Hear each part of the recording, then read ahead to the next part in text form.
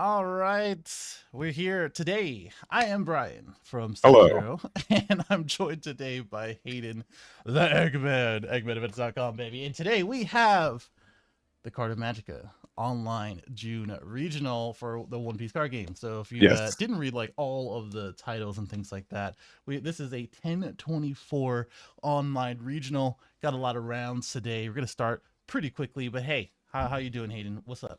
I'm doing good. I'm doing good. I'm definitely in the same location that I always am, so that's going to be good. Don't think about it too hard. And honestly, ready for some One Piece. It's the last week of this little mini format that we have where OPO7 is out in the wild, but it's not legal quite yet. But we do have that restriction list of Sakazuki, Great Eruption, and Rejection. So it's going to be a lot of fun. Yes, and today, or at least this round, we should say, we do have a matchup already, and I think we're already set up, and I think the timer's already on. Tell us what they have as I tell them to start. Yeah, we are having two of our, I would say, fan favorite decks. We've got the purple yellow crocodile versus the blue Doflamingo. Both have gotten a little bit of support with EBO1, and so pretty good for this format, especially since I think they got a lot better with the cards that got hit, leaving the format. Yes, and ignore the image because I put, listen, Okay, yeah. I'll You update got that. close. You It, got very close. listen, hold on. Let me tell them. But yeah, purple yellow croc versus a blue Dofi, and it's gonna be a good one. So let me get there in there. Yeah, You guys I can think it'll you guys be can start whenever. pretty interesting. Like, I do know that Dofi again has some new tools, and we'll get a lot of new tools in OPO7. Cards like Jimbei going to be very good. Being able to play another body off a body has been fantastic. So that's a card that I know a lot of people are looking forward to. Crocodile doesn't, I think, get as much support, but it's not a terrible deck. We do get the 10 cost Ace potentially for that deck in the future. But mm-hmm. again, I think both decks being decks that are not like forefronts of the meta. If you don't know what the matchup looks like, there's a lot of tiny advantages like you can take from your opponent, and I think that's something that's it's a good knowledge check for players. Oh, for sure. You know, it's one of those decks that we've seen it before in previous events and just in general, people testing and trying to figure out what's the best deck, if not the best quote unquote rogue deck. Because is there really Hmm. a rogue deck if we don't really know what the best decks on the format are after a ban list, right? Yeah, We only had a couple events, a couple of major events, obviously Red Purple Law and Gecko and a couple others, maybe Uta, Perona, maybe Perona, yeah. might have some showing. But these two decks are pretty cool. And just like you said, I really like the quote unquote support for Dofi, Blue Dofi, um, and I would be rooting for him on this one, even though I think I don't know, maybe Croc take this one. I don't know. You tell me. You tell me. Yeah, I think it really just depends if you know the cheese that the crocodile does. I will say Dofi is really good at establishing bodies on board, and Croc's not the best at removing them. So that could be something that's impactful for it. Let's see. We're going to start off with the our 2-drop searcher there, looking at top 5 for a Baroque Works. Probably hoping for the new Bond Clay. All right, yeah, double checking what we got. Yeah, so the big thing I think that Crocodile got from this set is that we have just a lot more consistent ways to get that extra Dawn to get up there. And I think that's a Miss Wednesday. I actually don't know which one that is from the card quality. Um, yeah, a little hard to see on the webcam. Plus, I think this Croc player probably has a lot more alt arts Yeah. than we Okay. were So that's expecting. but yeah, it was the Miss Wednesday. It was the new blocker from EBO1 as well. So it has opponent's turn. For Dawn -1, you get to get a Dawn back, which works really well with the leader ability. Hmm. And looks like we're considering on this first hit what we want to do. Yep. Um. Okay. Yeah, I was gonna say. I was like, so we didn't. I mean, obviously with Croc, Dofi. Sorry, we're gonna be trying to look at the top of our deck as much as possible, but didn't really open any Perona or anything like that to do that. So we're just gonna go Hmm. ahead and just hardcast the 4 costs, get the draw, and hope for the best for the next couple turns. But we do have a pretty sizable hand so far, Yeah. so I don't think they're gonna have a bad time doing that. Yeah, it's 4 life to 3. We're going to do a quick 6K, and we're going to 2K out with Kaya. And then looks like we're going to pay 3 to play the Miss Wednesday that we played earlier, or got earlier. Yes, we will. So again, on attack, Dawn -1. If your leader types includes Brokeworks, you can add up to 1 Dawn from your Dawn deck instead of active. So you get to lose a Dawn and bring 1 back. But also with their leader ability, we get an additional Dawn back since we used a Dawn minus effect on our opponent's turn. So you do get that additional Dawn. And also, it's not when you block with this card; it's when opponents attack. So you don't even have to block with it. You can just get the Dawn and then keep it up if you want to try to do it again next turn. Yeah, pretty cool. Pretty cool. I think just in general, it's pretty cool to have some support pieces. And if you aren't keeping up with the part pool, or you don't play against things like this too often, it's good. It's definitely gonna throw you off. We're gonna see how our Dofi player is gonna respond to that. But Yeah. I mean, it's nice because you literally don't have to do anything. You just wait for them to attack, unless they have removal. Which, I mean, is there like a good smart removal, small smart removal for this? No, not particularly. I mean, like there's Marshall D Teach, but even then, with how the processing works, you'd still be able to get the when opponents attack if you play it off the Dofi attack. But we're just going to play another Weevil, which is pretty obnoxious, having another 6K there. Oh We're going yeah. to use our effects though, so we're going to get a Dawn back from the Miss Wednesday, 1 from leader, and we're going to see this 7K attack go in. Yep. Looking pretty good. 2 6Ks on board. Drew 2 cards on that. The Dofi blocker, able to get that top card and a 7K swing. It's gonna become a lot as this board widens, and blue still has a good amount of like late game stuff that um, Croc won't be able to kind of deal with too easily. Another Yeah. 6K swing here. Yeah, so we have 3 Dawn open, but we're just going 2K out. And I think are we going to 8 Dawn next turn? I think we're going to 8 next turn. Yes. Let's see. Yeah. Yeah, we are.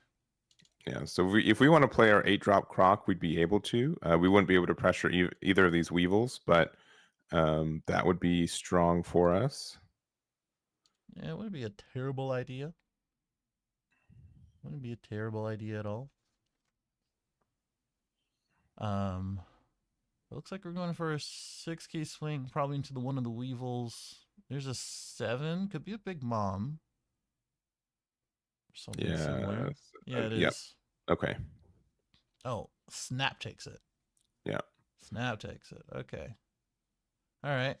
So that's 2 life, looks like, to R3. Mm-hmm. Didn't even have to do anything. Just had to pay 7 Dawn to get down to that. And I think we, as we grow this wider board, we're gonna have some decent swings coming in. Yeah, and the impactful thing too is that you don't want to really hit them lower than 3, because if you want to use Yamato's effect to get rid of a 4 cost and get the on play effect, that would be pretty good. So I think we're probably just gonna try going for board more, and I don't expect another Big Mom unless we have no other plays next turn. Yeah, I don't think so either. I think we're probably gonna get the Croc down if we take a single life here, which is pretty likely. This blocker is most likely to be gone as well. I don't see why not. But we're gonna go ahead and use the effect first. Even though we tapped out on our Dawn, we got 2 more. One of the cooler things about Yellow Purple Croc, right? Yeah, that's my favorite thing about it, is that we can be out of Dawn and then use one of our Dawn minus effects to get one back. So, oh, I forgot the name of this card. I'm gonna look it up. I'm cheating. All right. I think that's perfectly fine. It is.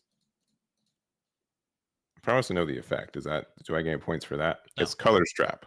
So Dawn times Dawn -1 up to one of your leaders gains plus 1K power during this battle. Then rest up to one of your opponent's characters with cost of 4 or less. So being able to get out of that 1 attack and then also rest one of the other Weevils is really nice. Kind of got out of 2 attacks for, well, you'd have to put a little bit more, but that's some good pressure for that card. Yeah, pretty cool. Purple has like a lot of really weird stuff like this, right? Like Yeah. both main stuff and counter step stuff, where a lot of it's in Baroque works too. So Hmm. kind of makes sense. Yeah, I think this is good too, just because there are a good amount of. I mean, I'm guessing this mostly is to target down red purple law, but being able to use that to yeah, a lot of decks are relying on their forecast right now, so it's good for that. Yeah, Gecko, Red Purple Wall, even this deck, right? So just it makes sense for sure. I was just thinking about this trigger. A lot of purple and yellow triggers out there. And I'm gonna go ahead and hard cast this guy here. Which did we use leader effect? I missed it completely on Dofi. Uh, I don't think we I did, right? I don't think we did, no, Okay, because we cool. knew our top three were from Hmm. our 3 drop, and so I think we just didn't have it sequenced well enough to get an effect. Yeah, or I just didn't have any targets, which makes Hmm. sense. Probably going into a Weevil here. Hmm. I wouldn't hate blocking this, and I only say this because, like, if you know the red purple or yellow purple or purple yellow croc deck, they're gonna be using a lot of Dawn here to play Hmm. something, right? So like at most they'll be able to have another 6K swing, or maybe seven. So yeah, so we're gonna be tapping quite a lot here, but it doesn't matter. We already countered out. We go ahead and Yamato, Hmm. and we're gonna pop a 4 cost. Thankfully, Oh, we're actually going to get rid of the blocker. Interesting. um, that's fine. I think. I feel like the blocker is gonna be blocking anyway. Like they're gonna lose it anyway, right? Like, Yeah, I guess so. Right, like it's the same thing, right? This kind of guarantees a card out of their hand, mm-hmm. right? I guess that's fine. I guess that's fine. Yeah, it's better for denying them resources, but I think it's worse on the you're gonna get hit by 6Ks next turn guaranteed. Right. I also think like if you pop the blocker first, you force them to get cards out of hand or take the KO, right? If you swing Hmm. with Big Mom, because before he could have just blocked instead of pitching the cards, but it's okay. We're gonna go ahead Yeah, and leader swing. Oh, I don't know. This is sketchy. This is suspect. I don't like when people do this.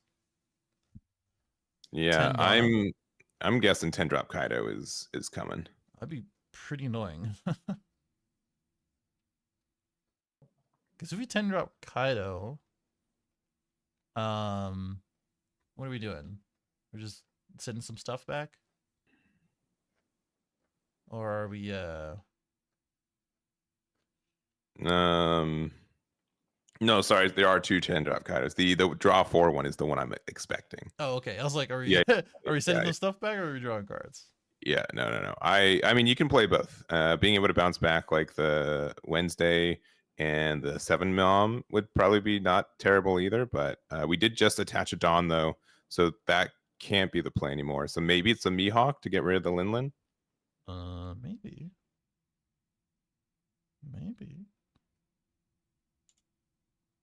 Okay, 0 cost event with a Kiko Nojo.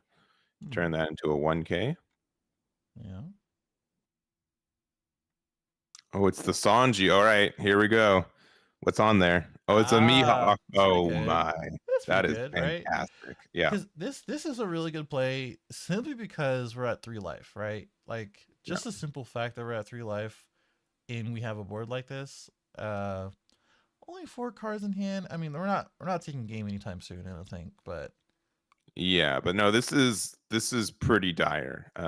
yeah. Usually we cap out at like removing an 8 cost with a like Katakuri. Mm-hmm. We do play Raigo occasionally, but 2 9 drops hitting the board for this yellow purple croc is not in their favor. That No. is pretty rough to deal with now. No, it's not. And I think the best you can do is maybe like I don't think you even go for board. I think you can go for life because I think that I mean you don't have the hand for either one. I guess I don't know, man. Like Yeah. you really have to block her up and have a decent hand to defend with. But being on 1 life is just super dire. Yeah, and we finally find an 8 drop croc, which I'm sure if we had that naturally in hand, we'd feel a lot better because we'd at least be able to pressure one of these 4 costs. But we're gonna play him out.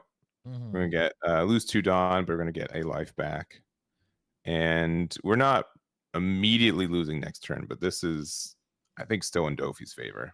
Yeah, I think you just swing phase. Just swing phase. It's fine. Yeah.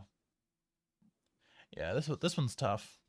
I mean, as Dofi, we did well to go wide, protect our board, and now this this Sanji play is just kind of like the turning point, I think. Yeah. So, being at 2 life, you know, there's some stuff in life that can deter this turn quite a bit. Our Croc player only has what, 1 or 2 cards in hand, maybe 3. And not a lot. No. Yeah, not a whole ton. So like you can swing 9s all day and probably be okay. You gotta watch out for this blocker. 7's is okay too. Like 7/7/7's probably fine because like if you don't have removal for the blocker, you want to save these 9k swings. And we might have removal. Yeah, we do. Yeah, we have the Tiger. Yeah, which I think is fine. We're gonna get rid of the blocker in one of the Miss All Sundays. Sure. Or sorry, the Miss. Not Miss. I always forget the 2-drop's name. Baroque works. I know. Yeah, Baroque works. Thank Just say you. Baroque works. It's fine. Baroque works. Baroque's works, dude. All right. Just a 6k swing. Gonna make it awkward for these 2k holdings, if they have any. Yeah. Also to bait out this 8-drop. Yeah, we're going to use our 8-drop effect too. So Dawn -1, we get to draw 1, trash 1. We're going to get a Kiku Nojo out of hand, not surprising. But that also means we get 1 Dawn active with our leader effect too, which means that we can use some defensive cards as well, which we might need. But we're going to 2k out of the 6k.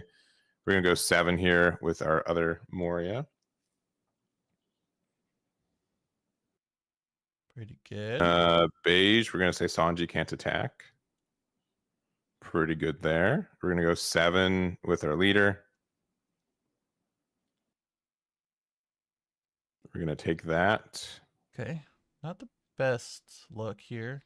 I mean, yeah, and then blast 9 breath, at leader. Blast breath. Oh. We're going to Okama away, probably into the 2-drop, and just let it go. Sure. Yeah. Yep. There goes Miss Valentine. And then you don't swing? Wait. We got beiged. Oh, yeah. Sorry. Yeah. That's what I get for looking up a card. Yeah. Okay, so not dead. And you know, we're like 1 damage away from being able to maybe win this on the crackback, but I don't think that's gonna happen though. It's gonna be pretty tough. Yeah, it's gonna be pretty tough. You could find another Croc here. Yeah, and we could play the Croc, and then we can get rid of the 2 4-drops likely on board too. Yeah, we swing into those. We have another life. It's fine. Do you have? Oh, I thought we were at 1. All right, 0. No, we're 0. Yeah, Oh, yeah. Okay. We'll be at 1, so you can. I'll just keep it there. You'll change it just to change it back. Yeah. I'll keep it there. So two. Okay, never mind. I mean, we're still sitting pretty as Dofi, even if we lose both of these guys. Yeah. I think if we only played Mihawk, I think Dofi or Crocodile would have been fine to handle that, but playing both is what which just a little bit too much pressure. Yeah. All right, going down to 2, and then we don't live in the what ifs. Yeah. We live in the reality of we're gonna face 2 big boys in 1 life. Oh, we're not playing the. Huh. I don't know why. Interesting. Maybe. I mean, we'd be down to 7 Dawn because we lost additionally 1 last turn. We're going to use our leader effect. Yep. Yeah. 0 cost effect, but yeah, I couldn't get there. Yeah, I am surprised. Yeah, why we didn't play the 8 cost event or the 8 cost Crocodile, because we had Dawn for it. I don't know either. I don't really have a good reason for you. Mm-hmm. unless our entire hand. That doesn't even matter, actually. Yeah. Yeah, there you go. Okay. All right. Well, that's it for that round, or at least that match. Still got about 15 minutes or so in the main. So let me go check. I can do some looking around. Yeah, we got about 8 minutes actually on that. Oh yeah, because we started a little bit late. Yeah, so we can probably take an exit and maybe try to properly find a match for next round. That would probably be a good idea. Yeah. Yeah, if there's any leaders that you guys are wanting, let us know. We can do our best to find them. We were trying to find an Ivankov, but all the matchups for those seemed pretty stale, to be honest. So that I think that was a good one that we were able to find for that one. But Yeah. if you guys want something that's not Ivankov, let us know. And for anyone joining late as well, this is the EBO 1.5 format. It's been called. It's a 2-week format here in the English version where we have OPO 7 not legal, but we do have the restriction list of Sakazuki, Reject, and Great Eruption all banned from this event. And so there's a couple, I would say, obvious choices for this. I think Moria, Red Purple Law, and Stardeck Uta have been pretty standard for at least representation, but we do have a lot of room for a lot of kind of like unknown or under the radar decks to potentially just come out of nowhere. Yep. It's kind of the cool thing about a quote unquote new format, right? And I forgot what I was gonna say. It's just cool. Yeah, it's a great time. Great time. It's a great time. I was just reading the chat too. Yeah, this is not OPL 7. Just No. just as a reminder. I don't think there's any Rebecca. There's a couple I saw. Yeah. Don't tell him that, man. You did. Yeah, I mean, personally, I would like to see Ivankov. That would be pretty cool. Dofi was another one of those, so we already got to see that. Red Purple Law I've always liked, so but we're gonna see that later on, I'm sure. There's a whole 10 rounds today, so I almost guarantee we'll see a number of them today. Yeah, because I think the final total based off table numbers is what 10 something. 10. Like I think we have 1,001 players exactly. Yeah, we're up there, dude. And oh, I want to see a Whitebeard. I do want to see a Whitebeard. Yeah, Whitebeard unfortunately is not that great in this format. Well, at least I feel like it shouldn't be that great because of Gecko and as well as Red Purple Law. But I could be wrong. I don't know. Yeah, people argue about that. Either way, we can take a little break, right? Yeah, I'm down for it. and it shouldn't be too long. With overtime, should be less than 10 minutes. But go ahead and continue to put your requests in the chat, and we'll see you guys in a little bit. Yep. See you guys in round 2.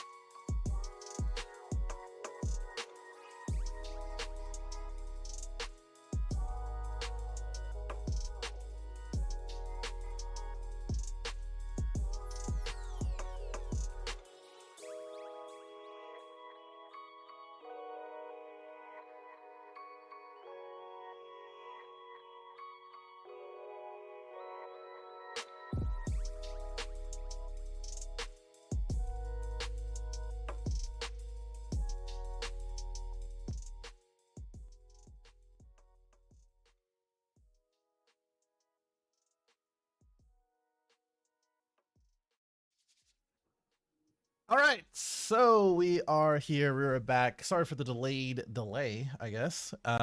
We just finished round one. Had a pretty interesting one with Yellow Purple Croc versus Blue Dofi. Blue Dofi took that going a little wide. Don't worry about that part. We got a new round for you, round two. Tell us what we got, Aiden. Yeah, all right. So we're trying again with OPO4. We've got the OPO4 Queen versus the star deck Uta. I'd say Uta is pretty common for this format. I think it's one of the best decks in it. And then we've got Queen, which I think can do well. It is really good at going tall and not losing very quickly. I do think that potentially Uta being able to use I'm Invincible or being able to go wide on board would be able to way to get around it. But we'll see what this matchup is. I haven't played a lot of it, so it could go either way. So we've got Yes. again Queen. Queen doesn't have like a lot of new tools outside of the Gravity Blade, which is really good. I think a lot of decks that like to go like that mid wide, which like Trafalgar Law, Gecko Moria, and potentially the Uta as well. Getting rid of 2/6 or less can clear a board pretty easily. Yeah, I mean that's just kind of annoying for a lot of the film targets, right? Like Mhm. obviously 7 cost Luffy and a couple other things, and that's kind of what Queen wants to do. You know, obviously we're starting out pretty early, getting out of this 5K swing and playing out the Nami. No draw, anything like that. Just one of the, I don't know, consequences. Is that really a consequence of going first? But Mhm. um, uh, we already kind of know what we're doing here. 6K swing, and I guess maybe a blocker, 3K or 3 cost blocker, maybe Yeah, for this one. yeah. And sometimes like you don't have to even like attack with Queen. Just depends on how like late game like focus you want to be. But oh, okay. The 3 drop Dofi is pretty nice. So looking at the top five, being able to rearrange this, we did see this card in the last matchup. Yep. Yeah, this is a pretty sweet card for a lot of blue decks. You know, honestly, looking at the next top 5 cards for any situation is pretty nice. Yeah. Um, Especially especially in a deck nice. that yeah, heals Yeah, off the top, right? yeah, exactly what I was gonna say. Exactly what I was gonna say. But we're looking at the top 5 and just going through, making sure we're gonna plan out these things. It's interesting because like when you play this early on, right? It's a little harder, obviously, because we don't have a big boy on board for Queen and its effects. But that's okay. I mean, we're gonna set up for whatever cards that Uta is gonna be playing. Maybe some removal, things like that. We're setting up. Yeah. Yep, yeah. All right. So looks like yeah, we're probably gonna use our Nami effect. We're gonna be able to draw a card off the top 3. That is film. All right. Tone Tony. That's pretty nice. Pretty nice. Yeah, the biggest upgrade to the Uta deck has been doubling the amount of film cards that have 2K counter, which has been very nice. So we've got that Tony Chopper, which we've had since set 2, but the new 4 cost Sanji has been really nice for the deck too. Yep. It is not bad at all. Interesting that we didn't swing 6 here, but I think we're probably playing another Nami and then doing the effect, or we could play Zoro. Yep, it's gonna be Zoro, which I don't mind because like I think as you widen the board here, Queen, um, it's not gonna be able to keep up too much because there's just gonna be a lot of like smaller swings that they have to deal with, and it's gonna eat through their hand, which you know. At the end of the day, like Queen doesn't really need a huge hand. Plus, they can draw if they really need to, when they have a lower life. But Oh, interesting. We're gonna go 5 with the blocker into the Nami. Yeah. I was gonna say you play Queen a lot more than I do or have. Yeah, I so I feel played it twice. Yeah. yep, exactly, and because of that, I was gonna tell you. I was like, are there any like mid type of cards or mid game cards that they can play for 4 or 5? And it looks like Adatsu's one of them. Yeah. I'd still be tempted to get rid of the Zoro. Them drawing cards is obnoxious, but being able to not have to worry about a 6K attack every turn, I think I don't know. It could have gone either way. Yeah, I think they just wanted to take away the draw. I think that's all it was. They just want to take away the draw. We can deal with the 6K. 6K is probably swinging to the blocker. That's fine. It did its job, kind of thing. Yeah. And we'll deal with it later. Yeah, I think the sequencing. I probably would have attacked with leader first, because if you attacked with Dauphin, we were able to get rid of the Nami, then what, right? Like, Then you still have a blocker up, right? yeah, well, yeah, exactly, yeah. But yeah, we take the block of that attack essentially with the attack into it. Yep. And I like a lot of 6K swings into Queen because like I feel most deck lists run the no counter or 1K counter. Like 2K counter is a bit scarce in Queen, at least to me. Yeah, I think you're right. Normally it's just a bunch of 1Ks. Okay. We get rewarded by removing both cards anyway. We're going to use the red rock from life to get rid of the Zoro. Mm-hmm. Yeah, it's 4 or Yeah, less, I believe. yeah. What was I going to say? Oh, 2Ks. yeah. Or you need to use like one of the zero cost events, like a Gum Gum, Mm-hmm. you get 3K out, but you have to lose 2 cards to do so. Yeah. But looks like we're going to be playing the 7 cost Luffy, pass and turn from there after playing another body. And we're going to go to, I believe, 8 Dawn right now. So if we have something like an 8-drop Katakuri, which I think is immediately coming down, to get rid of that Luffy, that is pretty strong. That also will mean that we'll be able to start using our leader effect for Queen once we get down to the lower hand size. Mm-hmm.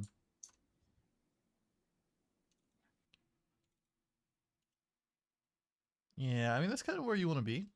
And Katakuri is going to be a good proponent of that as we go down to 3. And pretty easy turns, I think, for Queen a lot of the time when it comes down to this kind of thing. Mm-hmm. It's like we play 8-drop, 9-drop, pass, and get into this weird loop. Let's take a look at the top 3 again. Liking these sleeves. I wonder what deck he plays, kind of thing. Yeah. Uja's got some good sleeves. There's also like a Halloween one that I see a lot of too. I like those ones. Oh, I haven't seen those. I've seen these, but I haven't seen those. Yeah, they're very nice. But yeah, going down to 1, which is a little scary. Red Rock again. Okay. Interesting. Okay. I mean, do you feel like Red Rock is useful anywhere else in this matchup? Like If they outside of the play 8 trigger? drop kits, that's very good for that card. But Yeah, that's what I was um, thinking. I think the tempo for what we have. I mean, we might have like another one in hand. The other thing is that we need to get to low hand sizes, and those can be stuck in hand. Oh, Yes. there's an 8 drop kit. We do play the card. All right, answer the question. Unfortunate. Mm-hmm. Yeah, too bad it's gone forever. Ooh, using the 0 cost event for another one is With another one, yeah. really telling what our hand is looking like. Yep, and then we got another Luffy into a Zoro this time. All right, not too bad.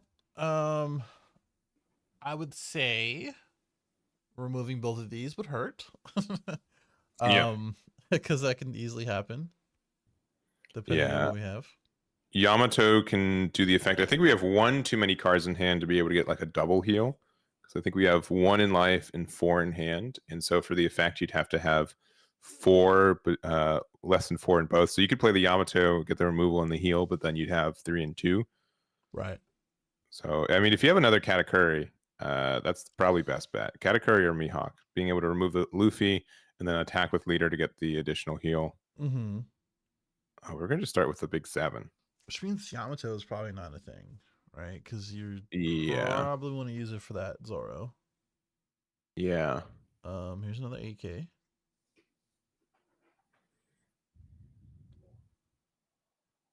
And we're taking these. I mean, that could mean that we're playing Kid next, right? But if we're removing these 2 guys, that would be nice. No, for 5. 5. Maybe next Drake. Yeah, an Yeah, extra. strike Okay. makes sense. Oh, this is going to be clean then. So we're going to look at top 5. We're going to put one card on the top of our deck from there, and then we're going to be able to heal with queen. So we know which card we're going to be putting there, and that's pretty nice. Yeah, I mean, I don't hate this. This is another blocker. Um, if we're playing kid next, it's gonna be pretty easy to defend against. We're gonna be at 2 life, and if we do have, which obviously these top 5, we're gonna know if we're gonna have a 8 or 9 cost to play next time. So it's I think this is not bad at all. Yeah, let's see. Just checking your hand though. Yeah, because I mean, it's impactful because you have to be all right. This is the card I want to heal. This is the card I want to draw next turn, Yep. and then maybe the card that I want to heal next turn after that too. So Mm-hmm. yeah. All right, so we've got looks like 4 Dawn left. I mean, if we have a 3-drop Dofi, we could do something. Just to play another blocker out, but I Mm-hmm. think we're just gonna go big 9. Yep, big 9 it is. So 3 in hand, 1 in life, so that's 4 or less. So we're gonna take one card from the top of our deck and put it into our life. Mm.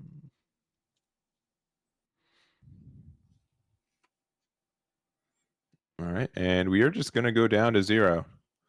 Wow. Okay. Yeah. I mean, Little scary. if this isn't a kid play, I don't know what it is, man. Yeah, it'd have to be, right? Like if you guys going so low on life, like it'd have to be to defend a useless kid. Yeah. Yeah. I've seen this play way too many times. Yeah, and additionally, we do have to be careful. Putting is a card that queen can run, and that would just ruin this. Yeah.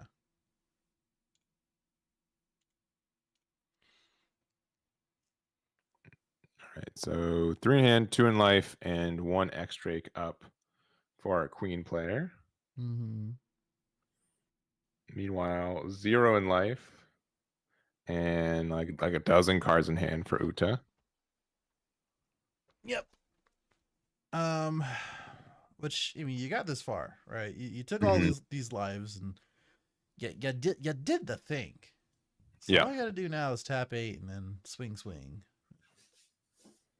Be happy with your choices in life.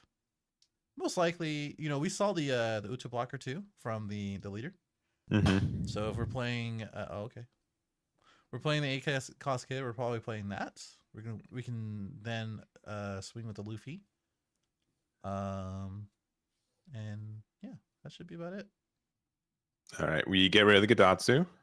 This is probably some counter check too, by the way, Mm-hmm. because like you get around the 6K blocker, and by the way that we pitched the cards last time to defend.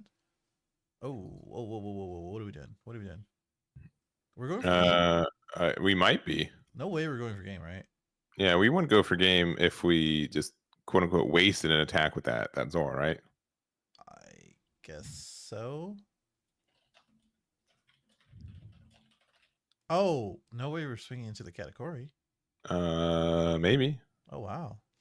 Yes, we are. I mean, I don't think that's terrible. Since you have such a big hand, you should be able to defend against like these bigger attacks. Like if you had X Drake and leader, right? yeah. You can do like a 10 and what? Uh 10 and 11. Oh, wait, pivoting? You knew that he stacked them. You knew he stacked them. So Mm-hmm. like going for life here isn't the best choice. And I think the thing is that we literally just did not have The kid, the right? kid, and we're gonna play I Uta mean, here. I think. setting up 3 blockers like this is pretty great. I won't deny. Like this is still in Favor. their pressure to want to do. And Yeah.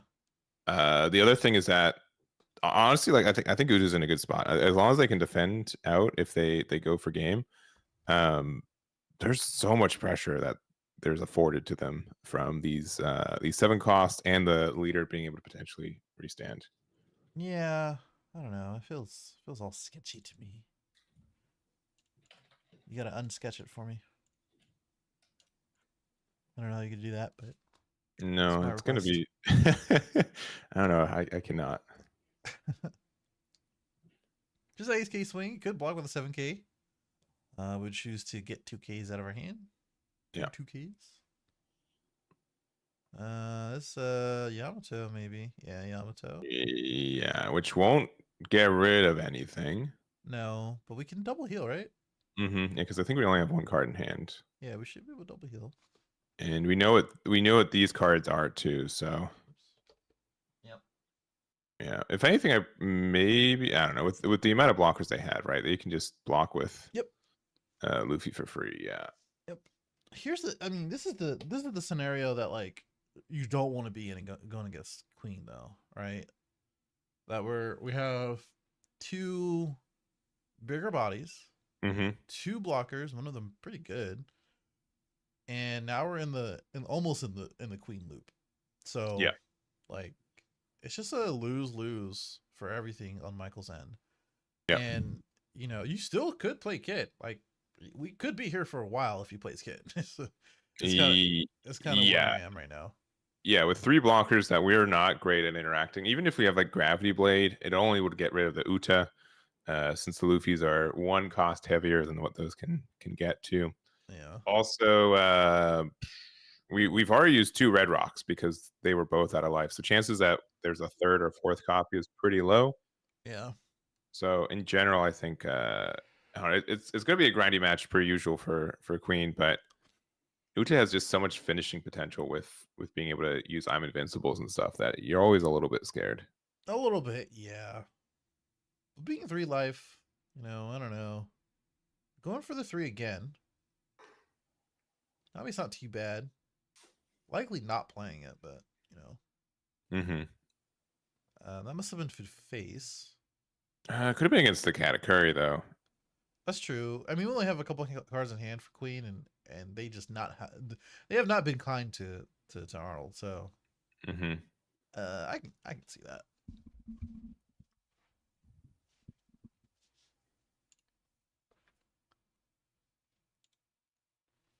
All right, another 7 Dawn to work with. So I mean, immediately saying we're not playing 8 Drop Kid, right? We just do not have the card still. And if we want to be defensive, we can play Nami, draw a card, and hopefully convert into a not blank card. Sounds very optimistic.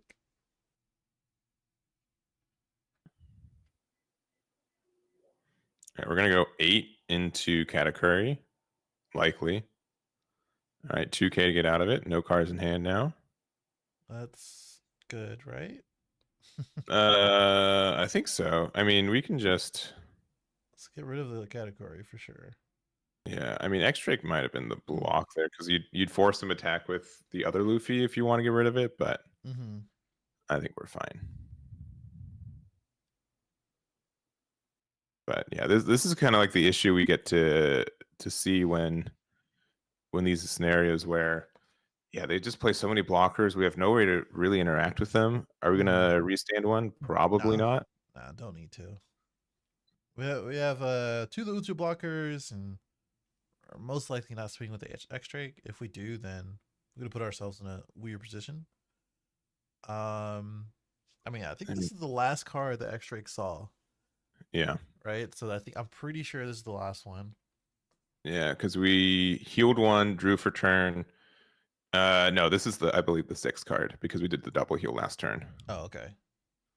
Yeah, but I think like it's really weird. You might just put like a bunch on Queen, just get rid of a blocker because if we attack with Yamato, we're probably losing it next turn.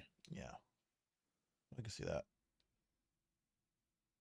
Right, we're going to attack 6 with leader. We're going to use the effect to heal 1 since we're at 3 and 1 to go back up to 4.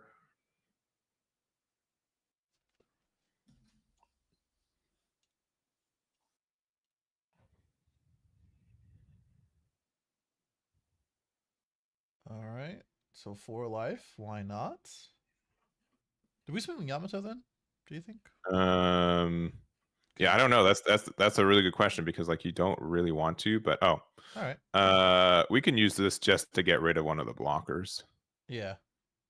Zoro really I don't know. Those blockers are really obnoxious. I'd get rid of the blockers to be honest. They are, especially since they can restand these guys, but I think the thought was like You're not swinging with the blockers. You're swinging with the Zoro. I don't think you're necessarily losing next turn though. No, I you're don't know. not. You're not. We're also not swinging with the other Yamato, so like that's I can see that. I don't think he has any removal for either Yamato. I don't think, right? Yeah. There's new Genesis. Yeah, we just have like yeah, I don't know. I don't think we have removal for it outright. I mean, there's an I'm invincible, but um getting through 5 life, that's also queen life. That's difficult to interact with. Even for if you restand twice with this board is going to be kind of tricky, but Yeah. Weird.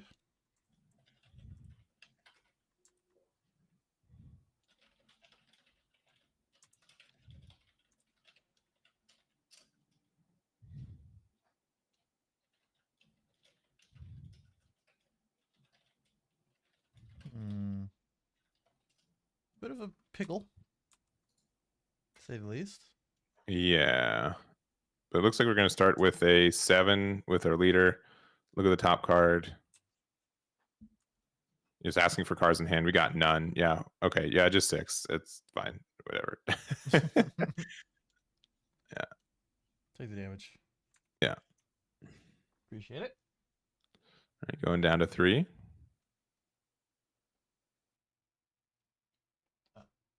All right. Another Neo Genesis or Neo Genesis. New Genesis. New Genesis. Technically the same thing. Neo means new Yes. for the uninitiated.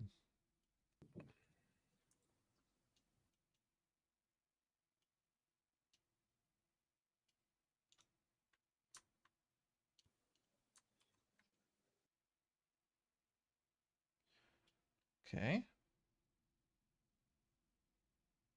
Yeah, like where do we go? Like, and this is like the weird time too, because you can attack these 7K attackers are great, right? Uh But they're blockers, and you want them to be blocking too. So huh. Yeah, that's what I was saying. I think that's the thought process of getting rid of the Zoro. But this 2K Page coming in hot. I guess I mean we prevent the Luffy from attacking. I don't know if we're We're where the gonna see what benefit they would mean. be. But okay, there's Oh, I think that this is our 4th Luffy. that's the They've last seen all one. 4. Yeah, Yeah, that's yeah. the last one. I mean, to be fair, you did go through the deck quite a lot, so Yeah. not surprising that we see the fourth one here. Yeah, but what do you do against 5 blockers? I don't know. I literally, I don't know. And the thing is, like, one of our best removals for this is to use a A rock. well, like an 8 drop to get rid of it, but we don't have that. So we're just gonna go X Drake, which Oh is gonna be yeah, good. We're gonna be able to look at the top card of our deck and put it there purposely with their queen. sure. I mean, we have our own blockers now too established. So I think we go. It might be time to start attacking with Yamatos again. Mm.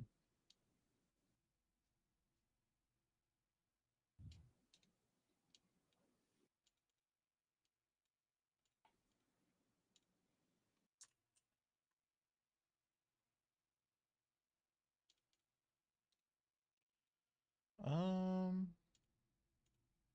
Hmm.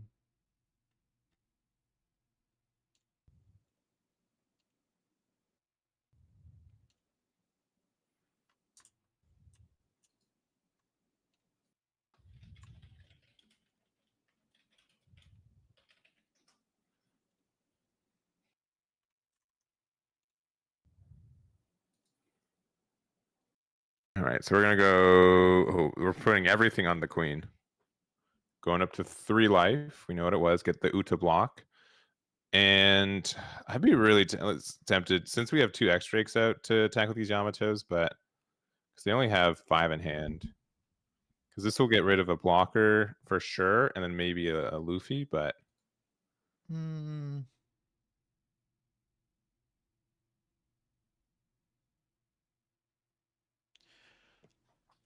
I would say the goal is to continue to swing face. For me, I think you definitely do swing here. 9 into face. Oh, did we swing into Luffy? I don't think so, right? I think they did Why would you swing into? into Luffy. Yeah, Yeah, I feel yeah, like you because swing face. you never swing into that. But I mean, all right. It's the same as them saying I block with this Luffy and then Yeah, combo out. So yeah, like it's not like yeah, it's the same end destination, but yeah. when they're at 0 life, if you got rid of the Luffy, it's the same as being able to get rid of their life. That's true. You know, or winning the game. Sure.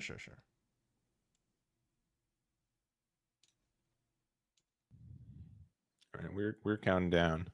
So not a lot of time left in round. Yeah, not a whole ton. We're also just kind of running out of resources on both sides. I feel like. I don't know. Queen Queen lives forever. I don't know. Yeah, that's true. Maybe a little bit, but We're running out of resources on one side. yeah. All right. Man, there is the 12th blocker played this game. Oh boy. All right, we're gonna use the new Genesis to look One top more 3 to time. find something. One more time. 2K. Not too bad. Yeah, I gotta remember that we did X Drake. So kind of already know what's up.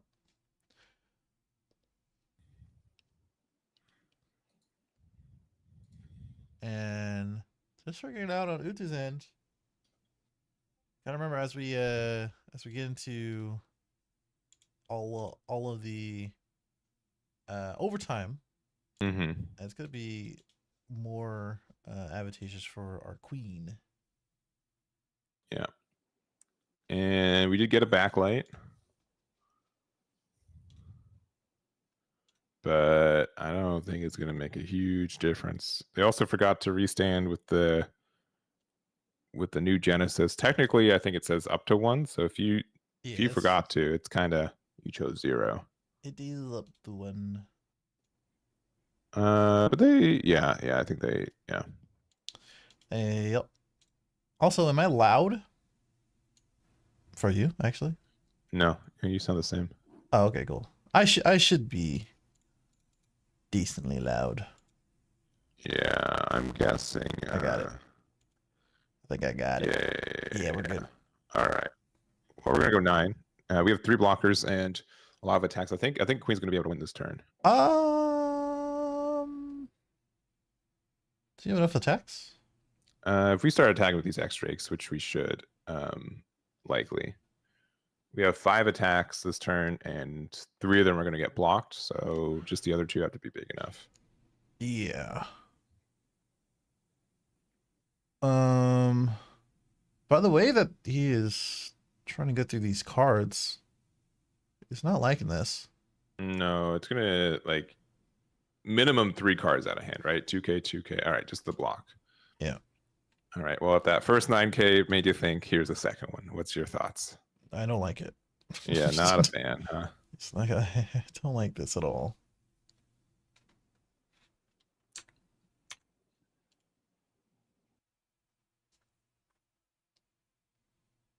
All right, 2K, 1K, 1K, 1K. Dang, Oh 2 cards gosh. left in hand. Jeez. All right, so if you can go 7 on leader. Oh, okay. We're just gonna go for it. Yeah, this is fine. This is fine. Yeah, this is fine. The correct way to do it is 3 9Ks. Yes, it is. Yes, which we can do 3, 3, and 4, but we'll I think still get there. Yeah, you can still do it. Yeah, just put everything on both. You should be okay. Oh, wait. 8. No, come on, you had it. Okay. Wait. All right. Wait. Okay. Huh? All right. We're still gonna recover. This is like the safest route you can go. Yeah. This is like not even like. You don't have the counter. Yeah. Okay. Well, this is a safe route. We're taking the safe route, even though like it was just unnecessary. Math. Okay, sure. Yeah. 6. I mean, they don't have any 2Ks in hand, right? So they can't get up anyways, right? Because we know one card was backlight, and if they had 2Ks, This was just the This- extended cut of this play. Do you guys want to see behind the scenes? Here we go. Yeah. Director's cut. That's what it is. Director's cut. Yeah. So Queen was able to get there, was able to stabilize. Yeah, I think we're going through like, look at all these useless kids I didn't draw, which I 1,000% agree. I think would make it the matchup a little bit tougher. He bottom decked one, so that, I think that's what it was. It was like as soon as he saw that, he was like, "Oh, it's a wrap. It's a wrap." Oops. Yeah. So, but yeah, I mean, we used an 8-drop against them early against a 7-drop, and we lost 2 red rocks. So, yeah, the chances of them having something to out an 8-drop if it hit the board was low. And I think we had just drawn into that category, so that's not a card that we're hanging on to either. Mm-hmm. Yeah, it was a bit of a weird one, and that could have went really long, honestly. And it kind of did, because we went into overtime just about. Yeah. So I not surprised as far as just any queen match. And unfortunately, that Uta did not get an 8-drop on the board. But we have round 2 done. Got about 8 more rounds to go. Still have like a lot of leaders to get through. That is for sure. Yeah. So if there's anything that you guys want, we did have someone ask for Queen last round. So I think I'm gonna check if we have any Ivankovs still undefeated. No, a couple. I think there might be some Rebecca's. I mean, if you guys like games going to time, we can try to find another one of those for sure. Well, and just anything else. This is round 3, so there's still a couple hopefuls for some more unique X1 or XOs, and then we'll see from there. Oh yeah, I'm sure there's gonna be plenty. So we can go take a break, and I think just continue to put it into the YouTube or Twitch chat, and we'll take a look just like how we did for this one. So we'll see you guys in a little bit. See you in a bit.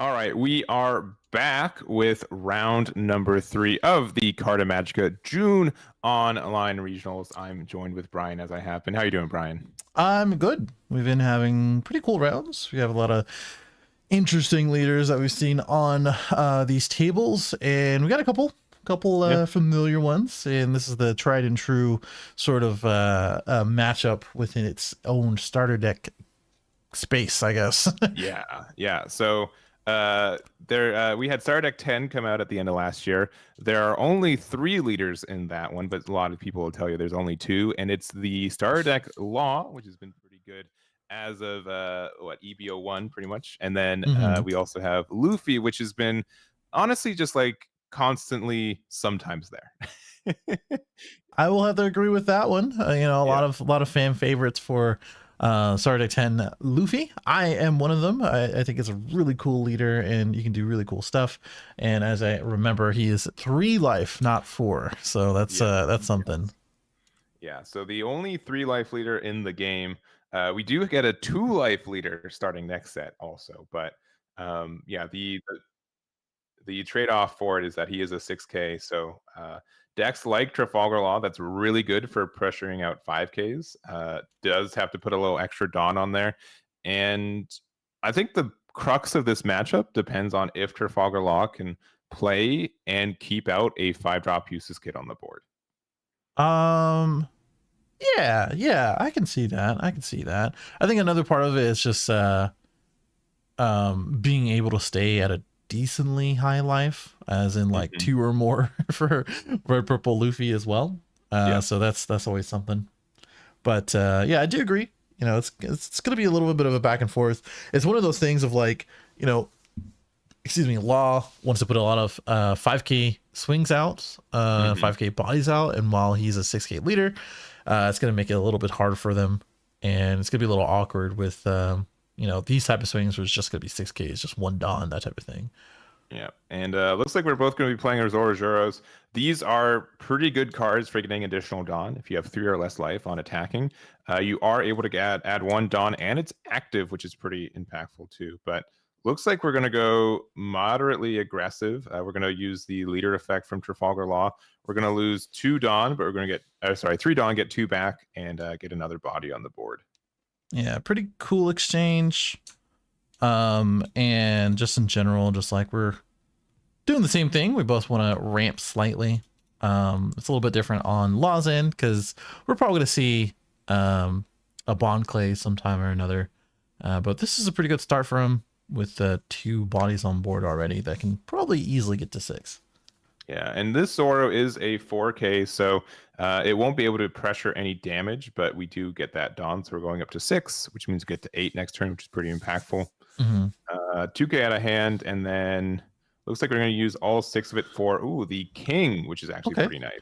Yeah, I was thinking, I was like, hey, you get the Dawn back already, so you can just use the 5, but you just needed that swing to ramp and get that free Dawn, get into the 6, pop with the King, and looking pretty good to stifle that ramp. Yeah, only thing I will say is that next turn you're going to go to 7 Dawn naturally, so hopefully you have another card to get up to 8, so you can use your Luffy effect and then be at 10 at next turn. Semantics. But yeah, I think being able to use that King to prevent them from getting Dawn is great. Mm-hmm. Because now, yeah, you can probably still play a Bond Clay if you really wanted to. We're gonna swing into the Zoro here. Could swing 6 and then play the Bond Clay. I think you can actually swing 7, if you do that. But we also can play the 5-cost kit. Mm-hmm. So that might be the play here as well. Use leader effect and then use the other one. But nope, we're gonna go do the Bond Clay. Yeah, and that card is pretty obnoxious, especially in Luffy that loves to play cards like King, 7-drop Kid, 9-drop Newgate. Yep. These are very good numbers for us, but we'll see what we get. We're gonna go take our first life going down to 2, thinking about activating a trigger, deciding not to do anything. Mm-hmm. And we're gonna use our leader effect once again. We got another Sachi Penguin, and yeah, I think the issue with this, if you want to call it an issue, is that we get all these bodies on the board, but if we don't have the available Dawn to attach to them to get those effects, it's going to be A little pretty tough. rough. Yeah, I think that's one of the things that you got to realize as a Red Purple Law. It's a pretty difficult deck to play in general. It always has been, I think, and I think Dawn management is a huge part of it. You know, you really got to make sure that you have enough Dawn to use to take game, and as well as to play the bodies that you need to. And we're doing the bodies part, but against this, it might be a little difficult. That's where Bonk Clay kind of comes in, though, where you don't really have to worry about that too much as long as they have something like King on board, though. So that's a bright side. Ooh, Here's okay, here's not a bright side at all. no, that is such a good card for Bon Clay. Just being able to play that Nico Robin for 1 to get rid of it is pretty nice. If we have another copy of King, we play it, but we do not. So we're at 7 Dawn, super close to getting our leader effect, but not quite enough. So we're going to play the Queen, get the draw 2, trash 1, go back down to 6, so we go to 8 at the start of next turn. Yep. But the control aspect is very good, though. We're probably going to be able to get rid of one of these Sachi and Penguins as well with either our leader attack or our King attack. I think you swing, like, if you want to keep that one up, that's fine. I think you can probably swing 6 into the Sachi. I guess it's the same thing, just depending on what they actually value more, their life or the Sachi. Yeah. And we might just like not attack if we want to cut them off from resources, but we're gonna go big 6. Do you have another 2K? Oh, I'm sure we do. I think we're gonna take it though. Yeah, because we want that value. Yeah. Okay. 2 life to 2 life. The Bon Clay immediately lost value outside of ramping us a card, which is good, I guess. And we have about what, 8 Dawn to play with. We haven't seen a 5-cost kid. That's another thing that we probably took the life for. See if we can get one of those in hand. Yeah, I think we have 7. So if we play Ace, I think that would be a good card. We can play Ace, give -3 to both the Queen and the King. Leader effect away the Queen and then pressure down the King. Yeah, that's a thing. It's definitely a thing. Being at 2 life is a little sketch though. Because we are, I think we're at 8 Dawn. No, we're not. Okay, never mind. I was trying to count the Dawn for our Luffy, yeah, but we minus Dawn twice, so it's a little hard to keep up with there. It's crazy to see, Luffy with less Dawn than Law, especially if we haven't used our 10 cost effect, right? Yeah. All right. 2K out of a 6K. We're gonna go another 6K here. Yep. Likely get another 2K out of hand. Yeah, with the Franzuke. All right, so we're gonna still get rid of the Queen. Or we're gonna get rid of the Queen. We're gonna play after that. Bonkley? Okay. Reiju? Sure. Do we have less Dawn than them? Yes. Yeah. Barely. For -3, yes. Yes, barely we have less. Yeah, because we were at 6 and they're at 4 now. Yeah. Yep.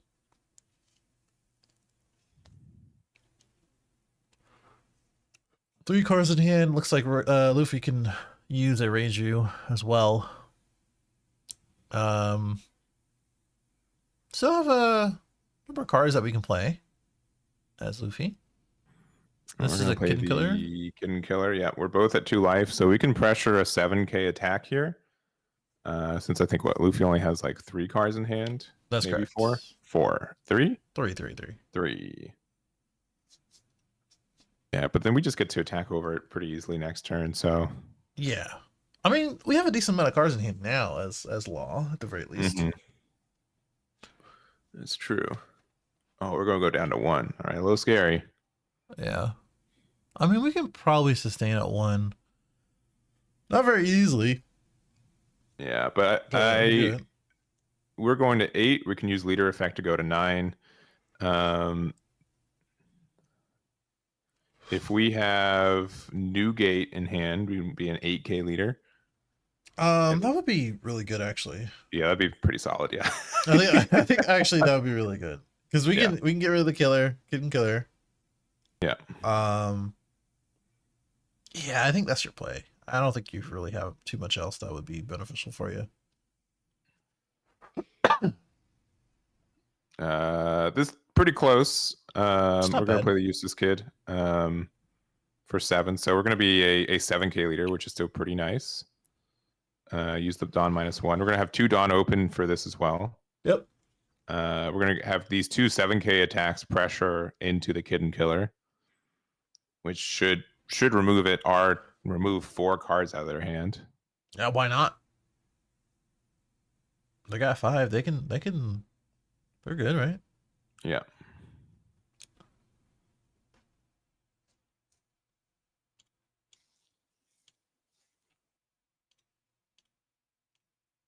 Okay. Just thinking here. I feel like this That's is a big easy. decision, right? Because like if you think you can, if Kid and Killer survives, it can pressure for free. Yeah, 2 2Ks. All right. Yeah. And 3 cards in hand. All right. Do you want to go down to?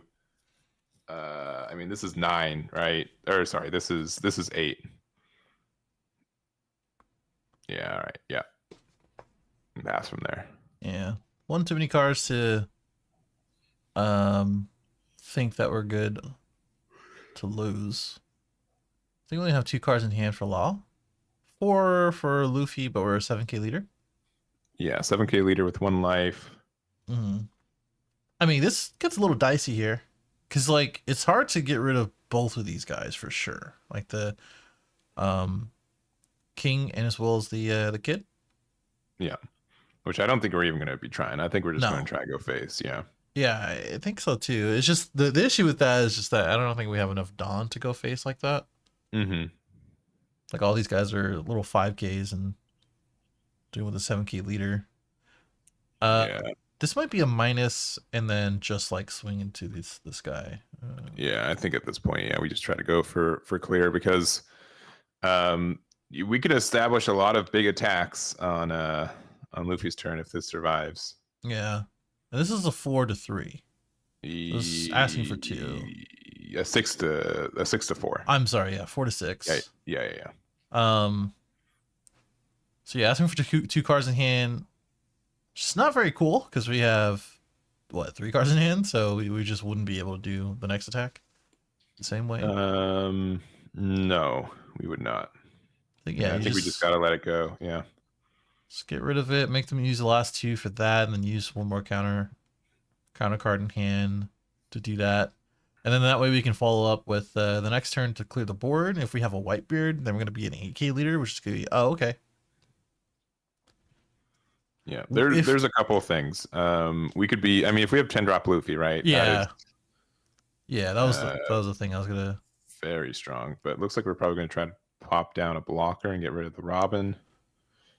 Are we playing? Oh, we're not playing anything? Okay. Another, yeah, Rage. Okay. Yeah, why not? Yeah. That's fine. You couldn't really ask for much outside of a blocker or a Rage on that one. So, all right. Going to 10 Dawn. 10 drop is a thing. We may have taken the life because we didn't have one in hand. So that may be a scary thought. Yeah. It's getting kind of a little bit dicey though. Yeah.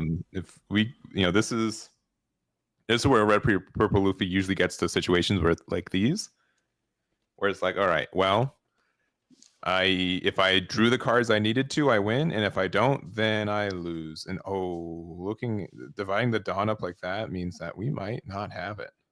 The issue is that we drew 2 cards with Reiju too. So like if we're looking for like a rush finish, yeah, we're gonna have to do like perfect numbers. And even if we have perfect numbers, we have like 4 or 5 cards in hand as Law. Yeah. So, but I don't. It doesn't look like the Luffy player's drawn like the end game that they need. No. Otherwise, we'd be seeing a lot of swings right now. Yeah. I mean, even if you. Oh yeah, just immediately we do not. Yeah, because.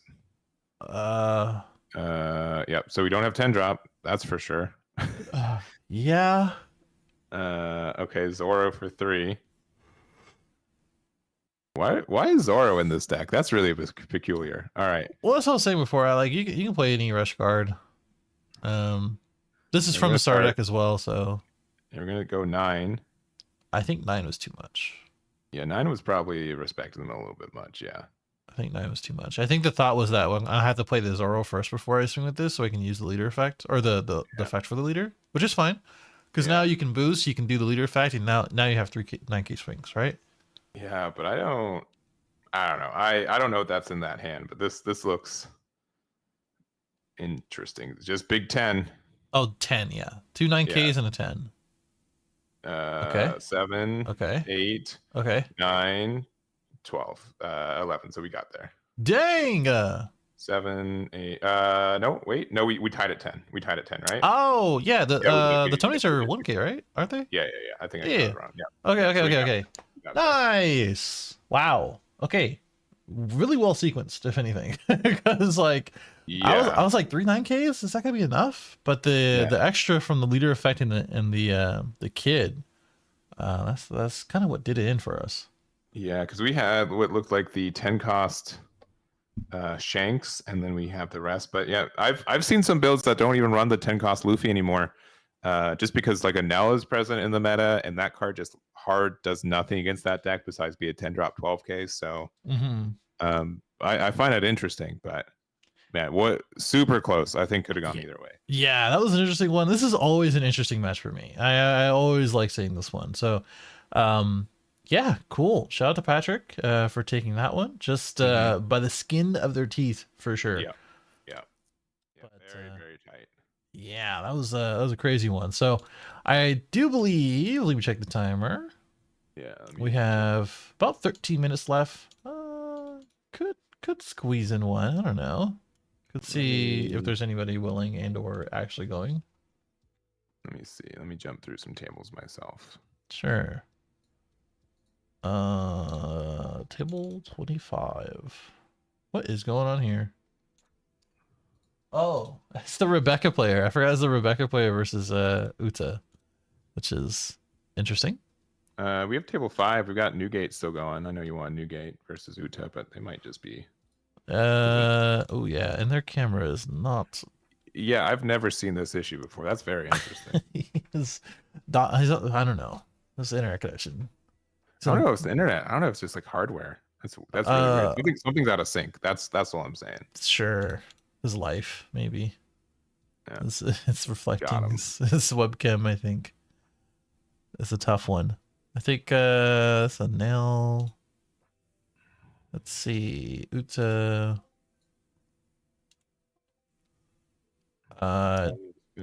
Black Yellow Luffy. You never know. You really never know. That camera angle is not great. That camera angle is even worse. My goodness. I'm not making fun of anyone, but I'm just saying, like, if you do not want to be on stream, just give us the worst angle you've ever seen. That one just ended. Yeah, there's a couple of those. You're catching up to me now.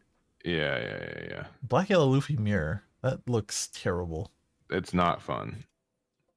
Yeah, that looks terrible. That dude has 3 Sabos on. All right. Table. Yep. Table 63. Moria versus Anel has a lot of game left. All right. I think so. A good amount of game left. I believe you. Maybe. All right, let me set it up. Table 63. We know who's who? Sure don't. I can make sure though. Oh. Have Orion. Oops. Oh. There we go. Gecko is Ryan. And then R is Andrew Eshleon. Eshleon. What a cool name.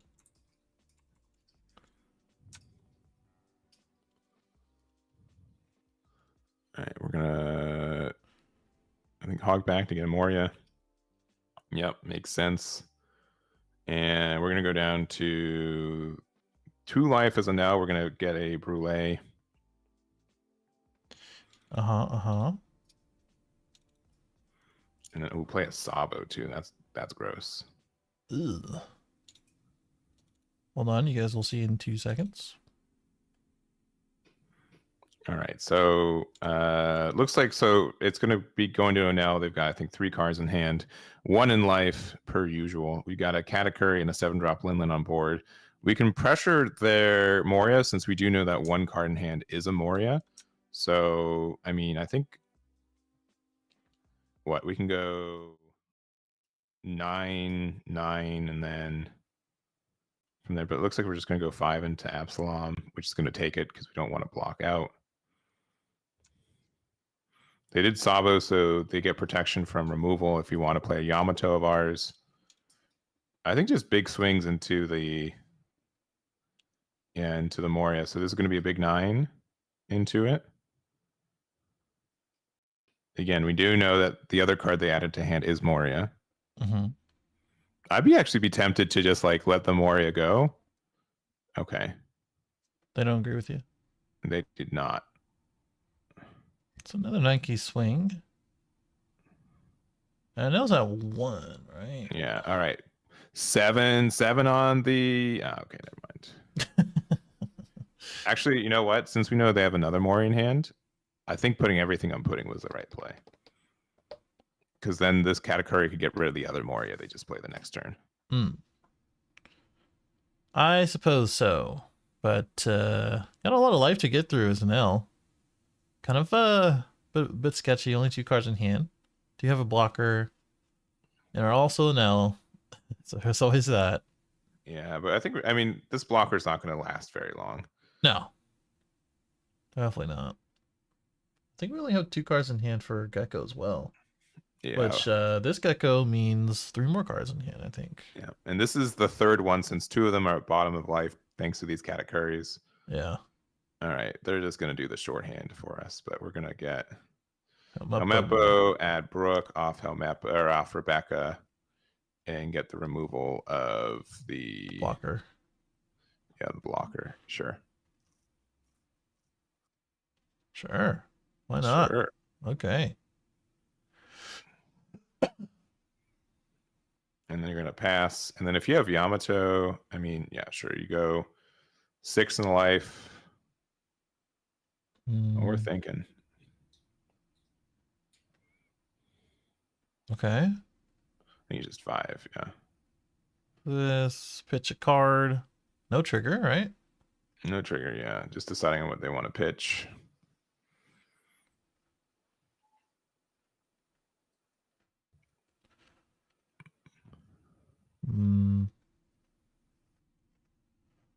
All right. Oh, it's going to be a 2K Struzen. Interesting. Yeah, we're definitely playing like more of a Big Mom version of this build, right? So yeah, a lot of Big Mom stuff. All right, and then another 6K. We got a 2K. So Yamato would go pretty hard here, being able to get rid of the Rebecca, and then we'd be able to attack over everything else that's on board. Mm-hmm. Brooke's definitely not surviving. Oh, we're gonna play Pudding though. Either Linlin or Katakuri would be fine. Or whiff. A straight whiff. That is rough. All the Big Mom stuff is literally on the board. Yeah, I would say, yeah, not too surprising, even though we jumped into this late that we got nothing left, but yeah.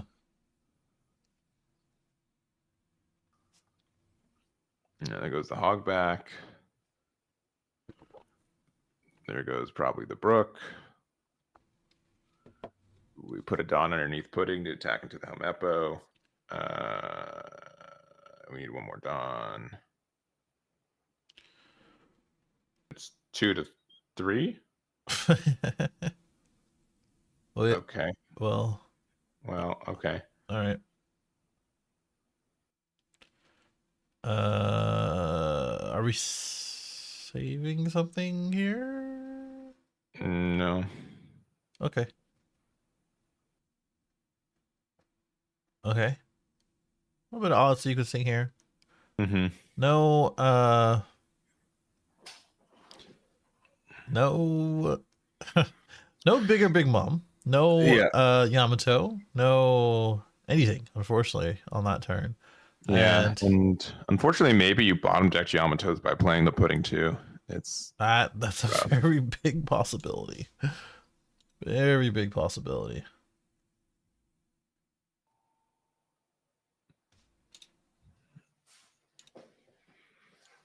All right. Well, as Gecko, I mean, all you can really do, I would imagine, is probably swing face.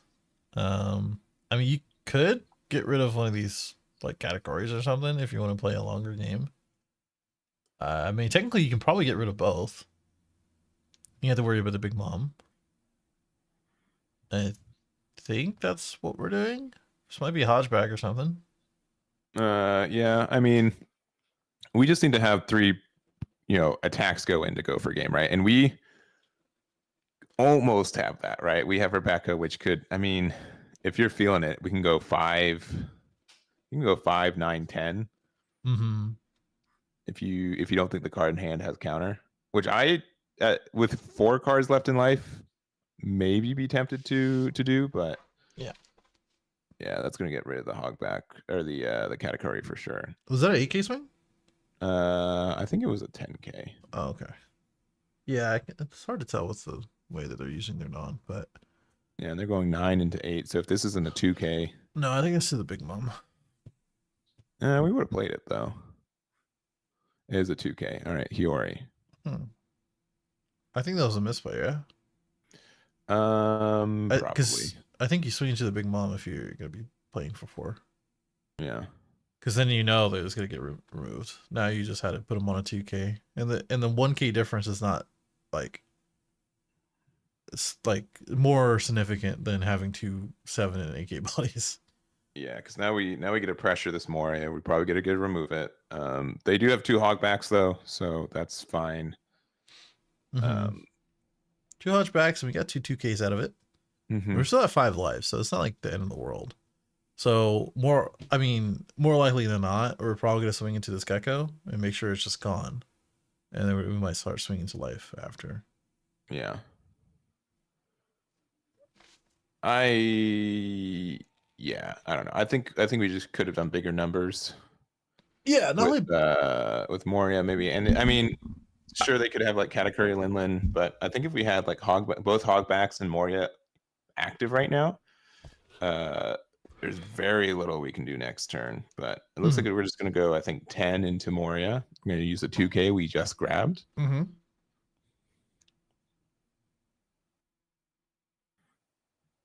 Do a little Don math.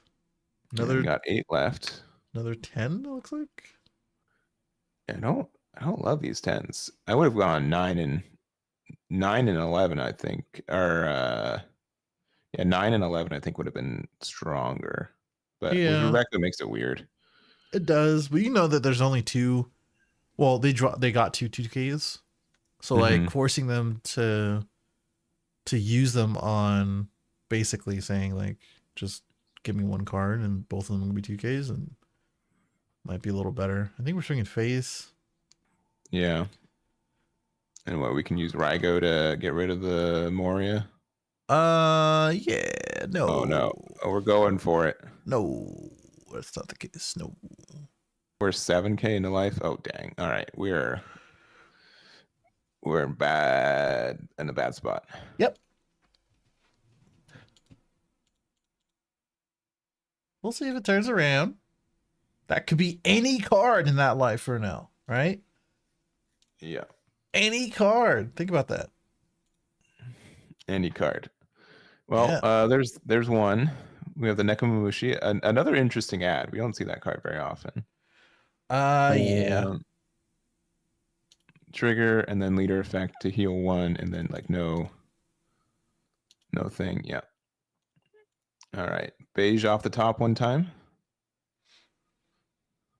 No. Oh, no Dawn investment. Crazy. Yeah, there's the pudding. There it is. All right. We got Moria narrowly taking it. Grindy game. We're able to put 2 of the 8 drops in the life, but that third one's the one that stood. And all right. And that's very good for him. Yeah.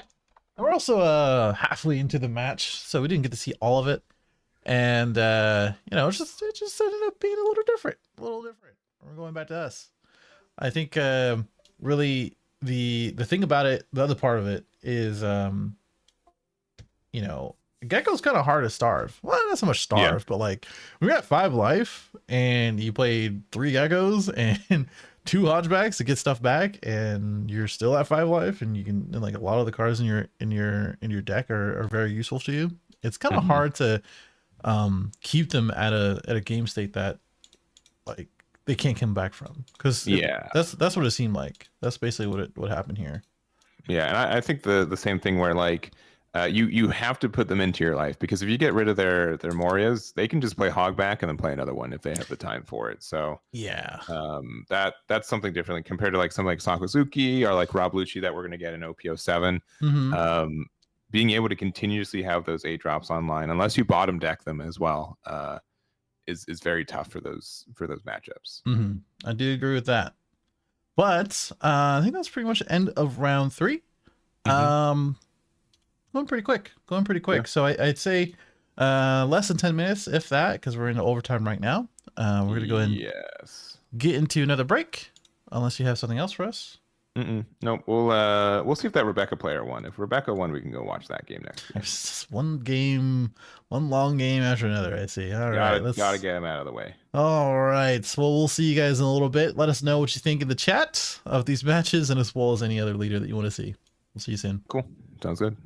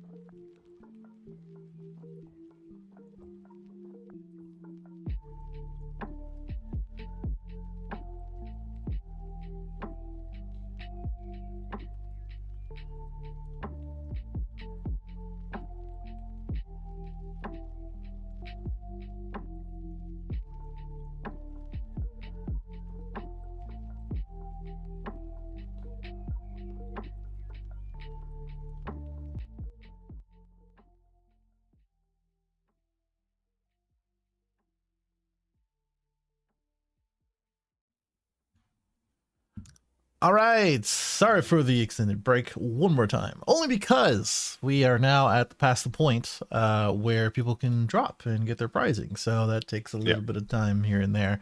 But we are now back in it for the Carta Magica June online One Piece regional with Mr. Hayden the Eggman for round 4.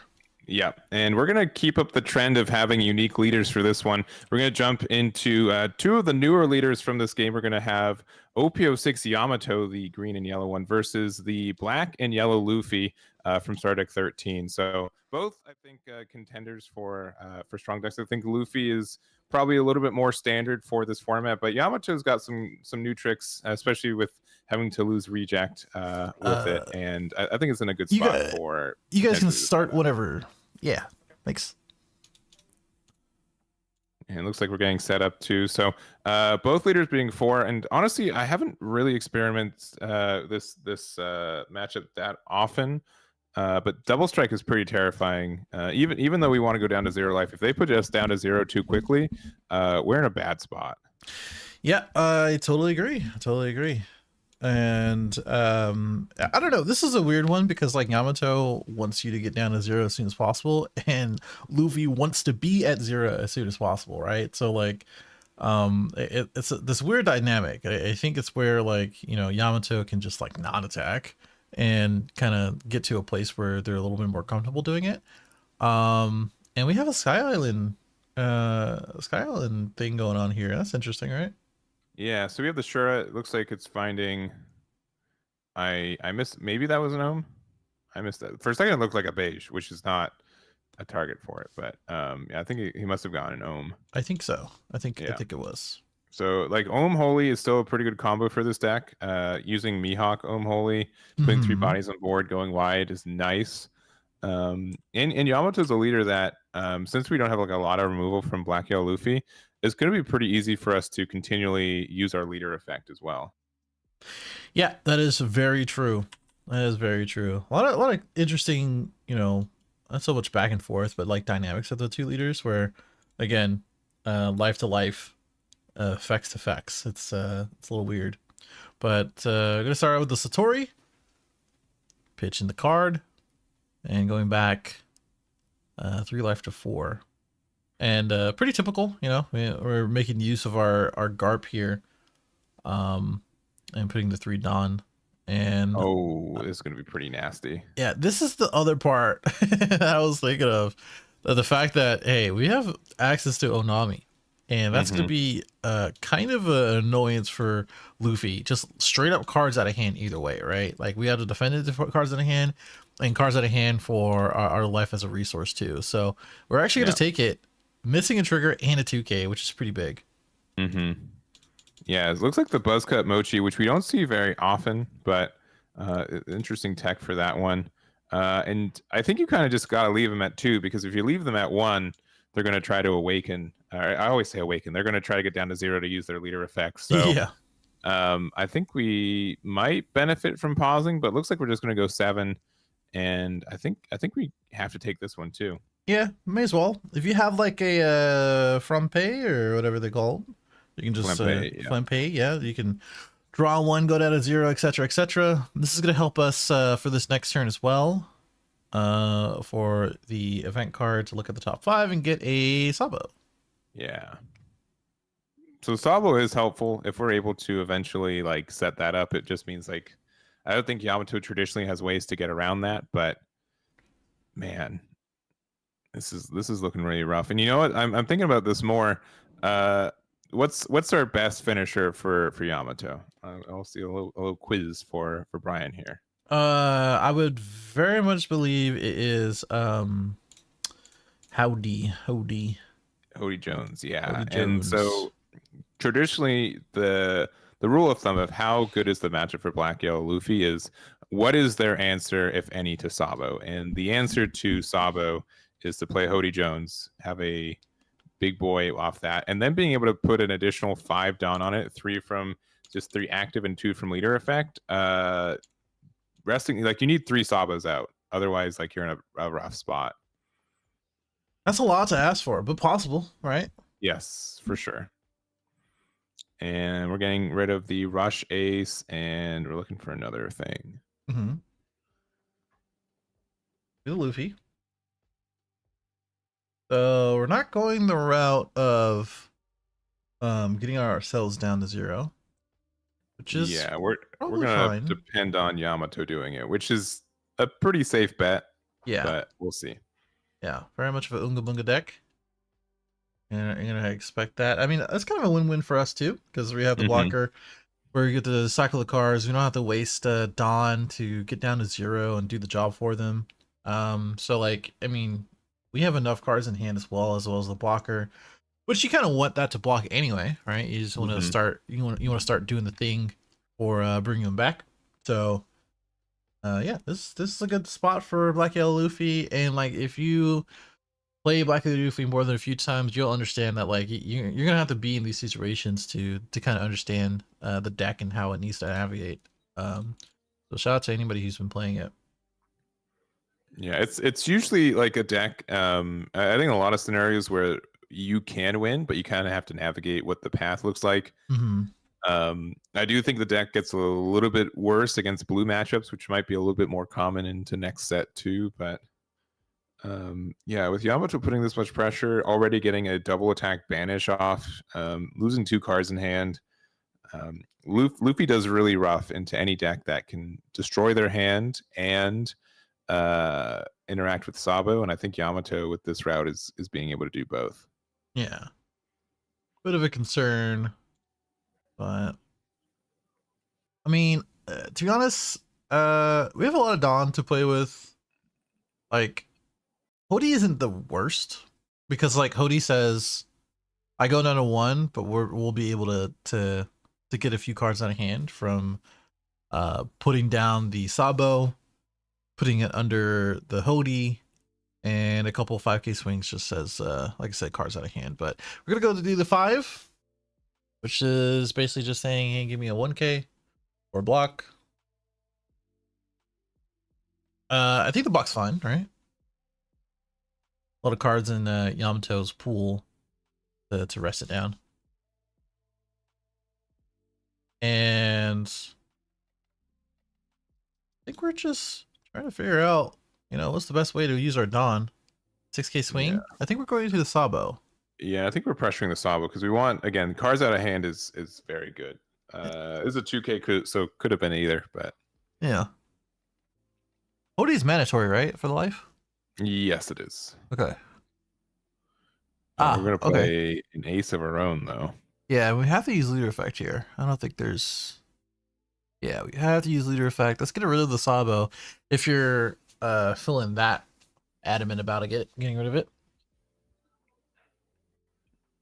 Yeah, which we are. So I think we're at 8 Dawn right now. So Mm-hmm. if we want to use like a Flampe and then like play 2/2 drops, we can do there, and then start doing our Gecko Moria chain next turn. But Mm-hmm. it's a little bit rough with where we're at right now because it's such a balance, right? Because if we, I'd be tempted to have let that attack go through with the 5 to go down to 0, but then it would have changed their plays, right? Like you got to get the read of what their extension is and where the Mm-hmm. real value really is. Yeah. I'm thinking we're probably gonna go uh yeah, like a Flampe or Aurora even. Um I don't know. We're separating our Dawn like we're doing a little bit of math, so Mm-hmm. it's very possible. And we used the Hiyori 2K, so like hopefully we had like another one for that. You know. Yeah, I don't think that's too outrageous.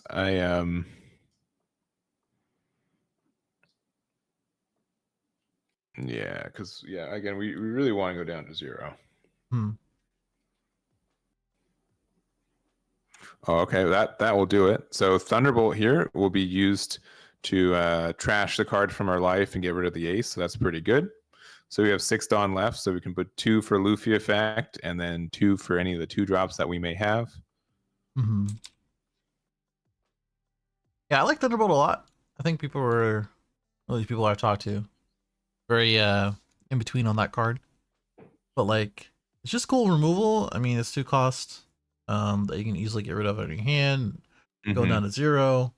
And especially in this particular instance, we're going to be able to use our leader effect. Probably get the ace and Sabo. I think we have both in our trash. Yeah, we definitely have. I think we have a Luffy and a Sabo. So. Oh, okay. I thought we pitched the ace, but I think we have. I think we have one of each. Yeah, I think we. Oh, okay. Yeah. So we could choose any of them, but looks like we're deciding the order on this one because I know we have a 2-drop Sabo, but we might not have the 2-drop Luffy. We might just try to be at a 7K leader, just to like just not lose to Hody immediately. Yeah, that's true. But this was a minute ago, but yeah, Thunderbolt I really like. When I've been doing some OPO7 testing where we have the 5-cost Luffy that can KO something, you feel so bad when you don't have any other effects that KO in this deck. So sure, I think that's fine. But we're going 11 into their leader, so they're going down to 1, which means if they do play Hody, they go down to 0 themselves. So pretty tight. 5 cards in hand. Yeah, that's the tight part. Only 5 cards in hand. You're a 7K leader, sure. But if you Hody becomes what? 10K swing? 9K swing? It's on the leader effects? It's an 8K. Oh, 10K becomes swing. 10K and then an extra 3. But we do have 1 life though. That's the big difference. Yeah, because you're basically saying I'm gonna win this turn, but like you being a 7K leader, that's the real issue. Yeah, and so I mean we're at 1 life apiece, but with the Luffy leader effect, if we take a damage with a face-up life, we just lose the card outright. So it's not going to hand, but it just does mean like they are forced to do another attack, which is really strong. Yes, I think that's what they're hoping for. I think they're okay with just losing it or just blocking if they don't Hody.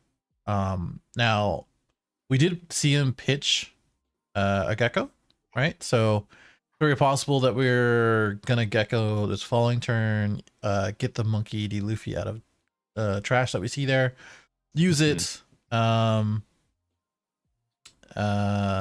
then use the boost, leader effect, and possibly do a Sabo as well. So I think we're in a pretty decent spot. Yeah, I think we're fine. And as Yamato, we're doing a little bit of math, huh? Yeah, I don't think we're losing this turn, and I don't think Yamato will lose on the crackback, but I don't think so either. We'll see. So we got ace again. So 5/7. We got 5 extra Dawn with 2 additional Dawn that you can attach to characters with leader effect. I think you just swing 7s. Yeah. Is that crazy? I don't think so. It dictates a card out of hand every time. Yeah, because you could put 2 under Satori. You can put 2 under leader, and then maybe a 9K swing. Yeah, maybe that's what they're thinking of. The only thing I would say is that we're at 1 life is Yamato itself, right? So there's a good chance that 10 and 11 loses us next turn. So we got to be careful of that if we leave if the blocker stays out. I mean, if your plan was like not to care about your life, you may as well just go for this because you know there's 2 more 7K swings coming. Yeah, and this is I think a 9 because we didn't use leader effect. Those are just the 2 active Dawn that were hanging out. Yeah, that's the leader. That's a 9K swing. So yeah, I think that's what it was. I think he just didn't care about that. All right, 2 additional Dawn.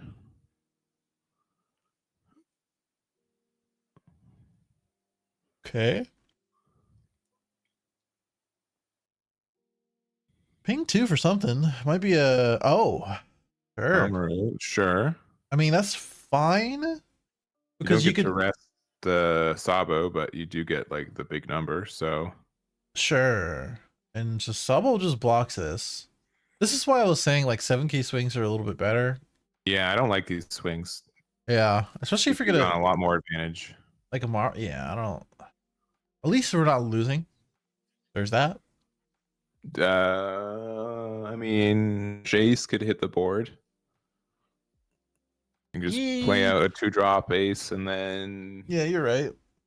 you get some big numbers.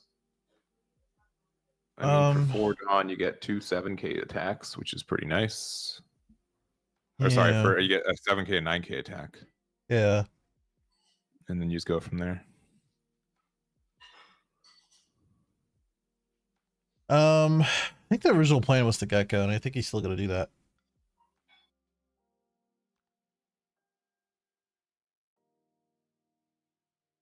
Yep.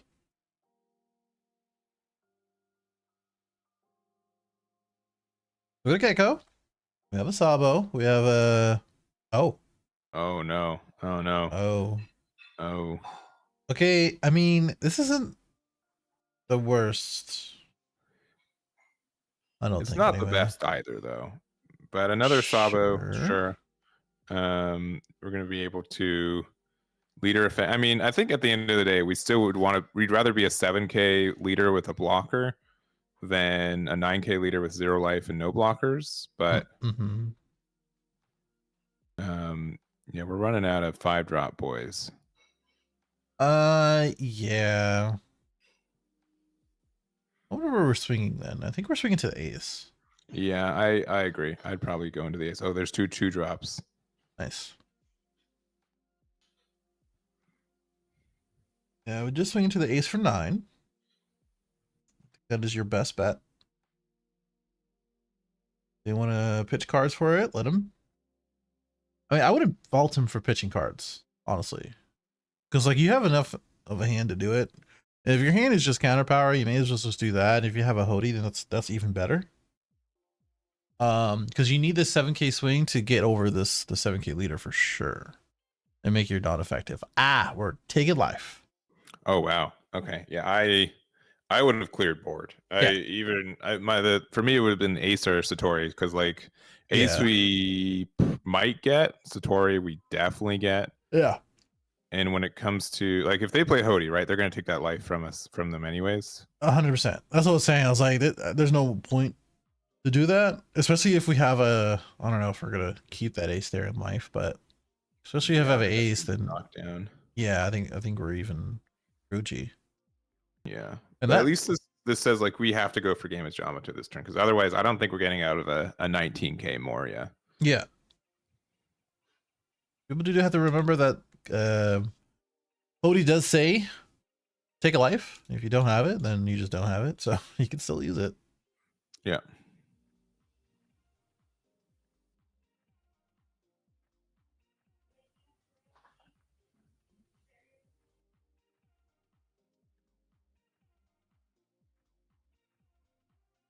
All right. Just in the big think. A little bit again, of this is probably what, the last turn for Yamato, so don't fault them for thinking. They got 13 minutes left, so you got all the time in the world for like this, and just figuring out what are the best numbers to try to get for this next turn. I think if you have Hody, you just slam it down, man. Yeah, you just slam it down. Let's just go ahead and get that out of the way. Yeah. And yeah, we're gonna use leader effect. We're gonna make that a 9k, and we're gonna make it, I think, 10 at leader. And if they can get out of it, all right. Oh, you can go 7, but okay, just deciding not to. I get it. Okay, so I think we conceded as Yamato, right? Yeah, we could have done like one more 7k to make sure they had one more card in hand, which they did, right? Yeah, they did. They did. 100%. They had two 1Ks, so they're able to get out of it. So okay, well, Black Luffy takes that one with Yamato losing. Yeah. Bit of a close one. I mean, when you really think about it, like it's kind of weird, right? Like either one of them can just kind of take the game anytime, and Yeah. yeah, Black I Luffy can just I think that Luffy probably has the edge on it, but Mhm. it's a lot more dangerous, right? Like if like you get real punished for a misstep, or if you don't respect that Hody can come down next turn, I'm sure a lot of people have lost by doing that. So having the one blocker up and having the one in life, I think, is better in those scenarios. But Mhm. it is very, very scary. I agree. We still have about 10 minutes left in the actual time with I think 5 minutes overtime after that. I don't know if there's gonna be a decent amount of interesting games going on that has a lot of life, but I can check. You know, I'll check a couple tables real quick. Yeah. Otherwise I'm okay Uh, with the extended break. well, we've got a Perona on table one, so if they win, I definitely want to see that next round. Oh, I found the Ivankov too on table 27. Ooh, okay. Okay, let me make a note because these guys I think are about to be done. Yeah. Well, actually, we could probably watch this. We Come can to watch the yeah. yeah. I'm at 27. Let me know what you think. Um, I think Ivankov can get this one, but it's definitely there's two more on that other board. That's pretty tough. Mm-hmm. It's pretty tough. Yeah. What do you believe? Yeah, I mean, we both have good hands. We have Inazuma drawing 2 at the end of every turn. I know you guys can't see it quite yet, so we're getting it set up, but I don't know. 8-drop Moria goes pretty hard, and we don't have great ways as an Ivankov to get removal on those. Correct. Here, you can see that stuff at least. Yeah, a bit of a toughie. 2 geckos is just hard to answer. Inazuma blocker is nice though, you said. Just start swinging. I think you probably. I mean, you can. I don't know. I'm actually not gonna say anything until he takes something or not, because we don't really know. How's this game been going? Yeah. So 2K, 1K against, I'm guessing, Inazuma. Yeah. We're gonna go big 11. Yep. We're gonna block it. Understandable. So I mean that's good. That helps. Yep.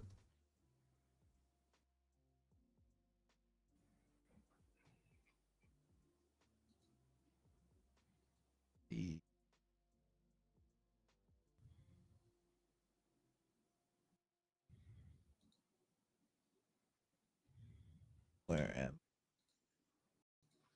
Oh.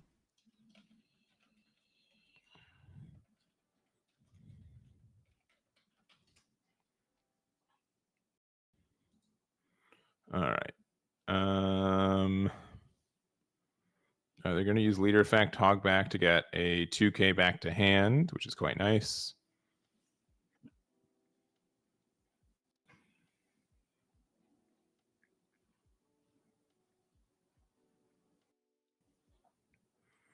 And yeah, it looks like we're getting the Inazuma. Oh, there's a buggy hiding behind that. I didn't even see the buggy. Oh yeah, the one costs. Yeah, he's chilling. Oh, and we're going another 7K. Oh, into leader. Okay.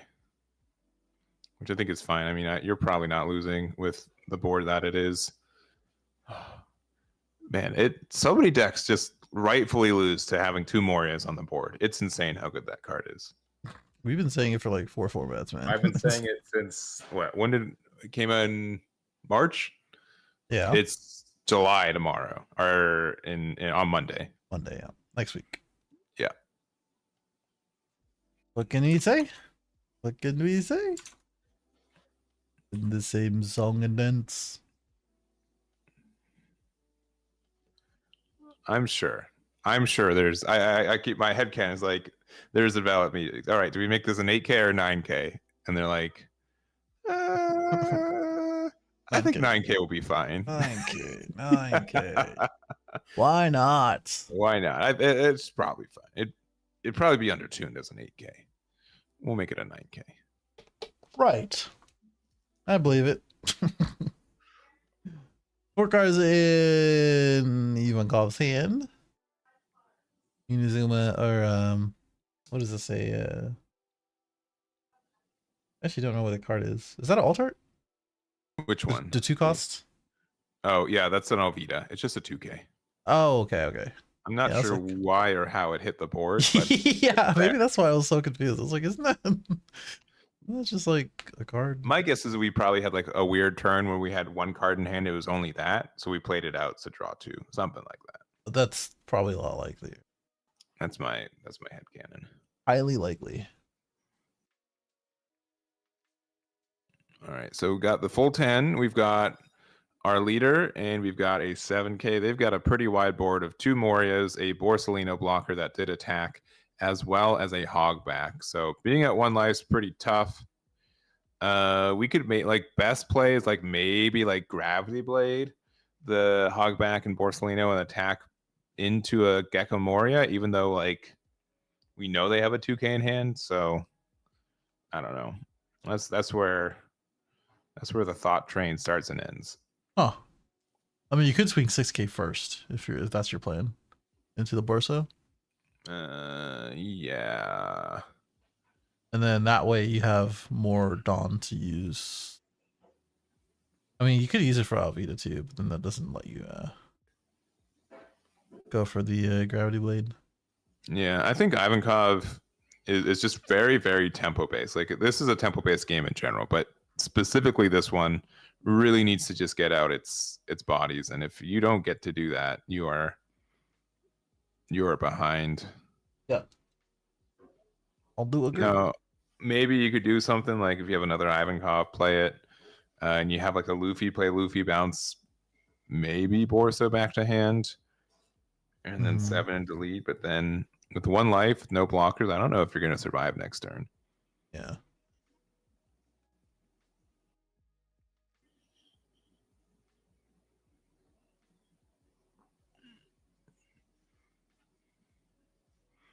All right, we're going 8 into the Borso. We do get it.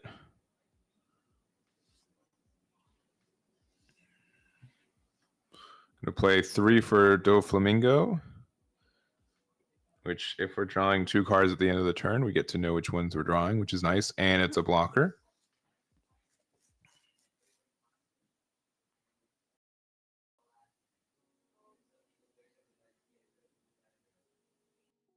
All right, I think we kept it pretty similar. So maybe this is the Luffy I was talking about. Yeah, it is. So we're going to use the effect, discard 2 cards in hand, which is a 2K and an Ivankov. And then we're going to put the Hogback back into hand, and then we know which 2 cards we draw. Yeah. I'm surprised we didn't do...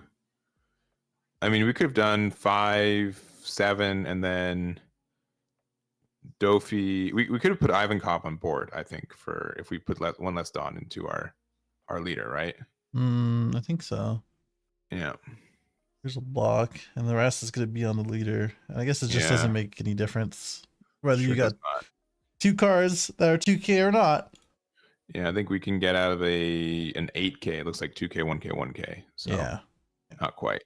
Almost not there. Quite there. Yeah, but no, not quite at all. So no Sanji Pilaf. Okay, that's fine, I guess. No trigger. Okay, cool. No.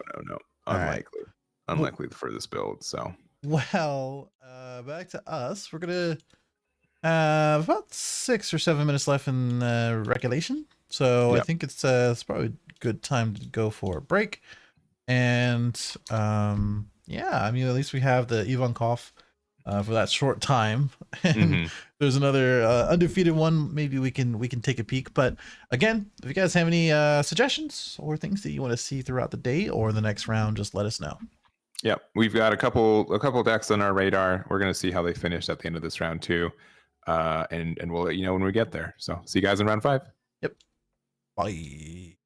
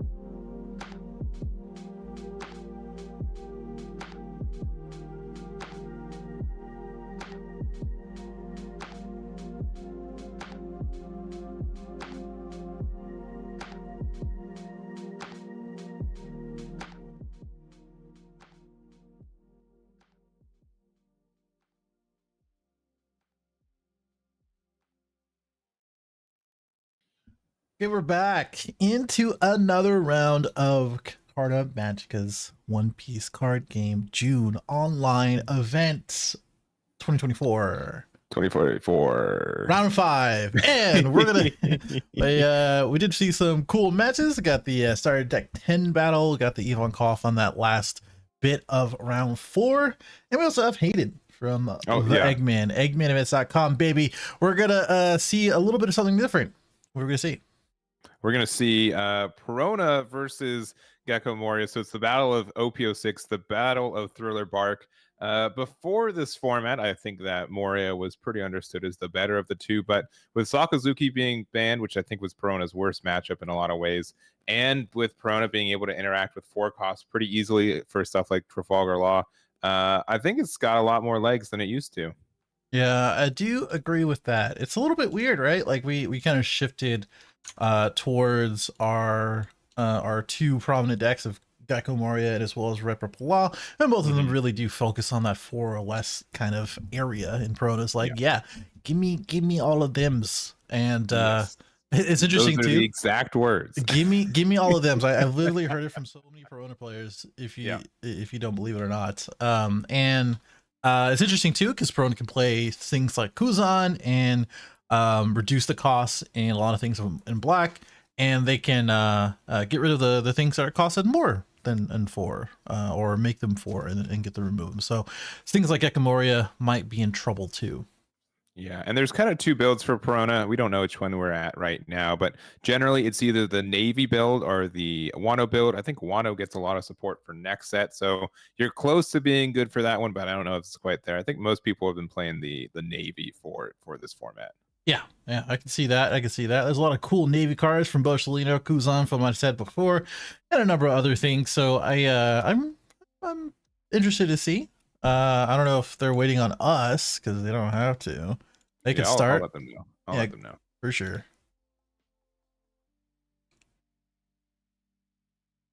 Well, while he does that, I think it'll depend on who's going first or second. I think Perona probably wants to go second. I could be wrong on that one, but there's a lot of 4, 6s, etc.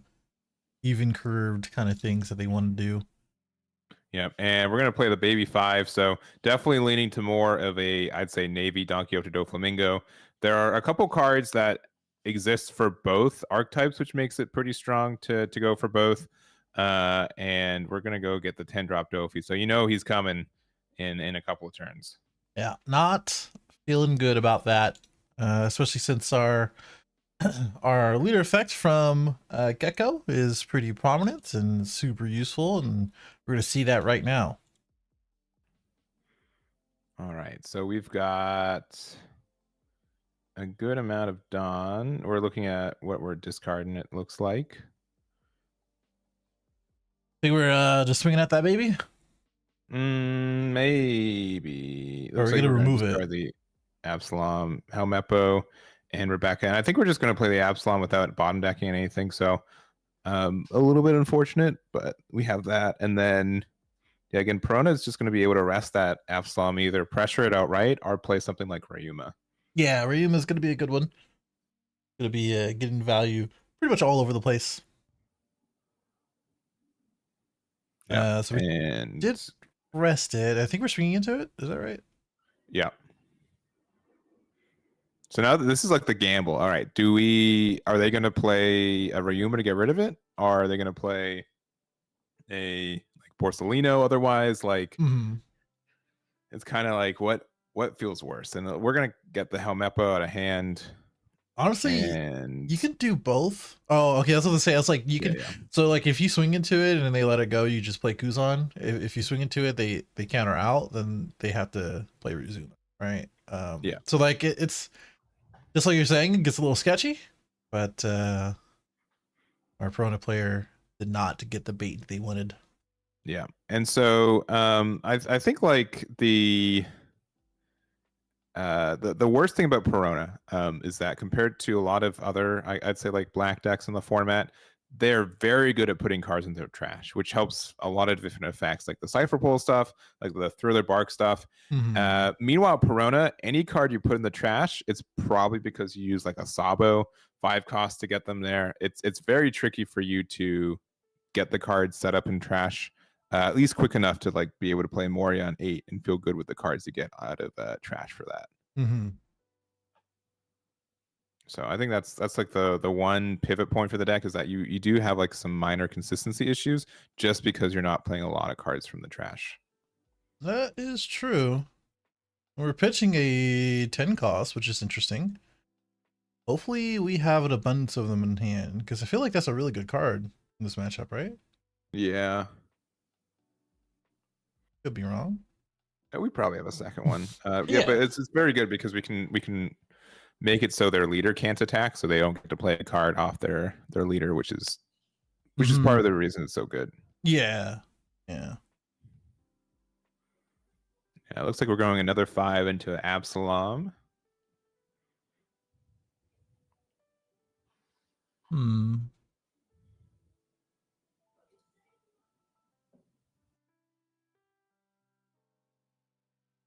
Okay.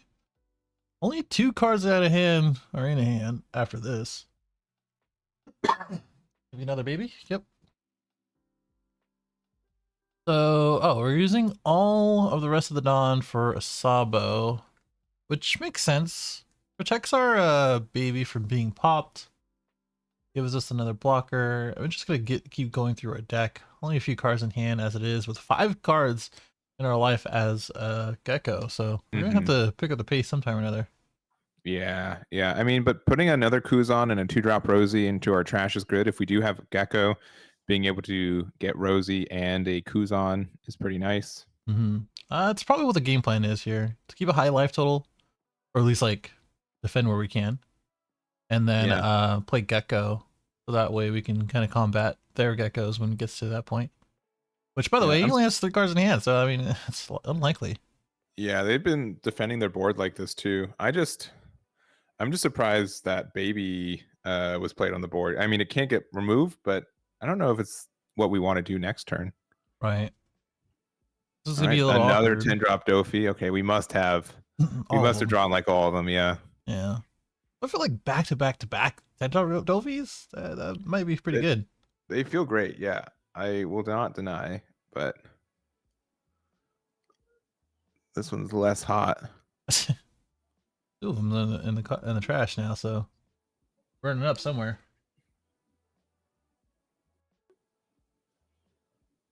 All right, just a simple 6K block. They got 4 Dawn left. I mean, they can make a big 9 with their Absalom to get rid of it. I mean, I wouldn't hate it, because any of the 4 costs you play, or you can likely get back with leader effect. So you have a pretty decent board here. I don't know. I'd also would like be tempted to do like a 6 with Absalom and then like maybe a 6 with Helmeppo. Either I get rid of the Sabo or you gave me 2 cards in hand. Right. We're going for the guaranteed clear though. Yeah, that's fair. We're just gonna get rid of it. Whatever 4 cost card we're gonna play was probably not gonna be worth it anyway. Yeah. And so the other thing I'll mention is that this deck really kind of depends on finding Ryuma to be able to get out of these 4 costs for free.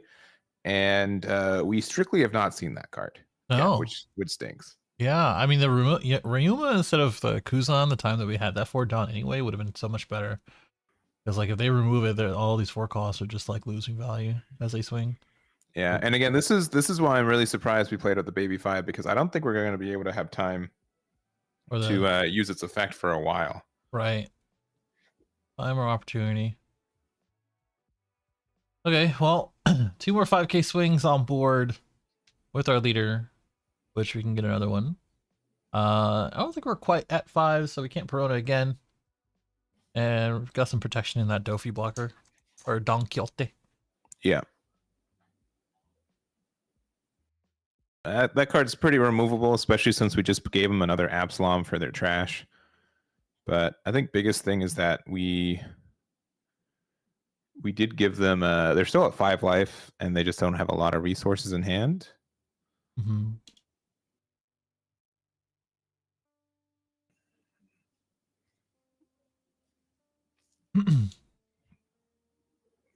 But yeah, we'll see. Oh yeah, so no Moria from them is a good sign off the bat because it looks like they only have 9 Dawn, right? Yeah. Mm-hmm.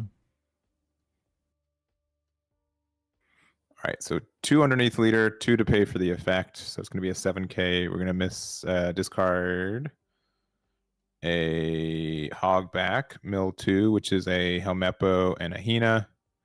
We're going to play out the Absalom, use the effect to get rid of the Rosinante. Makes sense. We can probably swing life here. Or Kuzan, really. Yep.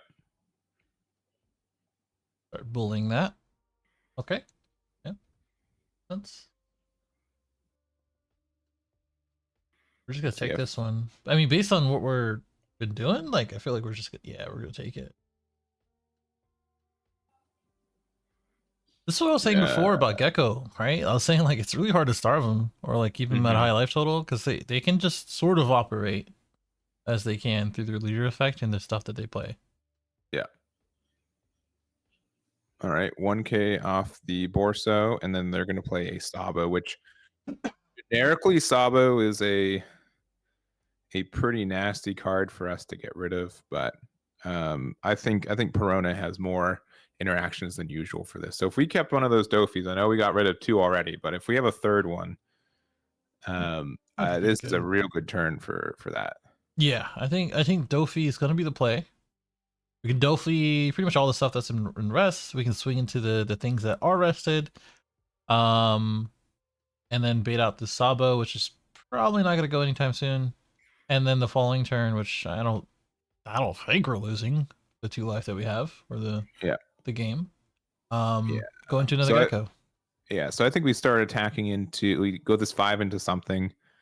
I mean, we can stun all 3 things that are already there, but we can just attack with Moria, rest the Absalom, and then the rest of the other thing. Mm-hmm. I mean, you can swing in Moria. Like if your plan is not to 10-drop Dofi, you may as well just go ahead and swing Moria as well into the Absalom. If you want a Gecko, that's probably gonna be the best play. Then you can use Baby's effect and as well as get down a Borsalino or Kuzan after. So that way you don't have to really worry about too many of these weirdly costed things like Sabo. But I don't know. The Proto player is not inspiring confidence in their hand.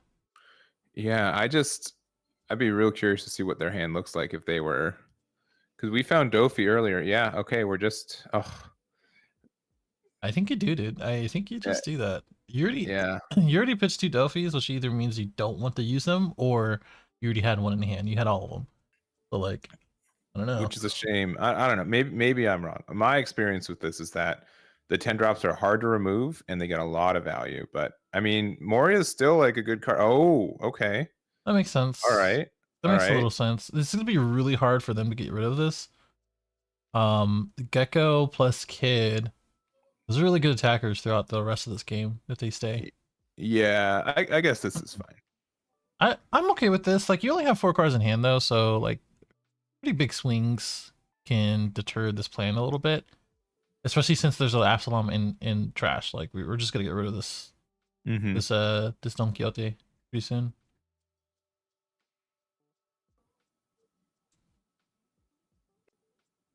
Resonante. Yeah, I mean I think that's just the play. You just swing big. Or just swing 8. I mean I think 8 is perfectly fine, and then just swing the rest on this Absalom. Yeah, it's just like we know there's a 2K in hand, we know that Rosie's in there, but with so little cards in hand, we're probably fine. I think you just swing 8, man. I don't think there's. You have. Okay, we're just putting everything on it. That's fine. I mean, it's kind of the same thing. We're gonna put everything on it, and then we're just going to, no doubt, get rid of the Rosie with the Absalom that we kind of gave him back. I guess it just. I don't know if there's any, like a third copy hanging out in trash already, but. We did check the trash. We did ask Perona to check the trash, so we saw that. So I mean, I think I don't know that I would call it per se a misplay, right? All right, That's a and lot. that's a lot of 2Ks. Oh no, oh no. All right, yeah, that card.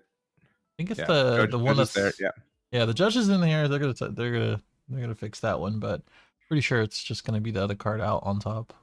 yeah. I'm pretty sure it was Virgo got flipped down. Check the trash. Yeah, they might want to check trash. They might want to check trash. Just make sure that's Yeah, not. because it should be 2 Virgos and Tashigi in there, right? Yep, there is. And honestly, if they have any qualms, you can always just shuffle the deck too. Yeah, it's whatever. Yeah, I'm pretty sure. I could be wrong. I thought that Virgo flipped, It's but a that's replay. It's a replay. it's in replay. Yeah, I'm not doing that. It's fine. I thought like if I said it, it'd happen, but All right. Well, we just changed the order of the trash, so that means doesn't nothing. matter. Doesn't matter. Next time.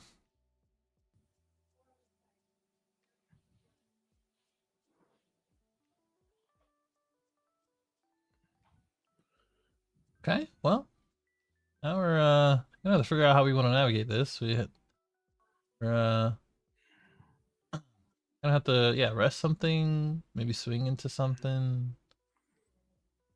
I feel like you don't waste the 9K swing on that.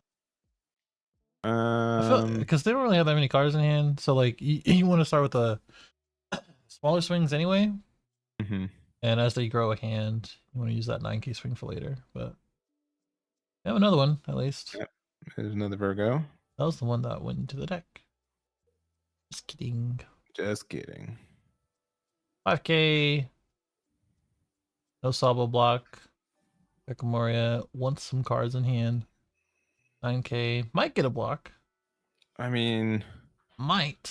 I guess so, right? Like if you're not afraid of losing, you don't have to like because you still have your resting effect, which could have gotten rid of the Absalom, but I mean, it's possible we have actual removal this time. yeah, but no, I mean, another Moria, it's very good, especially like when our opponent is playing Moria and they don't see it. Yeah, we're in a good spot. Okay. This is interesting because this basically says like if you have reduction to get rid of any of my guys, Rosinante will protect it. Yeah, well, I mean, Rosie can protect an 8-drop.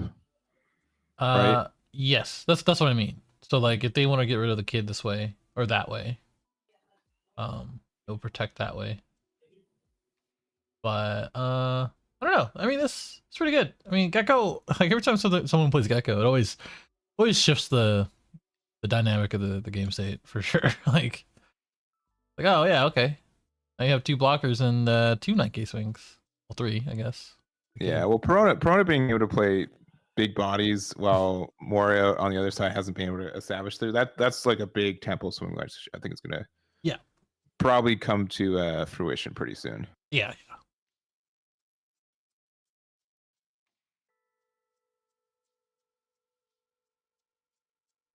All right. Well, we're cards in the end, and we're gonna go ahead and use the leader effect very carefully. We're gonna return a couple cards. We are Meppo and Syndra. Yeah. Gonna pop that. This is an 8K swing, I want to say, right? No reason not to be. Kind of awkward if we didn't have anything in hand. I know we had the Virgo from the baby 5 search, so there's that. And this next 8K swing is very likely going to be the Borsellino block. You know, the thing is that, like, I don't know if this is like quote unquote bait or like a distraction. I mean, I guess Perona has no cards in hand at the end of the day. So, like, if you wanted to play Gecko, I guess that only gets so far. I don't know. I think I'm just thinking out loud at this point. 2 cards in hand, though. Yeah, I had to see that thought process to the end. I was curious where you were gonna end that one. It's just like I don't know, like they're just just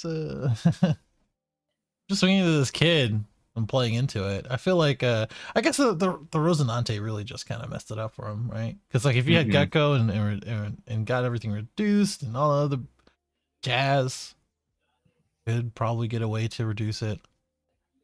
Eats quite a lot, but you know. For one, okay, we're gonna play Baby 5 once again, and I mean this is a good card, but like if it gets us a 10 drop, then like what are we doing, right? Oh, okay, Rosie's fine. Never mind. Immediately It's pretty much the immediately rewarded. Yeah. yeah, pretty much the card that's been the bane of Gecko's existence right now. Outside of the kid. Yeah. So I think honestly, like we just kind of pressure board a little bit. We can get rid of both Absaloms Mhm. and press face with Moria. I think Barona's in a good spot. Yeah, because I'm thinking like what kind of turn will actually turn this around for Gecko? Mm-hmm. Like a back to back Gecko maybe, and like trying to keep their life up, but I don't know. Yeah. And then I would use leader effect to get rid of the Absalom. Just to make it tougher for them to. Yeah. Okay. Yep. And then 2 9s, or it even could be 2 10s. No, nines are fine.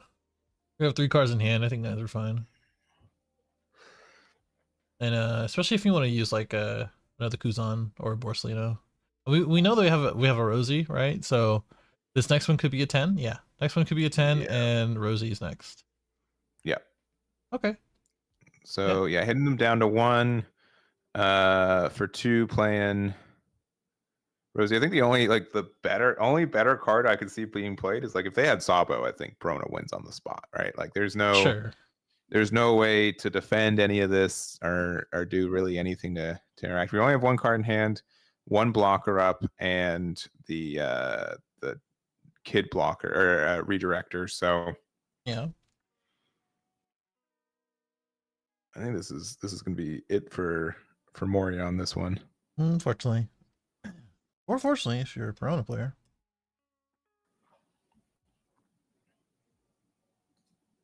Yeah, I really don't think there's really much to get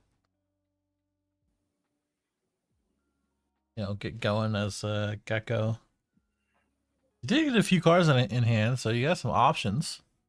Mm-hmm. There's that, but at the end of the day, Yeah. you're staring down quite a lot. I think the bigger unlikely thing is that somehow Perono is able to find twice as many, or two Morias. Meanwhile, our Moria players yet to establish a single one. Yeah, it's tough.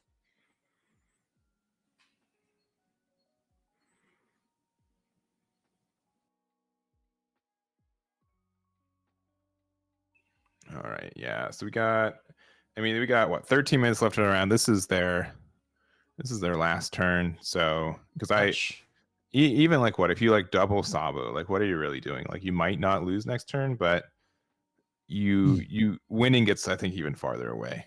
Yeah, I think this is it. Fortunately, and it is crazy that we are also in this place with 2 Dofis and trash. Right? Yeah. We discarded those and had the confidence to say like we're just gonna play, we're just gonna play the geckos and we'll be fine, man.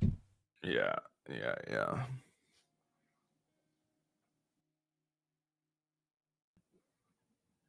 Okay, this is interesting. So we're still gonna get the Absalom down. Pop the Rosie. Yep, and it's going to be a 9K at the Kid. Yep. I mean, 2K says no, right? 2K says no. If we have it, which we don't always have. But we eat did. your words. Eat your words. Hey! I said nothing besides. Eat your words. All right. Honestly, this was futile. This is futile because like you could have went 8, pop the thing, and get the 1 card out of hand. or go to 10 and then just be like, okay, well, at least I got the kid out of it. Yeah, I'm Or, not sure what we were using the 4 Dawn for. well, Maybe like a Rebecca or something, but yeah, it looks like we're I conceding was and just conceding, yeah. we're trying to find those Morias. Yeah, I don't know where my Marios are, man. Hmm. I think he took all of them.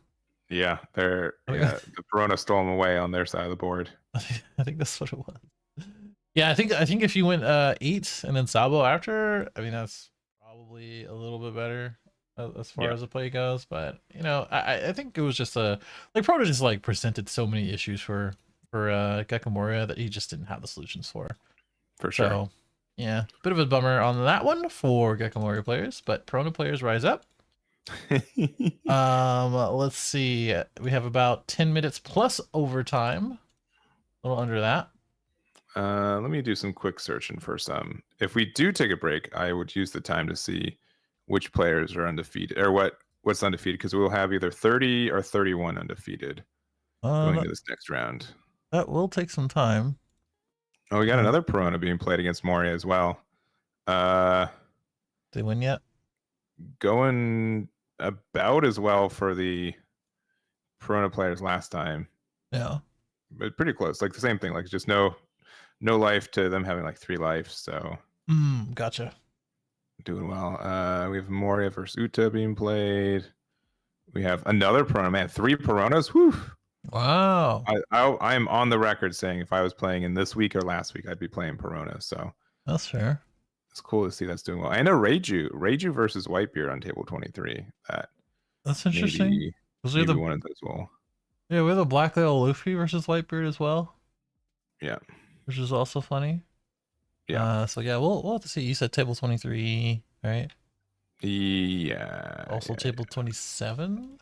Which is make a note. Let's put that in there. Yeah, let's go find out what the undefeated are. Yeah, we're gonna most of the matches on the undefeated side I think are done. So I'm gonna go do that, and we'll have that going into the second half of this tournament. Yeah, let's go do that. Probably 10 to 12 minutes, I would say, with overtime. So, if you guys have anything, put it in the chat. Press the like button if you're on YouTube, by the way, because that's the only way people actually will actually see the stream. And you have 15 minutes to do it. So if you don't do it, we just shut off the stream. Just shut off the stream. Dang. Just kidding. Carta Magica, don't say anything. Bye. We'll see you guys in a few minutes.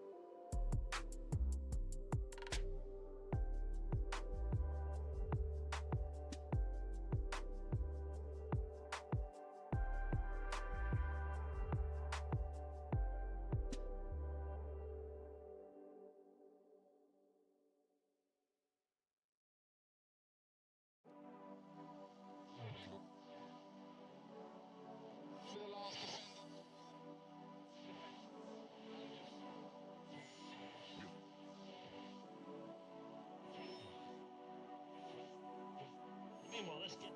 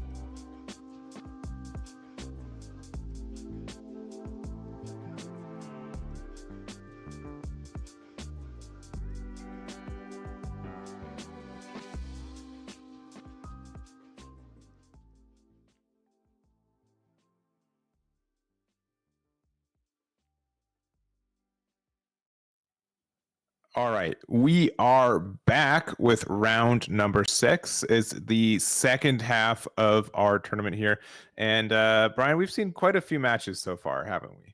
Yep. And some normal stuff. Gecko Morias here and there, Law here and there. And if you haven't taken a look in the chat already, we do have some undefeateds. And we're past the halfway point. Some of the stuff is a little surprising to me because there's only one more Law undefeated. Yes. It's kind of weird. Yeah, in case you missed it real quick, we have 10 Moria undefeated, 7 of the Black Yellow Luffy, 5 Star Deck Uta, 2 Perona, 2 Yellow Green Yamato, 1 Newgate, 1 Enel, 1 Star Deck 10 Luffy, 1 Star Deck 10 Law, and our feature for this match, a Nami. Yes, which is a fan favorite. Guess what? I'm the fan. Yeah, that is a single fan favorite. Yes. And I have all of the say for this, so deal with it. It is only one. It was either this or the Whitebeard, but I do believe the other Whitebeard player will win, and we'll just see it the next round. Obviously, the confidence. And which means you have to have like the anti-confidence against Nami, then, right? Is that what you're saying? No, they're both gonna win. It's gonna be awesome. Okay. And then they're gonna be document the win. They're gonna be in the finals. So yeah. Oh, okay.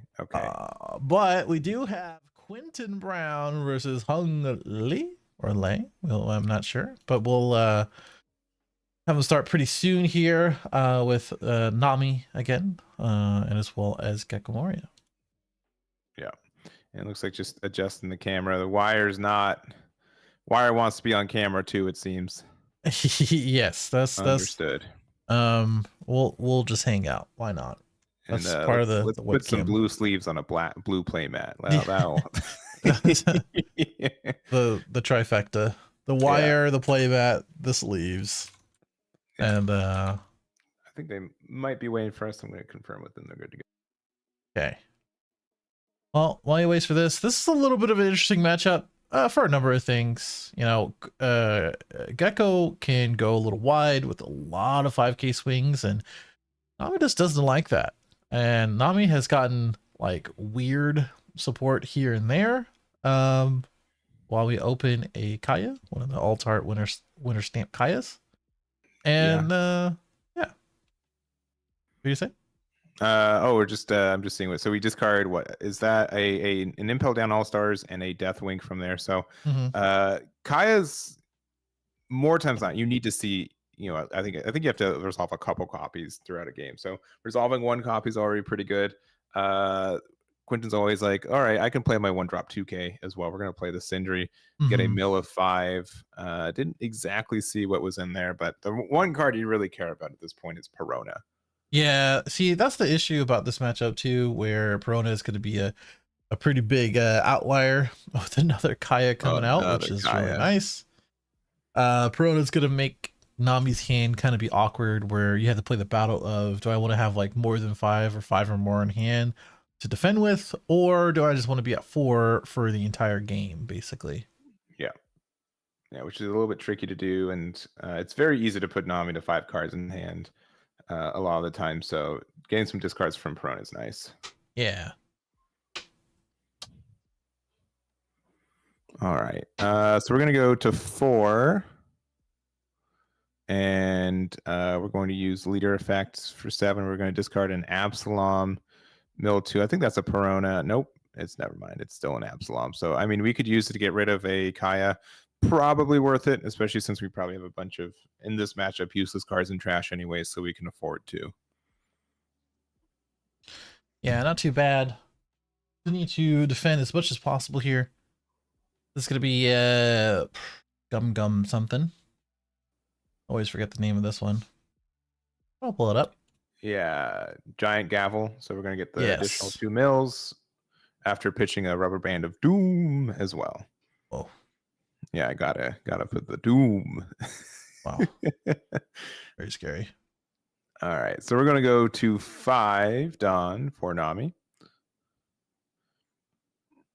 5 Dawn could mean like a Sanji's Pilaf in something.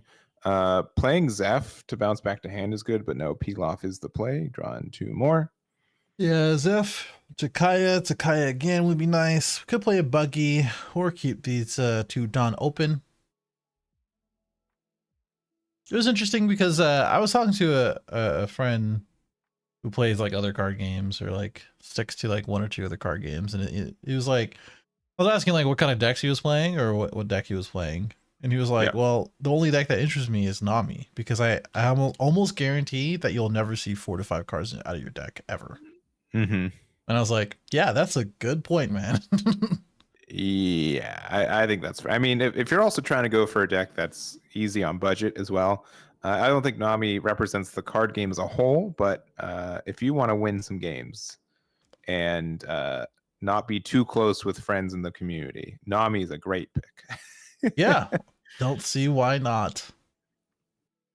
This is a 9K swing. Makes it a little awkward for us. I think you're good to actually take it, believe it or not. But we're gonna go ahead and white snake, and then take one after the draw. So I think that. Oh, and a peel off. That's very nice. So draw 2. Yeah. Very, very nice. This is after using the leader effect and being tapped out. So no Perona's coming down. Yeah, but I think the white snake makes sense. It just means that, like, sure, you're not attacking with Absalom, but that's fine. You still were able to do 8 damage. Yeah. The damage is nice. Pretty much nullifies the other 2 attacks. And we have a bunch of Dawn to use. Hopefully, on our angle, we can kind of see it, but on Discord, it's a little different upside down. So a little harder to see their hand in case anybody's concerned. All right. For 2, I think that's Boodle. Yeah, I believe that's Boodle. Yeah. And then, oh, no, sorry, it's Hanger. It is Hanger. So we get to discard a card to draw a card. Let me take a look. I'll pull we discarded Gravity Blade. Man, we got some spice in this build. That's cool. But I've said it time and time again. You know, Nami has so many cool blue cards that you can play, including removal. And especially with like a situation where you're just gonna be running into these 5K attackers that can come from the trash, you may as well just bottom deck them. Yeah. And the trigger's not too bad either.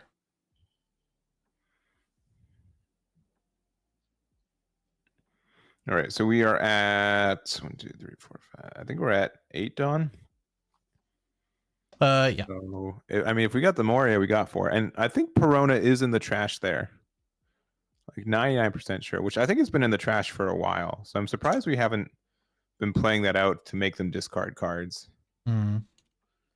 But I think like a Moria here, 8-drop, playing Perona, make them discard a card, and just be able to have a 9K to start applying pressure with is probably worth. Yeah. I mean, 5 Dawn opens quite a lot. So at the most, we might be taking 1 damage as Nami. But you know how the cookie crumbles sometimes. Oh yeah. And like to play the gecko here means basically if you have a white snake, like all your attacks are just whatever, right? Yeah. So I think that's the decision that we have to make here. Yeah. And looks like, yeah, so we did play the gecko. We did do that. So maybe I start with some 5K attacks, and if they white snake, which spoilers, they just let us know that we have one in hand. Yep. It ends the turn. Oh, but we're just gonna pass without doing anything. I don't hate that. You know, it's interesting because like if you have 5 Dawn and you're trying to get rid of the cards in your hand as Nami, basically you're saying like, okay, I want to use all my 5 Dawn to mill out all of these cards and draw and set up my next turn. And Quentin's just saying like, nah, I'm just gonna go ahead and pass. You're not gonna get that opportunity. So it's gonna make it awkward for that 5 Dawn that's never used. Mm-hmm. Yeah, I think you're right. I think there's some weird scenarios where if you apply the right amount of pressure where they get to use their cards but not like do anything that's good, and we'll see from here. I'm surprised they didn't attack Nami into the brand new, but that's fine because that can trade into the hanger pretty nice. Mm-hmm. Yep, definitely needed to swing there. I think both of these guys are a little off kiltered here, and at least you have the dice. I mean, yeah, that is helpful. No offense to Hung, all right. Just spread them out, man. Just you don't have to put the dice there. Just use the. It's fine. I'm not gonna go on a tangent. But if you could. If I could, I would say yes. Spread them out. It's so easy for so easy for your opponent and the people watching. But this one's gonna be. Is this a brook? Yeah, it's a brook. Well, these altars, man. We have so many altars in this game. It's getting hard to keep up with. Yeah, I increasingly agree. Yes, it's tough. Just be a base rarity Chad like myself. Oh, yeah. Also, for the record, that hanger has drawn 2, discard 2. It has been a Kaya for this matchup. Yeah, it's finally gone now. Weird. At least.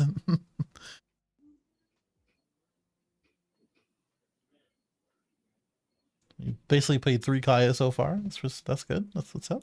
That's what you want. And I think Nami is about halfway through their deck. You're gonna start with a 7 though. You're gonna White Snake to make it a 6. And then Rubber Band of Doom to get to 8 for that attack. Amazing. And put the dice on the Nami for me. No one else, just for me. That'd be nice. That's fair. So that is fair.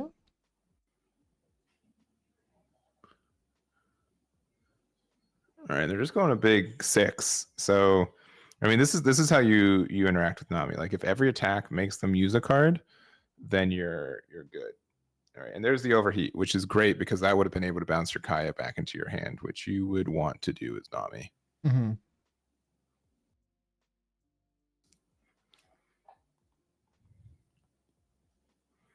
All right, 6 with the hog back. Again, if they're being so needed for that. All right, yeah, sorry, that's love mellow. Sorry, I have not seen that art enough to. I'm like, is that 4 cost boa? Because the art looks pretty similar. Yeah, that's all I said to you. I know. Those alt arts. We'll let 4 life. Gotta go down to 3 here. And gonna draw 1, mill 1.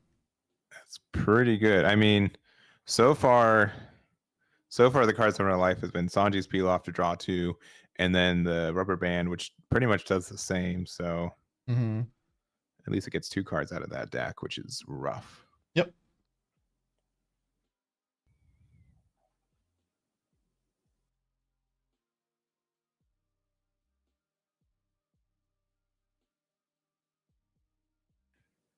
All right. Giant Gavel discarding a Death Wink. 1 Dawn open. We are 6K once again, and looks like, yeah, we're just going to pass because we've used all of our attacks. So Nami hasn't really like gone out of a lot of advantage there. Looks like we're probably going to just attack 5 into probably hog back. All right, for 3, we're going to play peel off to draw 2 more.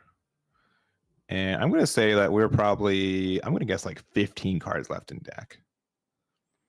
Okay, Kaya, draw 2. Nothing less than 15. With the Kaya, I think that's, yeah. All right, another Kaya. I think this is technically our 3rd or 4th copy of it. I believe this is the 4th. Gonna pitch the 2. All right, Crocodile. Love to see the croc. Always a cool card. And 1 more.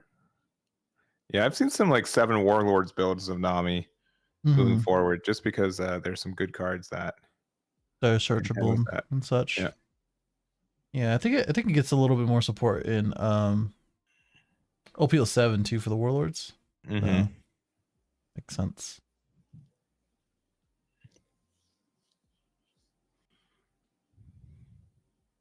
Yeah, and we're thinking hard on the second discard.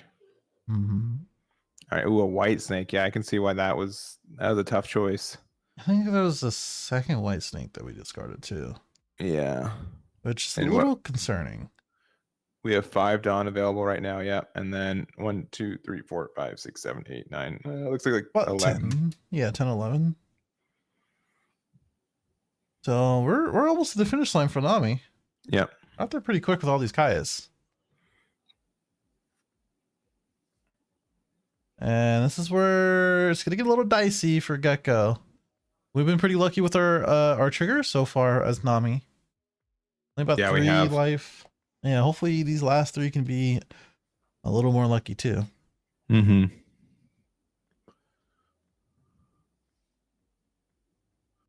But we do have quite the wide board. There's so many games or so many different decks in the same position. If they weren't Nami, they just lose like immediately on this next turn, right? Sure. Because it's 3 life, 3 cards in hand. We have another Love Mellow, drawing another card. Mm-hmm. This was a 6K swing? Or a 7? I think it was a 6. Our hand must be a little awkward then. I would have took that one, to be honest. Because you still draw on the love. Yeah. Maybe. I don't know. They need 4 attacks to stick, and now they only have 5. So being able to guarantee get out of 1 might have been nice enough. Yeah, I don't know. I mean, you got a lot of triggers to work with. You got some draws and stuff like that too. Some of the triggers that you're going to be working with too will be able to bottom deck one of these 4 costs. So like, I feel like you do take 1 while they're still standing. And this is going to be an 8K swing. Yeah, it looks like 8. Which is why that's what I was saying before. I was like, if it was a 6K swing, you just take it, and the next one is a love. But we're gonna go ahead and overeat anyway. Overheat, get back. Yeah, I don't love these numbers. Yeah, I don't either. I think like 7, 9. Well, I mean 7 or 9 is pretty much the 2 numbers that you have to stick with going against Nami. Yeah, R5s, because like if they pitched another White Snake, I think in my mind to me it's like, okay, they just don't have enough Dawn to play that White Snake this turn. Mm-hmm. And they'd rather just get out of it. So I would have just started doing some 5s to see how deep we get after like 2. Yeah, I do agree with that. There's only 3 cards in hand as Nami. We're gonna go and take 1 of them. There it is. That's what I was saying. I was like, one of these has to interact with one of the 4 drops, and this one's gonna bottom deck the Absalom. And yeah, functionally, Nami can't lose now because there's only 2 attacks on board, and we don't tend to have rush cards as Moria. But I will commend Nami. Nami's had superb cards in life. They've had 3 triggers off of 3 life so far. Mm-hmm. And if you believe, like, it's a little awkward because like if you keep swinging, you might get into more triggers, and you might give them more cards, which you know that you're not winning. And more cards basically say, like, I'm going to go ahead and do it. Like, as Nami, you just take these 2, and you just win next turn. All right. 4 for 4. Crazy. Trash 1. Okay. Yeah, that's fine. Deathwing is always a weird one. My favorite thing about Nami is, like, if you have a hand that just says you win after you draw next turn, you just pass. Yeah, you have 10 non-up. Oh, I thought you said like opening hand. Like, I don't know if a deck that says I win on my opening hand. I don't know if that's a good. Yeah, wrong game, unfortunately. Yeah.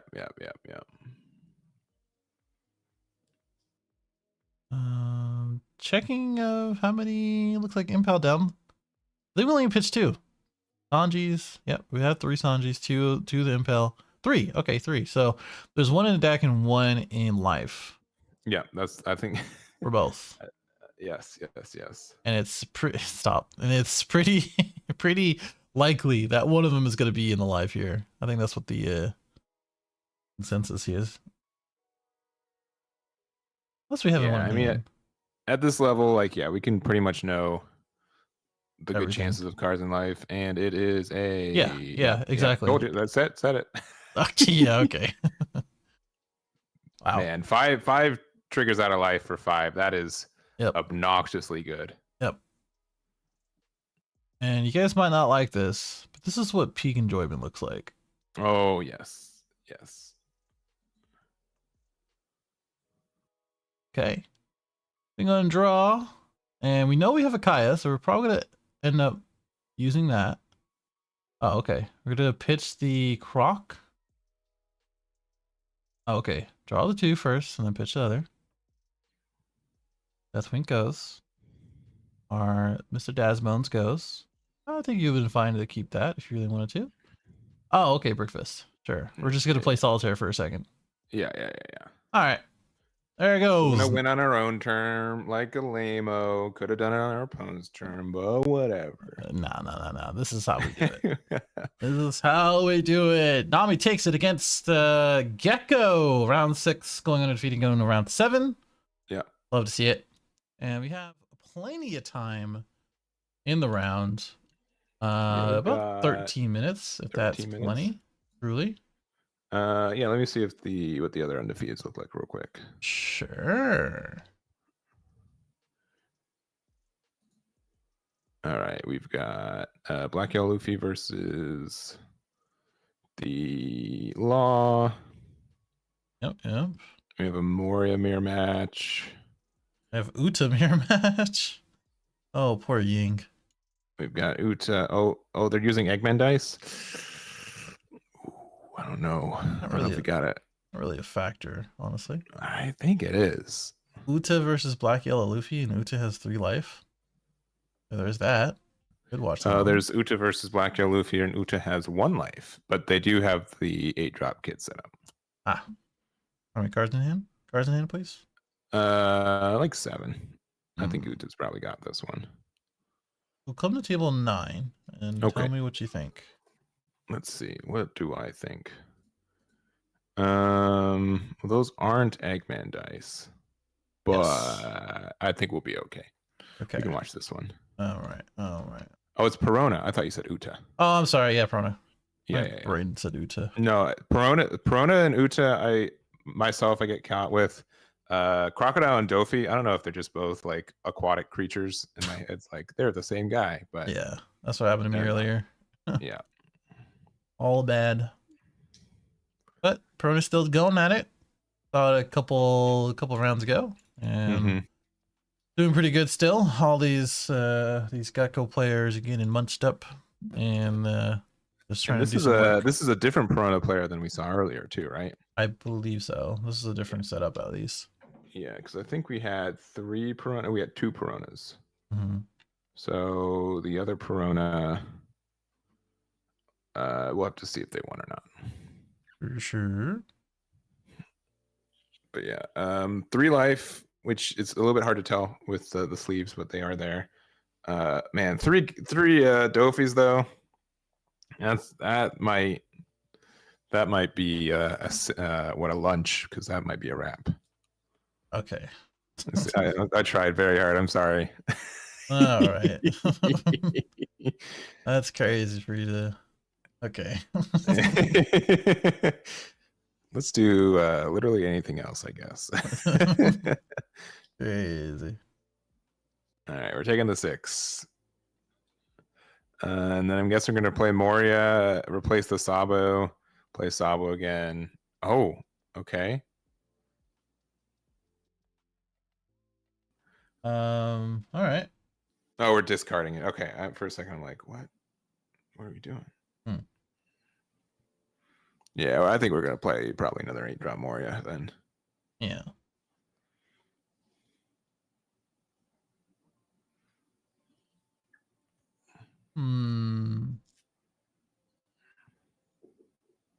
Okay. We have the ace. I mean, we don't have an A-Cos kid out, but we do have 3 Dofi, sorry. 3 Dofis, yeah. And a dream.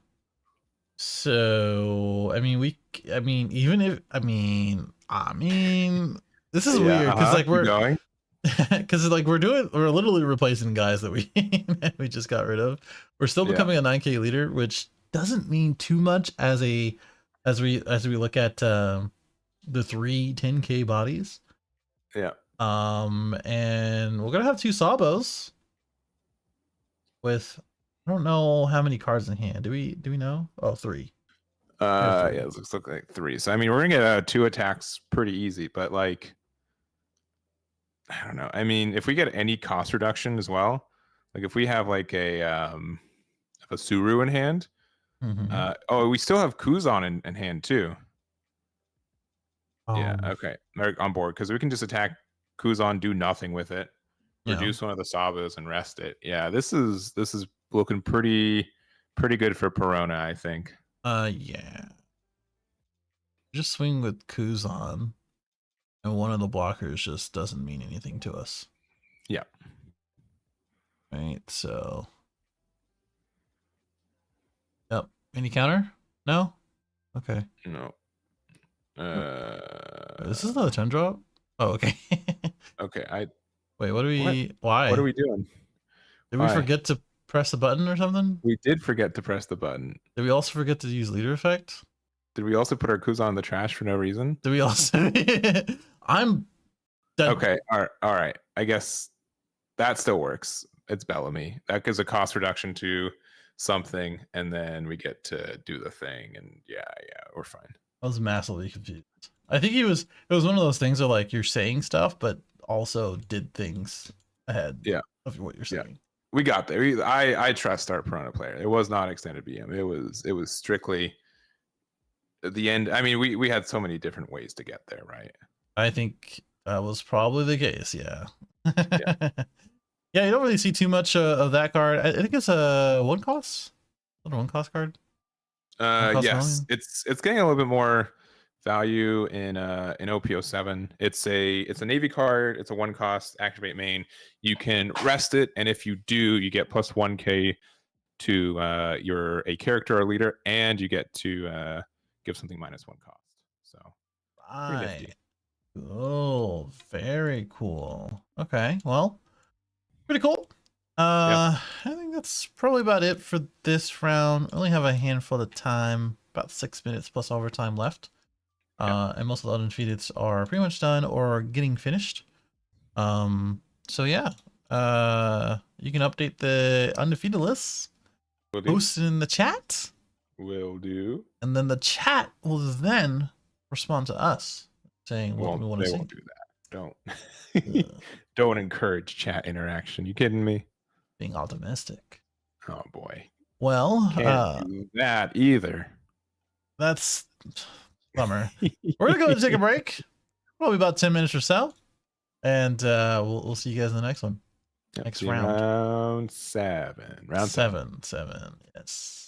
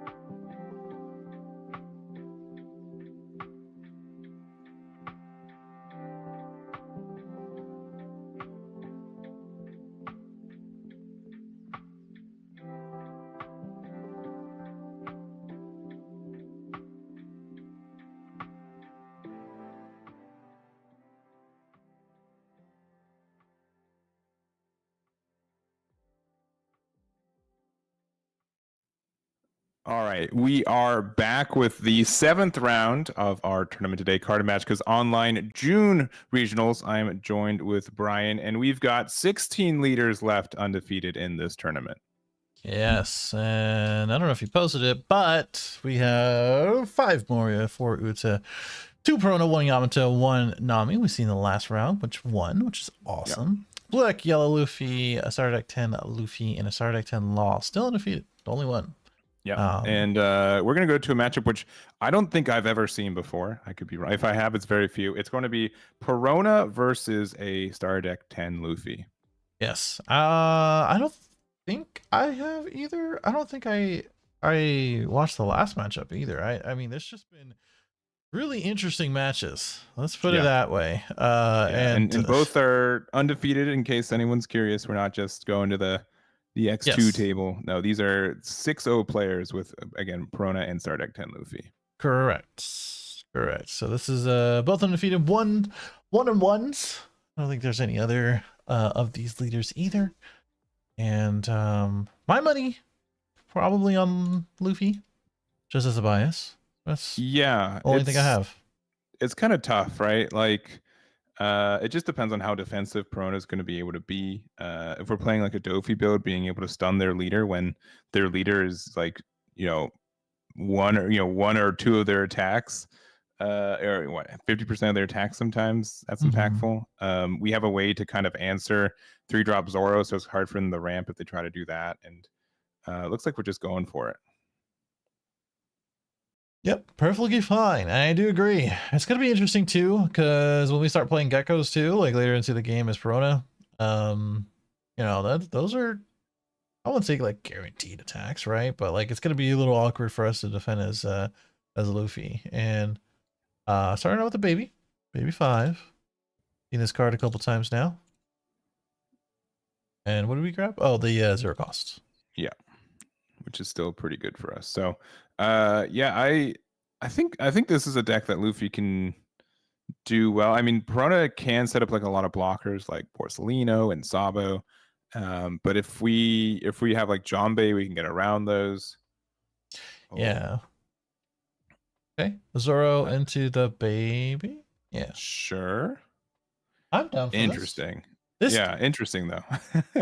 I say this because like unless they have some removal, which is likely on this 4 Dawn turn, it basically is just 1 less attack to their leader, right? So, I guess. I mean, we use this 3 Dawn attack as a way to get out of a 5k, right? But like it just means like they don't need to invest on. I don't know. It's weird. I'm not saying it's wrong. It's weird. I mean, what else are you gonna use for the Dawn? Like a AK swing, I guess. I mean, you can play if you play Zoro, it just gets rested and it just doesn't feel good. Yeah, because like you were gonna have baby out there anyways. Like if you didn't play Zoro, the trade-off would be Perona would be at 0 life right now. Or sorry, not 3 life. They would have taken a damage. 0 life. That's kind of crazy. No, yeah, exactly. If that was true, yeah, definite misplay. But I don't know. The numbers for these are weird. Yeah, I mean, you see it both ways. Numbers are getting weirder with this 10k swing looks like. Yeah, got a lot of late game pieces. Must be. JT's down to 3. We still have our Borsalino blocker. I think we just try to have this Borso up for as long as possible, kind of deal. All right, for 1, looks like we're going to be playing another baby number 5. Yeah, another baby number 5. Probably looking for another Dofi.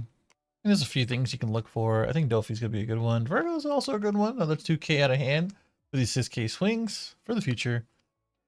10k swing probably isn't going to be the case every single turn, so that's nice. I mean, you could swing with the Borsalino. I mean, I wouldn't hate it. There's a lot of 4ks here.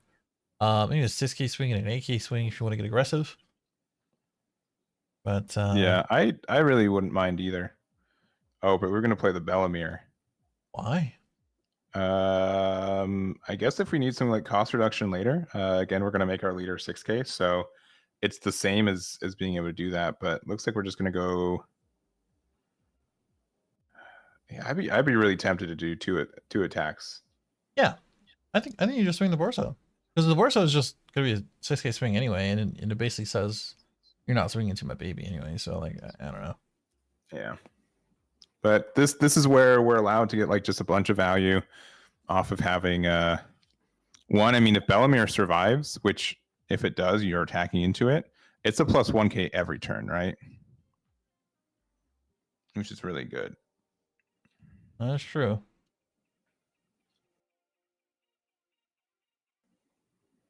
All right, and there is the Eustace Kid. Going to make our leader a 7K. And now we got to make a decision. Do we want to attack into the Bellamere, into the baby 5, or into leader?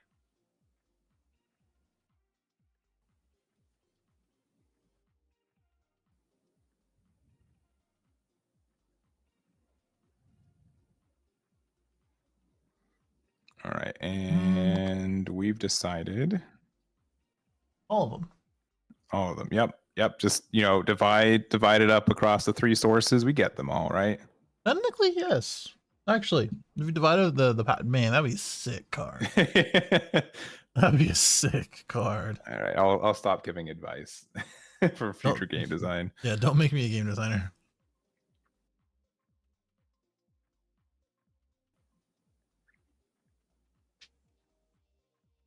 All right. I don't know. I mean, if you have another Belmare, just get rid of it. That's fine. Oh, okay. We're just gonna block and not care about it. I mean, that's just a 2K hand, right? Not that big of a deal. But I guess our hand is just that important. I mean, like it's another plus 1K every turn. Additionally, if there's like some weird math where we need that cost reduction of 1 to get rid of this Eustace Kid next turn, because we could use this leader effect and something else, and then use like an X Drake or something. I don't know. There's some weird plays where we can get rid of this 7 cost kid now because we left that Bellamere. Yeah.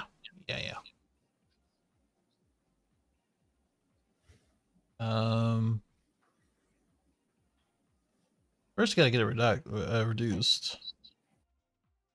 Need 2 more. All right, we're getting a 10 drop Dofi off the baby 5. Okay. That was the 3rd baby 5 search, so got the first one.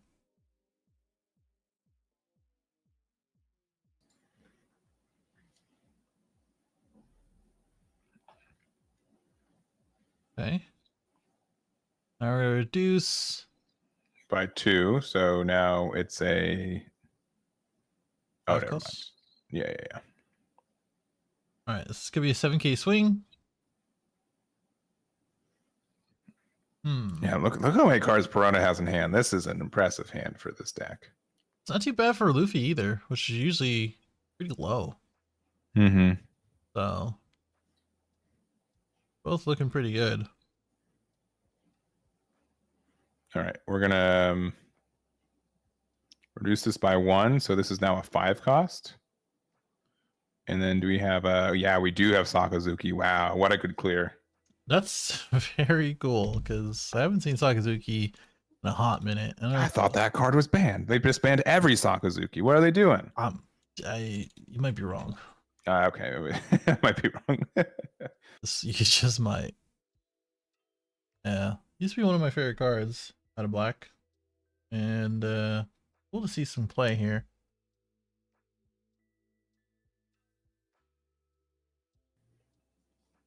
Yeah, I think like in general, like this is maybe reductive, but I think Perona was just like a worse version of Moria and a worse version of Sakazuki.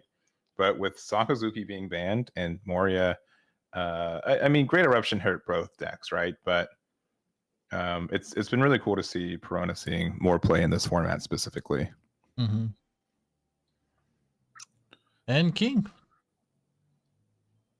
We've seen these cards. Yeah, that doesn't pop that, right? Yeah, but Bellamere did a lot of damage already, so we'd love to get rid of that. Yeah.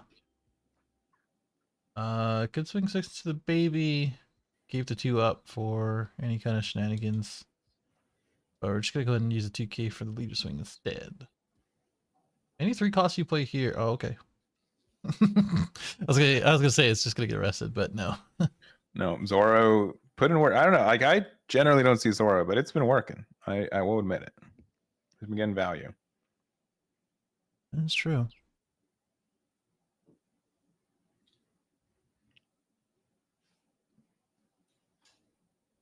Okay, swing immediately to the Zoro. We're at 10 Dawn now.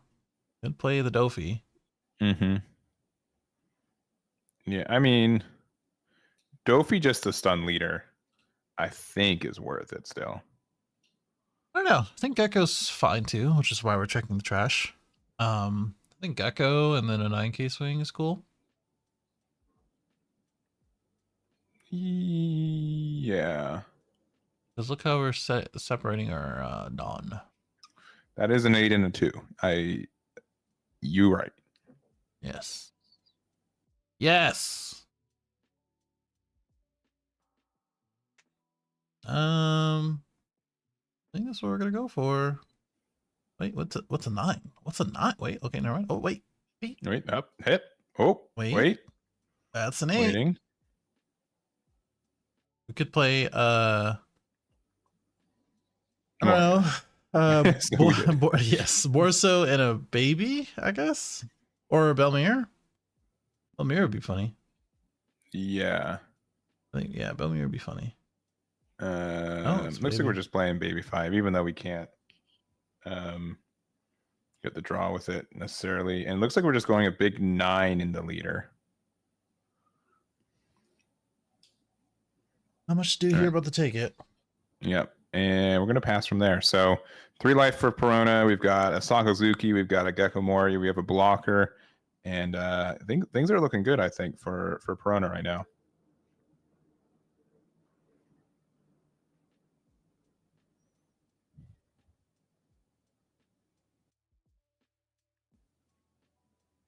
All right. Luffy does have quite a big hand, though. It looks like they have, I think, 6 or 7. They are at 10 Dawn as well. So if they play 10 cost Luffy, we would be able to rotate around with it. But looks like we're playing the king to get rid of the baby 5. Okay. Interesting.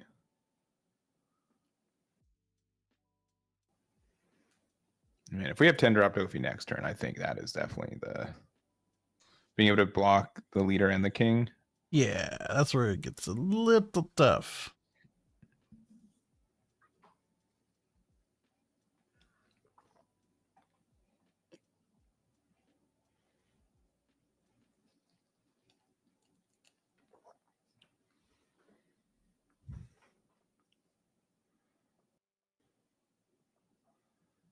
All right, looks like 7 into, I'm guessing leader. No, must have been Sakazuki. Mm-hmm. 2 kings on the board makes it a little funny. I mean, I guess the thought process here is that, you know, you still have a pretty sizable hand from before. And gotta get some cards out of hand. We have some bodies on board. No Dawn open though. It's a little concerning. Yeah. Oh, okay. Oh, and then a law, which we can rest for free. Yeah. Okay. Yeah. I don't know. Like that's not being, you know, pedantic. I'm just like people just forget that Perona gets to just do that. Yeah, you're so used to saying, all right, I play a blocker as value or to get out of an attack, and Perona just says, cool. Anyways, rest blocker. Yeah. And then proceed with turn. Let me just swing into it. Yeah. Oh, okay. Yeah, we swing the face. Swing the face is probably better. Yeah, because I think we're going to try to play a 10 drop Dofi. We're going to try to get some value. I mean, if this 9 drop Moria swing goes through, we can just put 10 on leader. Yeah, and then go for it. Bit of a win-win for us. Yeah. You can even swing with a Borso because you're just not you're just not losing next turn. Mm-hmm. I mean, just swing. Sure. Yeah. Why okay. Yeah. Doesn't matter. Sure. Doesn't matter. Yeah. Doesn't matter. It's okay. It doesn't matter. Bit of a misplay there, but because I would attack with Perona, right? Like that's mm-hmm. That's got to be the way Because you can, if you get out of it, then you definitely want that Borso blocker, but correct. that is okay. Yep. Well, there goes that. Yeah. Our Luffy player is no longer undefeated. Prono took it down with a bunch of attacks. Unfortunately, our Luffy player fell prey into not reading their leader. Couldn't pick it up. That's why. This is webcam. They couldn't pick it up and say, hey, what's that say? Yeah. Yeah. Perona's pretty nice. I mean, like, we've been seeing Bonnie and OPO7 a little bit saying, all right, for one, being able to rest anything is pretty good. But 4 less hits a lot of things right now. A lot of things in Moria, a lot of things in Trafalgar Law, and I think just a lot of decks get hit by that effect. Yeah, and it doesn't hurt to have access to the black card pool in order to reduce it and pretty much rest anything. So yes, for sure. Pretty nice. Yeah. So like, I mean, still like Ice Age with Ice Age rest, and then they could have an 8 cost out, right? Ice Age, make it cost 3, rest it, and then play X Drake. Very good cards for that too. Pretty annoying to deal with. A handful of games still going. A lot of Uta. A lot of Discord just loading. Good. I'm trying to see where the other it's the top 8 tables. So I mean, we have Red Purple Law on table 6, which is the last one we have. Table 8 finished. Table 1 is Uta versus Moria. This one's interesting. They had a Zoro on board a second ago, but that's no longer the case. We can just go to table 1. That might just be the easy one. Okay. And we see the Isho. Oh my. Isho's been quite the menace in so many different decks right now. Oh, yeah. Another favorite of mine. Just the wrong time. Yeah. I think Isho stocks are going up right now. So you held onto your Ishos, right? Sure. Yeah. Because clearly they're doing very good right now. Go check. Oh no. Oh my. Oops. Well, got the Isho. Got the Gecko. 3 live to looks like 1. And I don't know. I mean, the kit's nice to have, but it's only nice when you have multiple blockers or a big hand. Not nice when it's reduced by cost and you have corresponding 8 and 9 key swings. Only 2 cards in hand. I mean, okay, get the blocker out. It's fine. If we have a Uta or something else, like a Bart, we can swing with this Luffy, not really care too much about it. We swing 9. I'm invincible to swing both. Okay, got the Uta.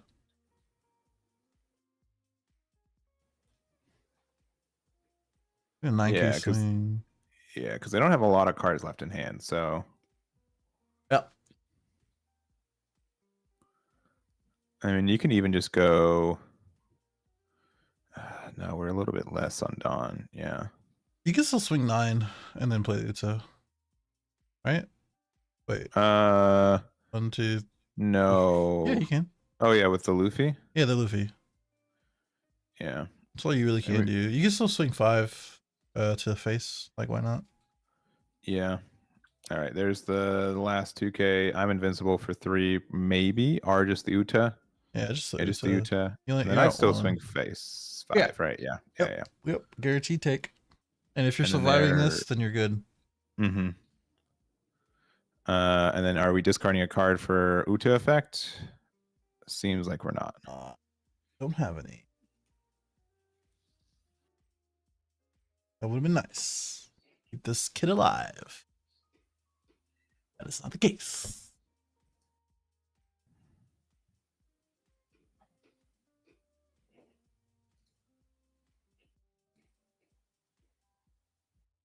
All right, so 10 Dawn.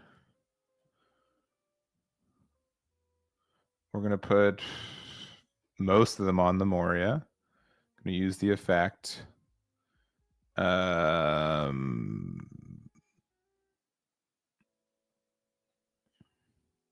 Discarding Kuzan, discarding 2 off the top. Yeah, there's 6-drop Sakazuki. 6-drop Sakazuki's been pretty common lately.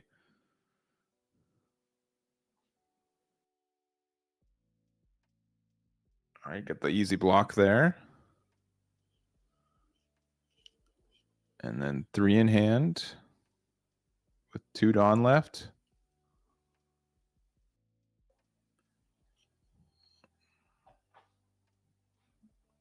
All right. 2 cards in hand for that one. We'll have both of these pretty big swings, which means we're not losing. All right. And we're probably going to swing into... Oh, wait. Okay. Yeah. Yeah, that'll do it.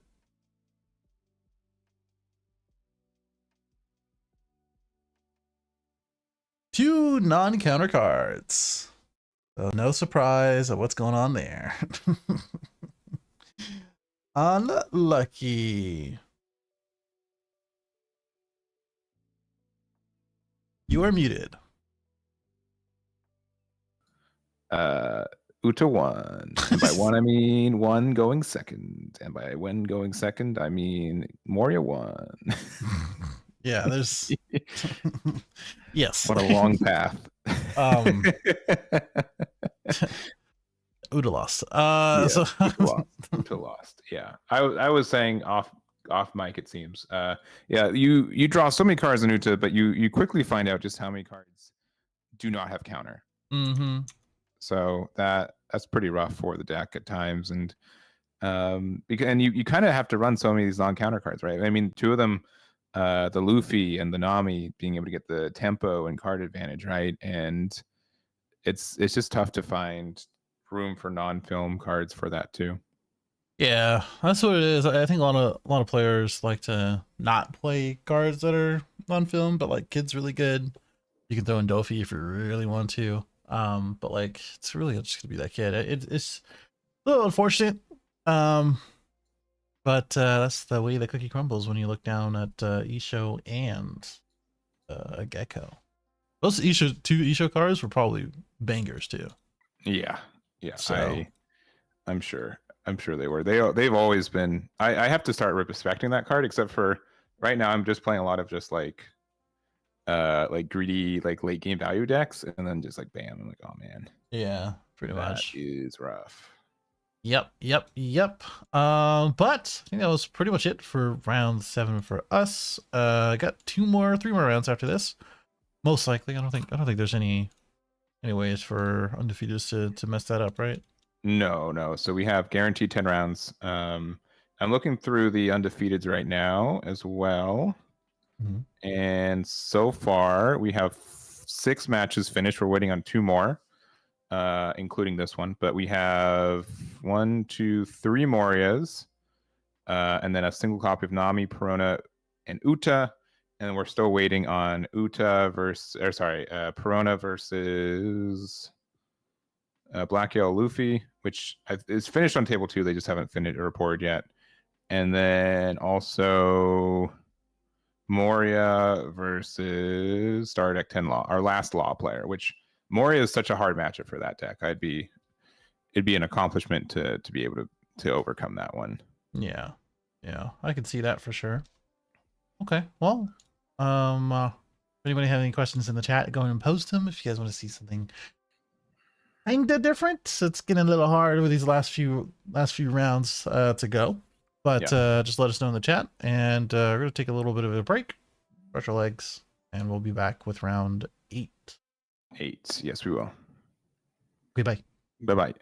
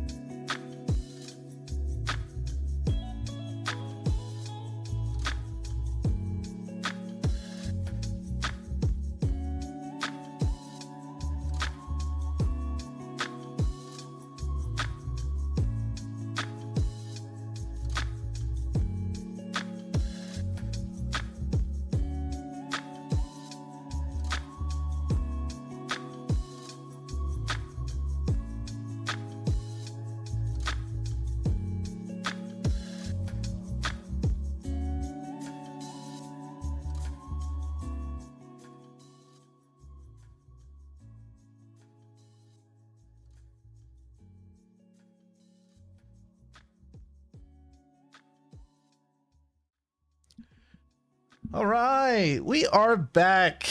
I know, what a surprise. After a Yeah, little I'm surprised. I after a little bit of a break, we are here for round 8. And this is 8, right? Yes, Right. this is 8. Okay, So we've okay. got 3 left because we have 8 undefeateds, and they are 4 Morias, 2 Peronas, 1 Nami, and the match that we're focusing on, Stardeck Uta. Stardeck Uta versus Gecko. Yes. And I'm not gonna say their names out of not so much respect, but out of respect for myself, not to get them wrong. So I'm gonna go ahead and let Okay. you guys read those names. Gecko versus Uta. And looks like they're just finishing to get this set up. And hey, Uta been making some waves this tournament, I think. And a lot of these Gecko Moria players are being knocked out. There's a lot of them the last few rounds, right? Yeah, and Mori's doing just very good. Mori's actually at every table, so Oh, for the top 4 or top 4 8. tables. Oh, So oh, 8 players. well, 8 So players, yeah. yeah. So they either there's either going to be 0, 1, 2, 3, or 4 Morias left after this round. Cool. What if they all lose? That'd be crazy. It's a thing, right? 2 of the matchups are Perona, which I would say traditionally Perona has a really good matchup into it. Another is Nami, which I think Nami won the one match against Moria that we saw earlier. So Mhm. there are some chances for it that we have what 2 Peronas, and Uta and Nami left in the top 4. Right, right. No, I can see that for sure, man. Like it's kind of crazy on that note if they all do lose, but also crazy that we don't really see any law left in the contention for undefeated. So it's pretty crazy. But we are going to see an 8K swing, looks like. We're going to take that one. Oh, we already took that one. And then we're going to go 5K back at you with a maybe Kuzan playing. Yeah, I would assume Kuzan, right? Because if you were playing anything else, you would probably just use the leader effect. Mm-hmm. So it'd have to be like a Kuzan or Borsalino at this point. Yeah, I'm thinking Kuzan. That would be a lot better here. Yep. Kuzan it is. Kuzan it is. I think pretty good start. One of the always kind of an annoyance, kind of a deterrent for a lot of things that you want to do when Kuzan's on the board, and you know, to find a way to get rid of it or playing around it, that type of thing. And we're gonna go ahead and swing 6 and use the leader effect. Both these guys at 4. I believe this is a Nami alt art. Looking at the top 3.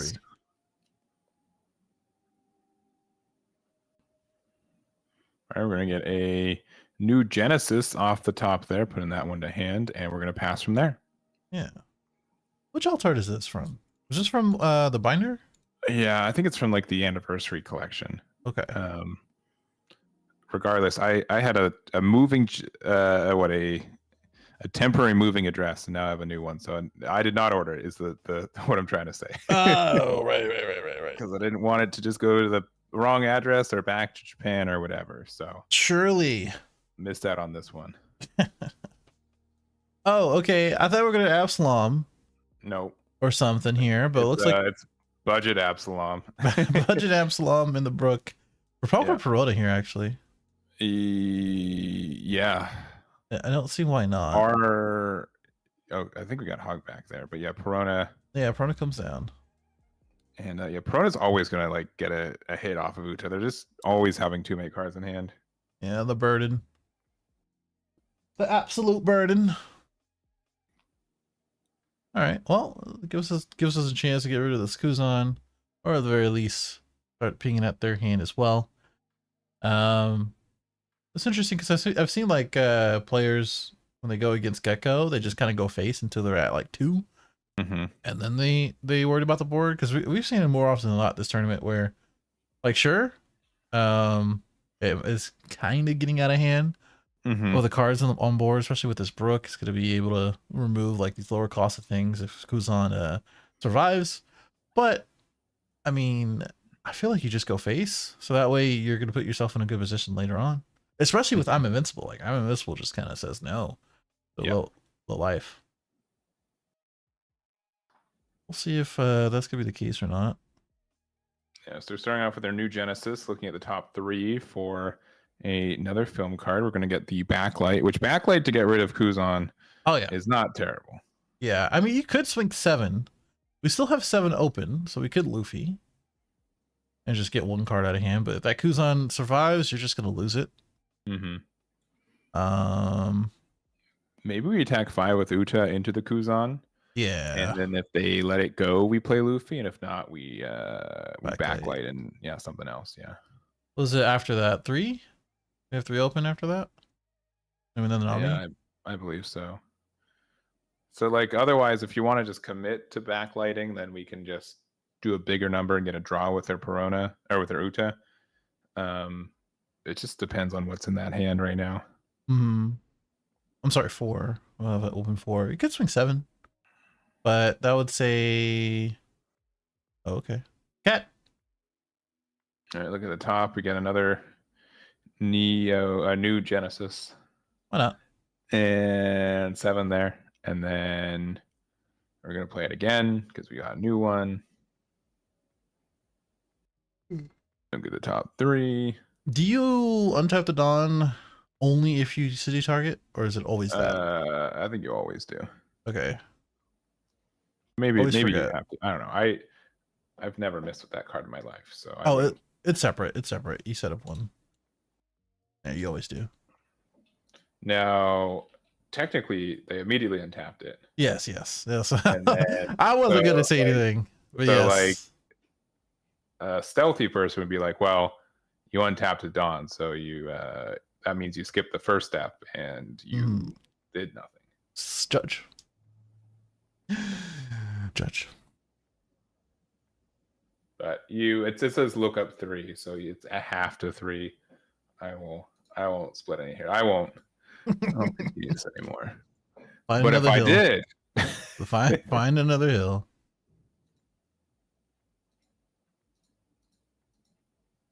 All right, give me a Brook swing.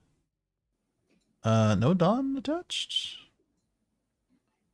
or did he just not?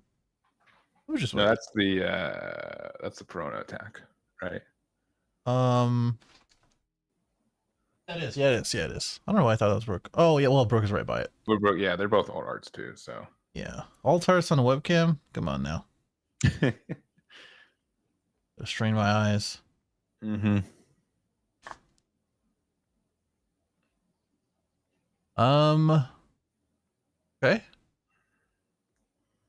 Okay. I'm playing Rebecca for 4. Playing out a Hina. Yep. Get to remove it with Brook now. Yep. And Brook doesn't do any damage. And then I mean we can play Kuzan again for 4, and man, that's so mean. I think that's what's gonna happen. Yeah, I don't know if our trash wasn't set up to do it without playing the Hogbat or without playing the Moria, or if we just don't have it. They have like 3 cards in trash. Yeah, because we haven't been using leader effects, so no. Yeah, this was the right way to play it. Obviously, you'd want a Moria on board if you could, but Matt Kuzan is such a menace. Yeah, basically can't play in the Luffy's until that's off board. Yeah, or even 8-drop kids. Yeah. They have backlight. I haven't used it. All right, so we can use that. We can swing 6 into this Brook, maybe. Probably be a good play, because the Rebecca is just gonna get the free block. I think you swing 6 anyway because you use leader effects. May as well get this extra draw. But we're not gonna do that. We're just gonna swing 5.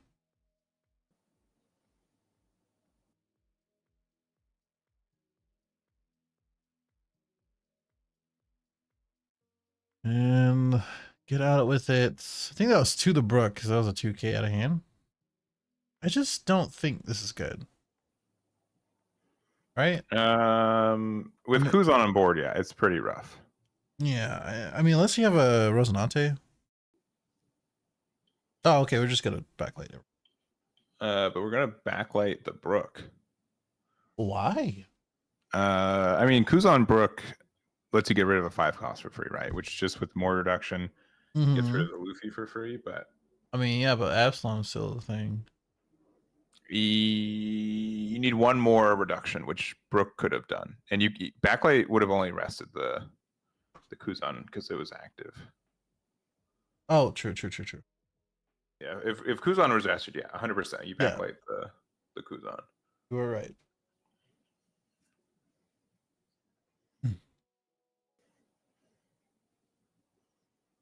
Okay. Oh, what? Oh, what do we?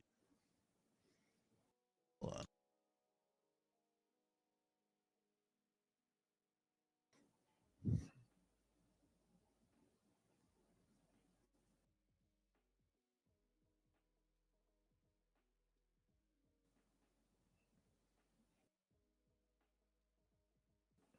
Oh, we're starting with the 5. Yeah, I think you got to block with the Luffy, as much as it stinks. But I think that's the play because you might lose it later.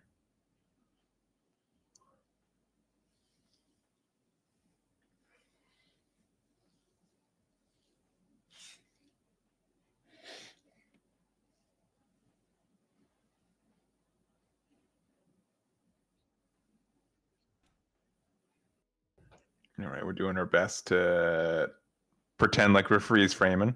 But don't move. Yeah. It's not a DQ. Yeah. All right, so we reduced it by 5 now by playing the Brook. So we're going to be able to play an Absalom from trash if we have one in rotation, which we do now.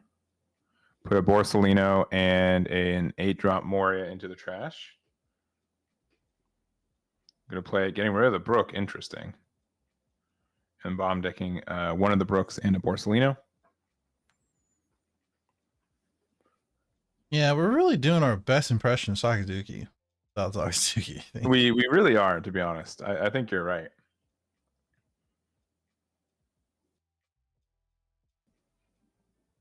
So it's going to be 6 going in. And I think we have another 4 Dawn, which we can use off Hina and Perona for, I think, 2 7K swings.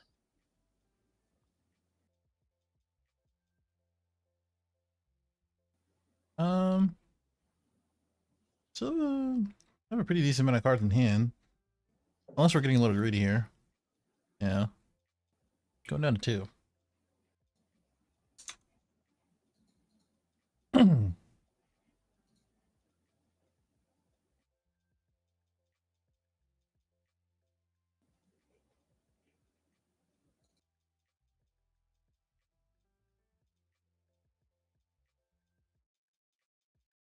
All right. Another 5K swing. The Gecko special. Yep.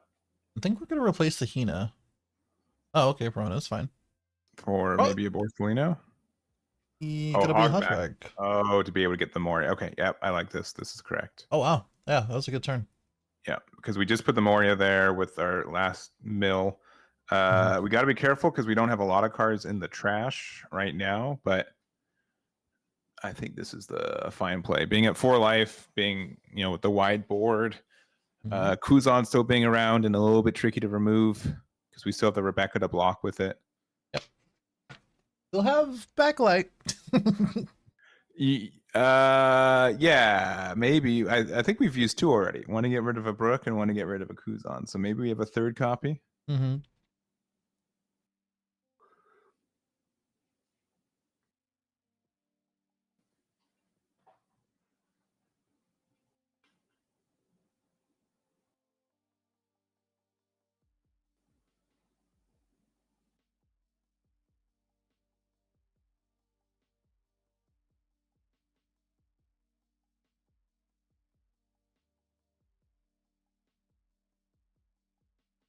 I think Rebecca is being blocked here just so he can pick it back up. Yeah, because we still have a Brook in there too. I don't think we have a Suru though. I don't think so. Yeah, because at least in trash for a Moria play. Yeah. Be limited on our options right now. but it's not that big of a deal.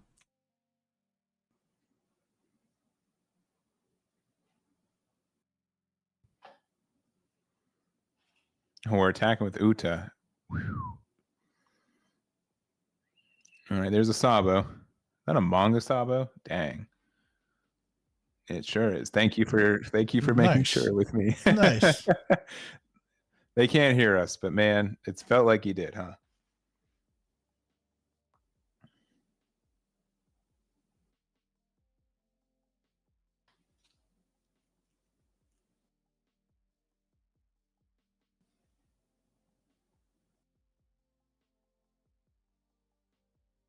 I think this kid is asking for trouble, right? I mean, with Kuzan on the board, oh yeah, but at least it doesn't have the Dawn underneath it. It's not removable. Like you aren't forced to attack into it if you want to get around it, but It's just like the Kuzan swing with Gecko coming down, because we know he has a Gecko, sure. And we just got to worry about reduction, which we do have in Kuzan and Rebecca Brooke. Oh, we're not playing more anymore. All right, we're just going. I guess so. Our good numbers, I guess. We have 6 Dawn left. Yeah, because I don't think we have Helmeppo. I don't think there's a way to actually get rid of that, at least with the Moria play. Because if we had like a Helmeppo, we could be able to attack with Kuzan, play 8-drop Moria, bring back like Rebecca Helmeppo, and then Rebecca play Brooke to get like the last hit for it.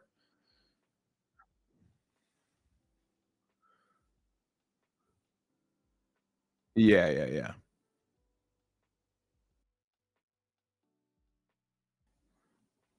That makes sense. All right, going down to 1. I mean, if you have Ice Age plus leader effect is good, but dang, you know what? 7's a really good number, huh? Only issue with this is that if you let their kid survive, you've just given them a bunch of cards to hang out with. I mean, how is the kid gonna get removed now? I mean, with getting the Kuzan out. Still a 4 cost. That's what I'm saying. Like, if I think it's going to stay around for. Oh yeah. For another round, but.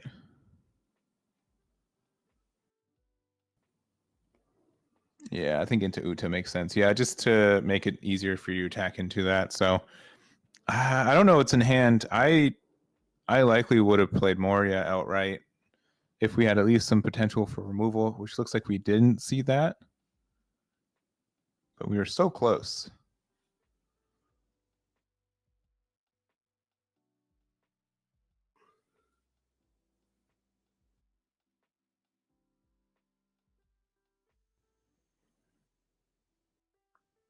Mm-hmm.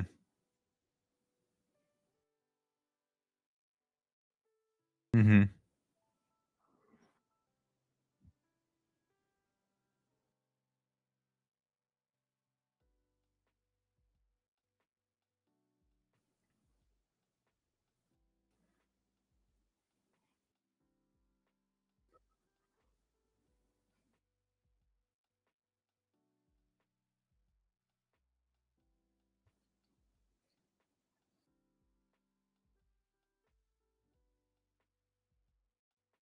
Yeah, but it looks like we're going 8. We're going to draw a Zoro off the top of our deck.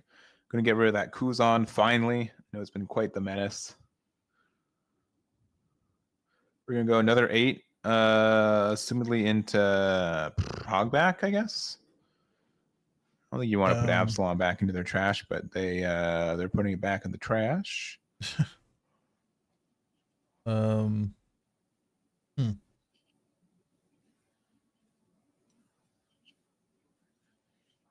Yeah. Yeah, because now with all this, all these resources used, I mean, we only have 1 card or 2 cards in hand as Uta, and basically we're just saying like, cool, that's fine. I'm gonna be able to remove this this Uta blocker and just swing pretty big. Hopefully Hmm. that's the case for Gecko. Yeah, I mean, if we just play the 8-drop Moria, which again we know is in hand, we use it to play Kuzan and something else. It just means Kuzan's set up to remove the 8-drop kid next turn, which would be good, and hopefully get enough to get there. Because again, with the cards on board, we're probably fine. But Mm-hmm. oh, we're just going big number. I mean, that's what I was saying before. Like you don't have to worry about all the Dawn to use and all the other stuff if they only have 2 cards in hand and no blockers. Yeah, it's just like we're not winning this turn, and we're not going to be able to win next turn either, because likely they're going to get rid of the Hina. And we know that there's a 1K in hand, so this is 10, so it'd have to be 2K, 1K, which it was not. Yeah, I don't know. As Uta, I would feel pretty bad in this position because I know Sure. I'm at 1, and even if I establish another 8 cost, like what does that even mean for me? I mean, at this point, you don't even have to establish an 8-drop. You can just you can build the board again, because you're likely going to get rid of this Hina. You're going to draw a card off Uta. Mm-hmm. If we go like 8, yeah, see that Luffy? Yeah, that's the card I was thinking of. Yeah, Luffy plays something, get the advantage from it. Like if we have like a Nami that we were able to draw a card with as well, Mm-hmm. we have a lot of good things I think coming our way. And I think the Moria player was a little bit impatient, and they might get punished for it.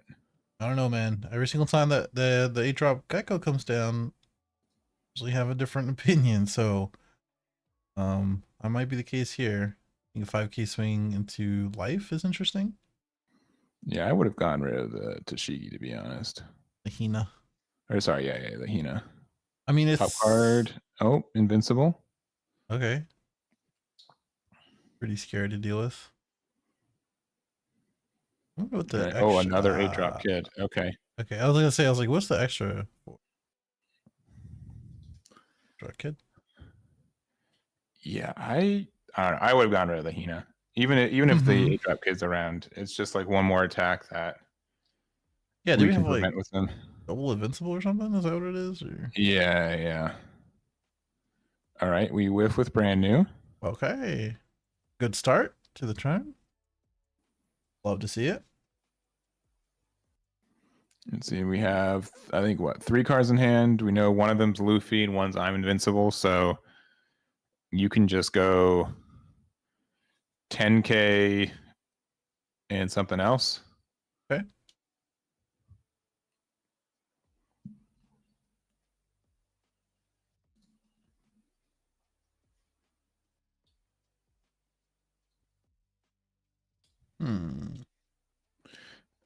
Oh, no. Hmm. I don't know. I like I'm not going to claim I'm right in any regard, but Okay, that's a good start. knowing that we have the 3 cards in their hand, 2 of them are useless, and being able to like easily remove this kid just by putting Dawn on stuff, I think that would be Better. Yeah, because now they're just going to be able to play 7-cost Luffy next turn, which is like another defense. They're going to be able to draw a card off Uta. Yeah. It's an interesting game state we've stumbled into. I don't know. I think he's just trying to figure out a way to be in a like a an advantageous position, but I think you just created more issues for yourself, unfortunately. For whom? The Moria? Yeah. Yeah. If you would have prevented them from establishing, like, just the state drop now has value. It didn't get value last turn. No, it was just there, preventing not losing. I think you had to go 6, not 7 here. Because 6 with leader and then 9, you have enough for Luffy after. Oh, we're not even. Oh, we don't care. We're doing I'm We don't even invincible. care. Yeah. Oh, that's super interesting. I don't think that's the right play because like you're gonna go the 9. Mm-hmm. Wait. Yeah, you're not. Are we just not playing? Oh, I guess we're not. Yeah, maybe we're just playing a blocker out. I mean, he wants to do I'm invincible, but I just don't think that's the play. I mean, your hand is worthless anyways, right? Like, just do it while you still have the Dawn, and Dawn attached to your leader. Yeah, but like, okay. You've got one life. They've got an 8-drop kid, so you know that they have to get rid of one, and you got a moderately sizable hand. Yeah, but like 2 of those cards just aren't useful at all. Well, one now because we Oh yeah, got sure. rid of one of them. So we're preventing one attack, which could be the gecko attack if you have enough. That might be cool, but I don't know, man. This is an interesting again, line like to play this. our board's not. It's just full of weenies, right? We've got Hina and Moria, and Brand new.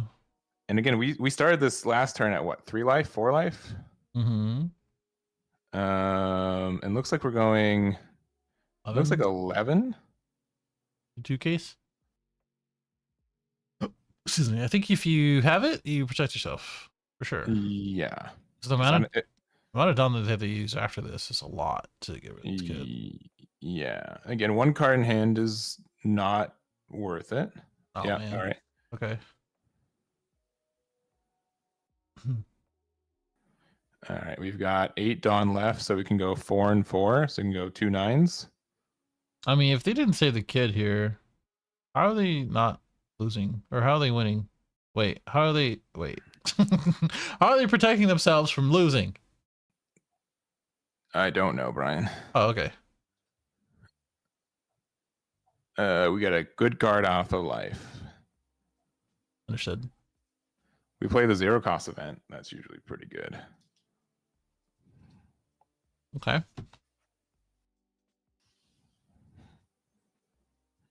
Oh, only 5. Oh, we're going for board still.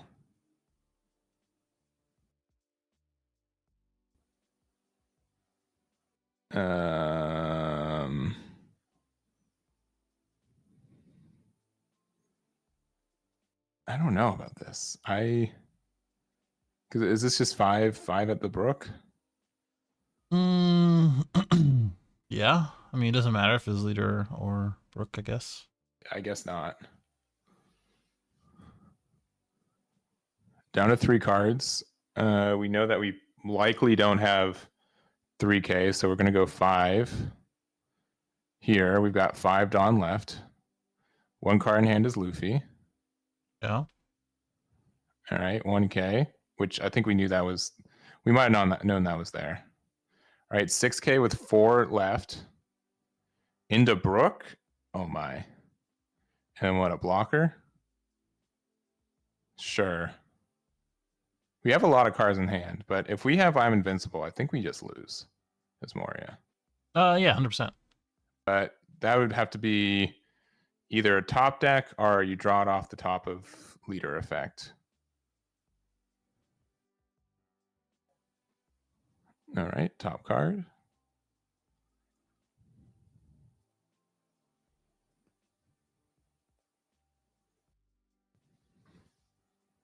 And it would be 2 12K attacks. It would be optimal way to try to finish this game. Here's the first one, top deck. It is a Sanji. We must have another Get one. the block and yeah, give up. Yeah, I just did not have it. Yeah. Got it. Was looking for it, but did not find it. Yeah. Fortunate. All right. Well, there goes that. Yeah, honestly, a super close game. Yeah. I think maybe it could have been a little bit less close, depending on some decisions. But yeah, interesting lines to play. But we kind of got to where we kind of thought it was gonna go. I don't know. I like I said, it was a bit of a weird one. Let's go back to Is. Sure. I'm gonna take a good minute too. I think we only have what 5 or 6 minutes left in normal time and overtime afterwards. Only 2 more rounds after this as well. Yes, yeah, and we do actually have the rest of the ones finishing. So let me see real quick. Because we had Moria at all 4 tables. We have Piper on Perona, still undefeated. We have JT on Perona, still undefeated. We have Huzafar on Moria, who we just saw win. And then we have Ernesto, our Awakened TCG, on Moria, still undefeated, taking out Nami. So our top 4 undefeateds right now, our winners potentially are 2 Peronas and 2 Morias. Cool. So the Thriller Bark archetype is doing well. It seems that way. And if they're all against each other and not mirrors, then it'd be interesting to see who pulls out. Yeah, so we'll have to see. I'm 99% sure Ernesto's streaming their run already, but I'm not sure. If they are, that would be, yeah, they're streaming their run on Twitch as well, and I think YouTube as well. So likely just not their game. So both games could be on recorded as is, but I guess we'll see that when that happens. So let's see. What was it? Yeah, that's it. I'm rambling now. Please cut me off. I was waiting. I'm just waiting. Well, only a handful of minutes left into the round. We're gonna go into round 4, and we're gonna find out what the finals are gonna be right after that. And yeah, 2 Peronas, 2 Geckos. We'll see what it comes out, or what comes out of these seeding. So hold tight. We'll be back in a few minutes. Yep. See you soon.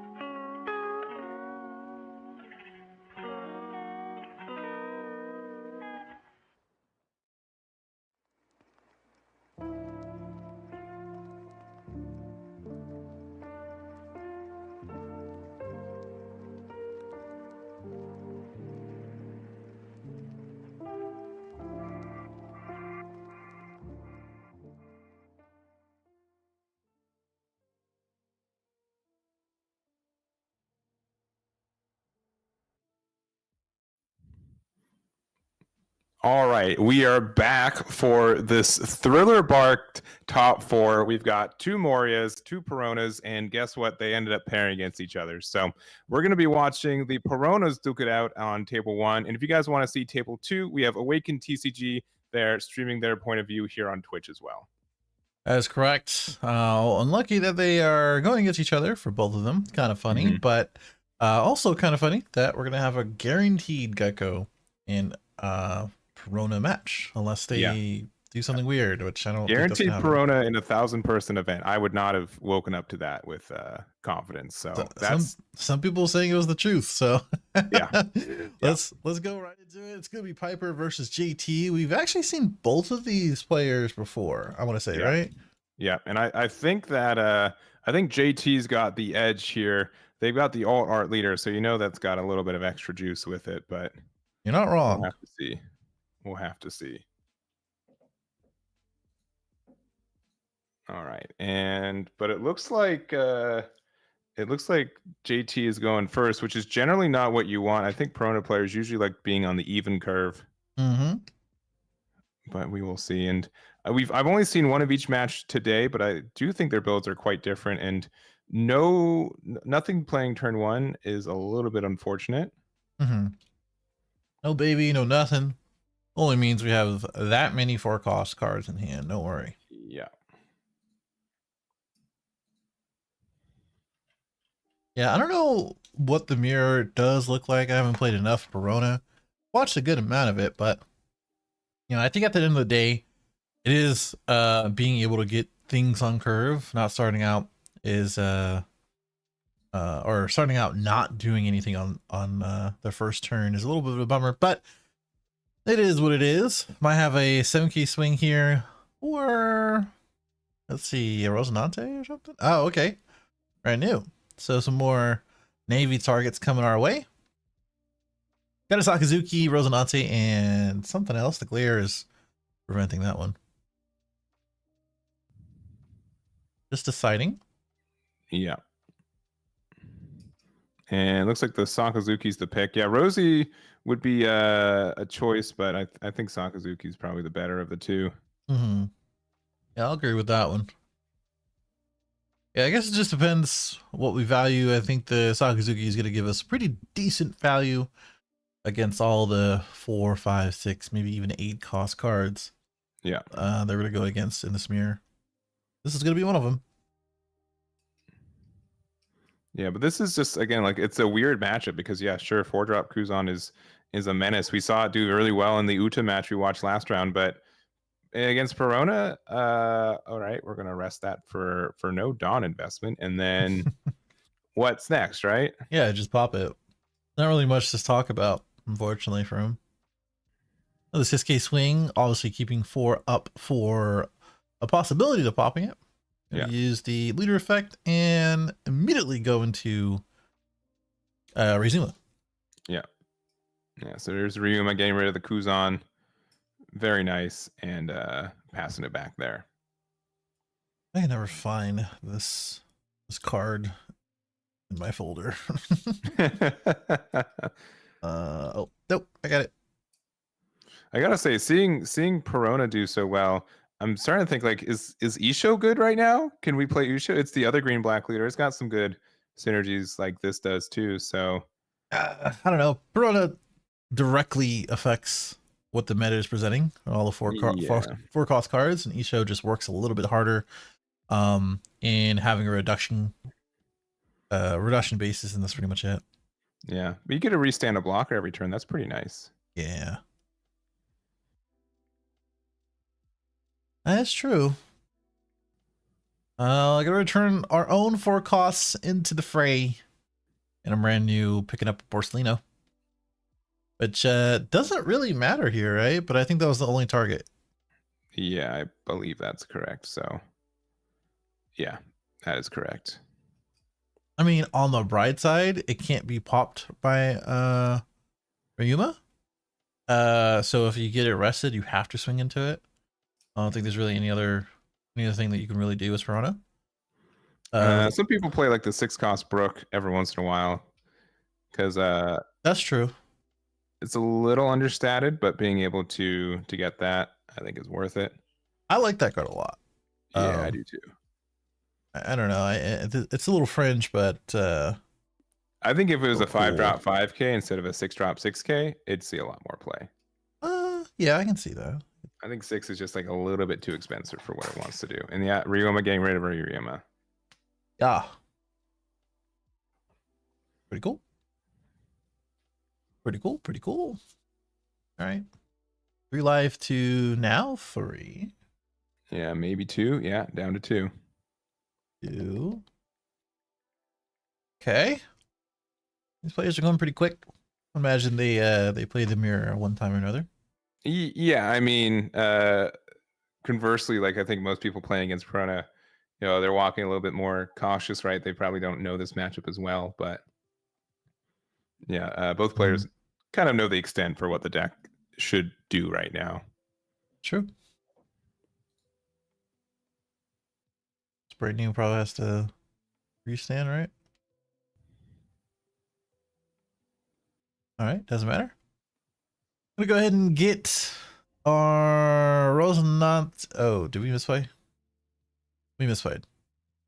We did, yeah. We forgot to rest Ryuma first before playing the Moria. This is why we gotta slow down just a little bit.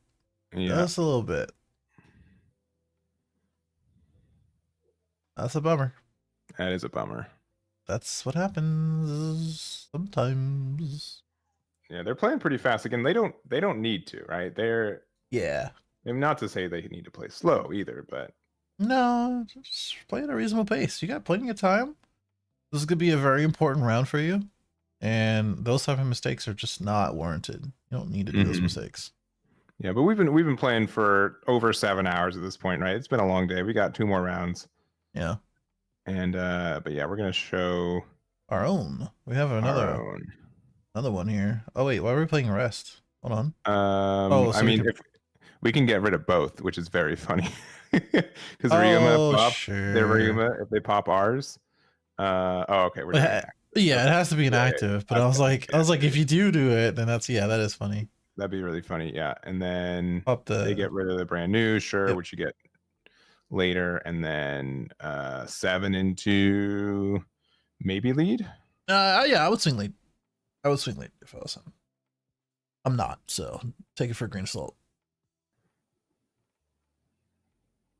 We're gonna be doing a lot of work. That is for sure. Yeah, it's like a really frustrating card to set up because you have no way to put it into your trash. But once it's there and Moria can take advantage of it, it feels great. Yeah, definitely.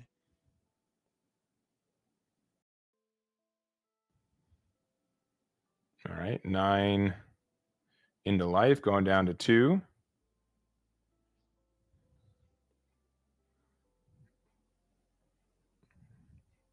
We're gonna rest that and then play the 10-drop Dofi to rest the board.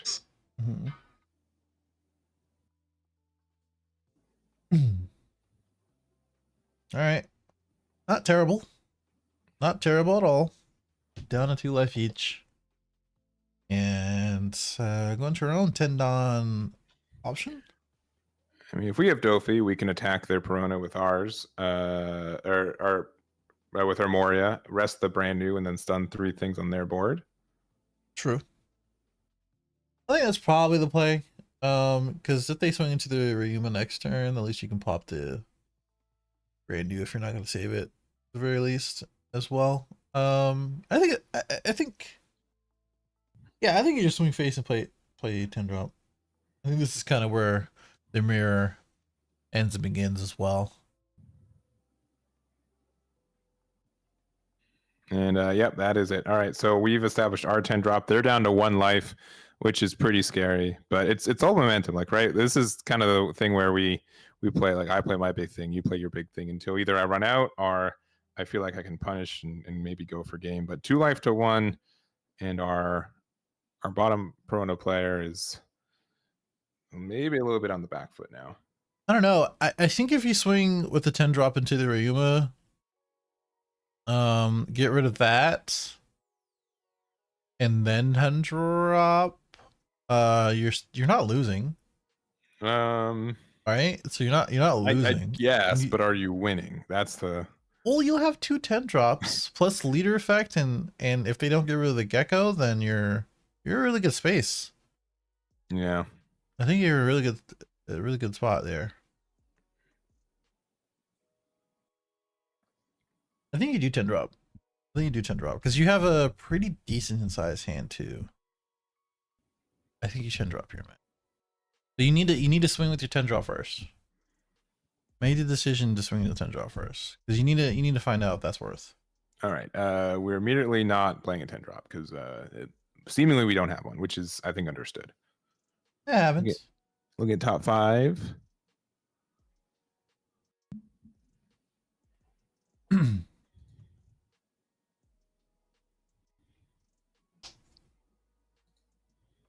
No, it's interesting.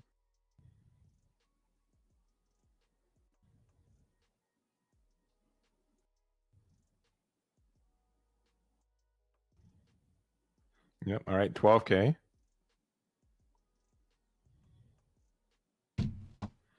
Likely into what? Moria, you think? Oh, we've got so many cards in hand. Yeah, they both do. They both do. All right. Yeah. They're at 1. You know, because even if you do establish a blocker, the only blocker that would be effective here is Sabo. Mm-hmm. Because, yeah, you can just rest. And even if we play Sabo, oh, it's the Brook. I knew he existed. Okay. Found him. Okay. Sorry, I just got a little excited there. I did. I think Piper's about to lose. I believe you're correct. I think JT's got this. I agree. Yeah, I think that is the case. All right, we're gonna start with the big 7. Okay, 0 cost event to get out with a Moria.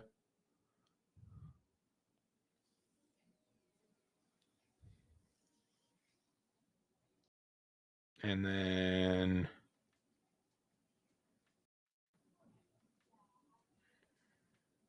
I mean, we can just go 11 and then a bunch.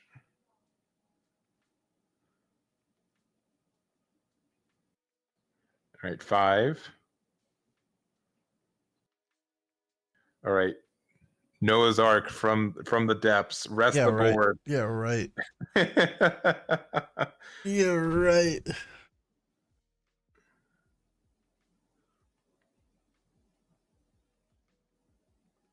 All right, 11. Maybe 12. Just trying to do the perfect math, but I don't think there is that much to think about. Because the only thing that you're really worried about is Noah's Ark, actually. I don't think there's any. Well, Punk Gibson, I guess, but yeah, something like that would rest the board. But at this point, 14, yeah, 15. Sorry, and taking it. Yeah, there's the game, and there goes. I think that we had like a minor misplay, but I wouldn't be ruffled about it. I know it's very frustrating, but I think JT just had the better hand more than off, and that's kind of how these mirror matches kind of go down to. So I think impressive for both players to be 8-0 into this, and I think JT still has a they just have a good chance to still get there. Or sorry, Piper does. JT definitely. JT's so. In top 16 guaranteed. Yeah. Yes, I do agree with that. Pretty interesting. Yeah, it definitely did come down to how they both drew, and a lot of it was that 10 drop Dofi. And that slight misplay, I don't know. I feel like that was more than slight, if anything. If we were just stunning the board anyways, yeah, it could have been more optimal, right? Like it's definitely was worse, but I don't think it's anything to shake you off. I think you can definitely get there. And then also, I did just see that Ernesto won on table 2, so nice. Ernesto is going to be in the finals versus JT. Cool. Rona versus Moria, and should be pretty interesting. Yeah, supposedly a pretty bad matchup for Gecko, but hey, Mr. Awakened TCG is on a roll, and I don't think he's won an event just yet, so I think he's due for one. Nah, he not this year. He won with Green Purple Dofi last year. Oh right, yeah. Last October-ish, maybe November, but it was a while back. It was before it was before November, like 99% sure. So I think it's due in the way that he's been playing Gecko like so long. You yeah, know? yeah, yeah, So yeah. yeah, plenty of tops, but not quite there. But that's gonna be our finals. We could go around for a game. We could see if they want to do it early. I don't know, but We what can is ask. We can ask. Yeah, that might be the way to do it. otherwise?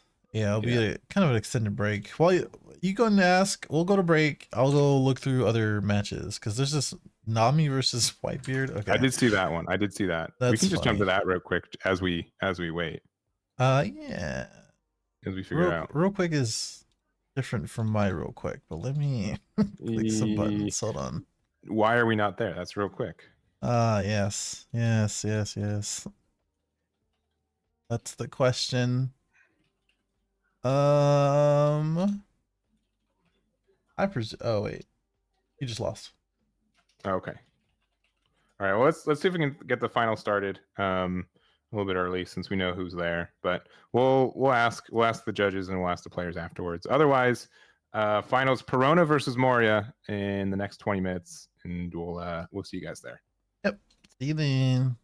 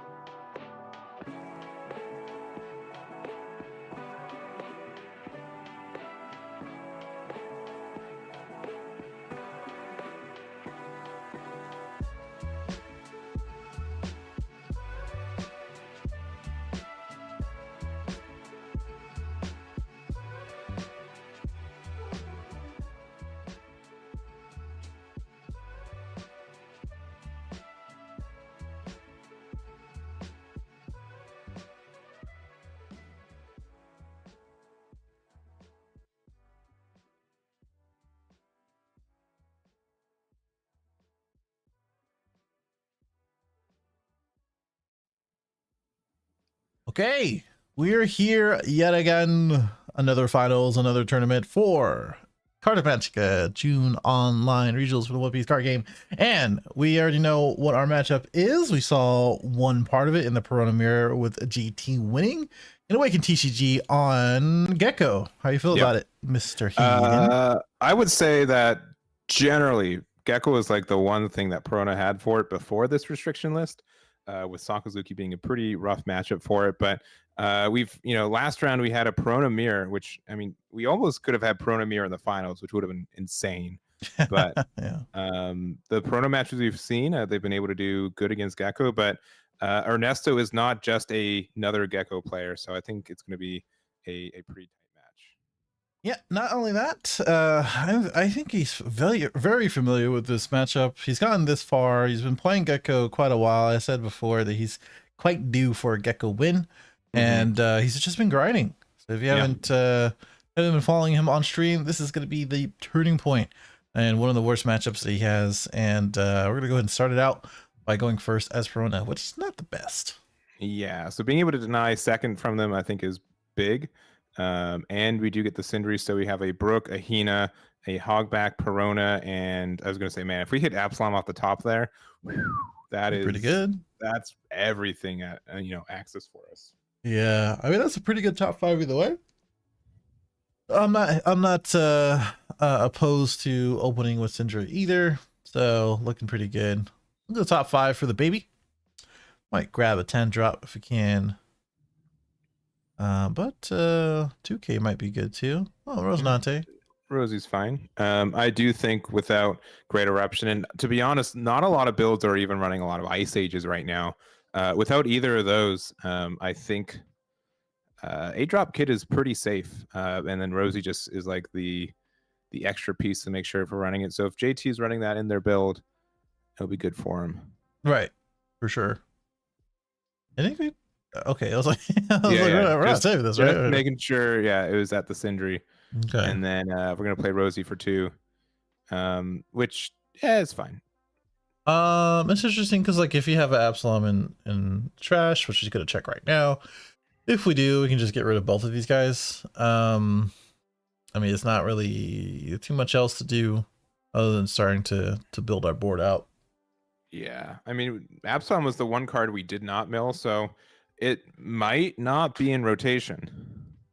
Yeah, I mean, what you could do is Hardcast Perona, and then just swing into the baby 5, get the block out. I mean, that's kind of like the best case scenario for our Perona player too, because that's probably what they were thinking. Let's see. Oh, we're just going 5 into likely baby number 5. Yeah, we'll see or not. Yeah. I mean, if we do this, if we have an Absalom in hand too, by the way, we could just swing here, they block, and then we just Absalom and just pop it anyway, right? Just hardcast it.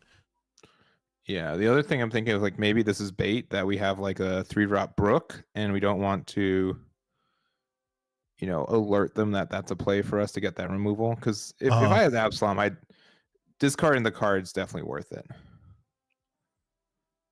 Yeah, there's some arguments here. I think Ernesto's just trying to keep his options open, right? I think that's a really important part when you have such little Dawn to use, is that if you do have a lot of options, it's just gonna make sure, or let's see what we can do with those options, and like Kuzan is gonna be it. Yeah, and again, against a lot of decks, Kuzan is quite the menace, but for Perona, being able to rest it immediately and then either swing a big 6 into it and play a 4-drop, play like a Ryuma to get rid of it. Looks like we're just going to go, I think, 6 into their leader. Yeah, so I think resting and playing Ryuma is probably our best bet now. Yep, resting it, and Ryuma sure does. All right, looking pretty good on both ends. If I say it, or if I mean both ends, I really mean Peronas, because now we're not we don't have to worry about Kuzan, and if we have more of these Ryumas, it's gonna be spelling trouble for any of the 4 costs we're gonna be playing as Gecko, which is gonna be a good amount. Yep. All right. So simple 5. JT is gonna take the 1, going down to 3 life, and then we're gonna play Helmeppo into Lucci. All right. So that will get the full clear. if the Ryuma was rested, we wouldn't be able to do that, but Mm-hmm. that is okay, and we'll have to see. Yeah, so I'm thinking like, what maybe were they thinking of like using? I mean, if you Rob Lucci effect last turn, Rosie can still protect the baby 5 before it gets removed, and so that's kind of a weird edge case for double removal effects. Sure. Yeah, I mean, I think this is the first Rob Lucci we've seen all day, huh? Yeah, I really it's don't. pretty absent in this meta right now. Right. Pretty interesting. All right, so looking at the top 3, Suru are also Suru. All right, we're gonna yeah, get the shiny one. Makes sense to me. sure. They still can get rid of this Rob Lucci if you really wanted to, which I think that's what's going to happen. Sisuke swing to the leader, get a Perona out from the hand, and we're going to play another Ryuma. Yeah, seems like it. Yep.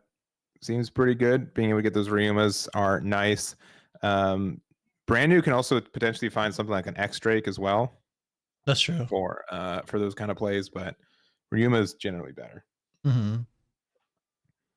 Get a Gecko. We're probably going to respond with our own Gecko this falling turn. Mm-hmm. And we can get our Ryuma back as well. Mm-hmm. Yeah. Gonna be a 9 Dawn, which is nice. 7k swing and the Gecko play. And, you know, I've seen some lists here and there as far as Perona. Some people saying, hey, play 3 Gecko.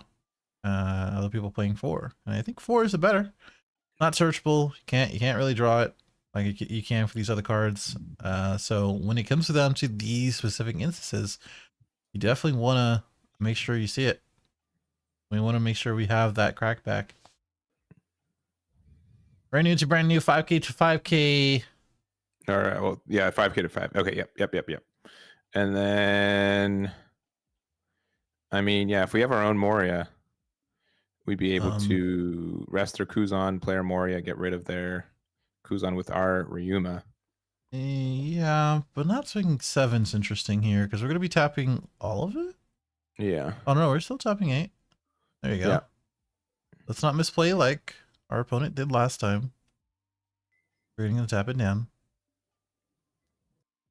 And, oh, I see why. So we're going to play Ryuma to rest it, and then we're going to use that 1 extra Dawn for baby 5 search. Ah. And so this is going to be able to help us try to find a Don Quixote do Flamingo, which I don't think we've found one yet. We might have found one off the first search, but No. that was a Rosie. That was a 2-drop Rosie. So if we have a 10-drop Dofi, we grab it, and if we don't, panic. 2K, I mean, there's a possibility we still have one in hand, especially after 2 searches. Yeah, getting the 2K here. I think that's probably fine. I'm pretty sure my heart of hearts is telling me that we have one in hand. I want to put that right back into hand, though. Yeah, the Virgo. Put the Virgo in the hand. Well, it'll get there. I'm sure it will. Put the Virgo in the. It's the stage, Virgo stage. No, put the Virgo in the. No, activate. You have 6 cards in hand, not 5. Activate counter. You put the Virgo in the hand. All right, I'll let the judge know. You can let the judge know. Yeah. The Virgo in the hand, baby.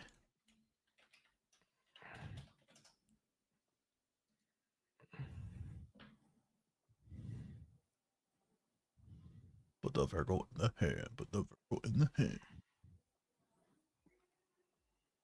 Yep, there it goes. There it is. All right. Whew.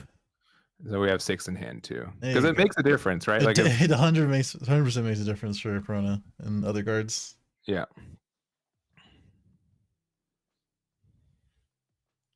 All right. Well, Hamepo got rid of the brand new.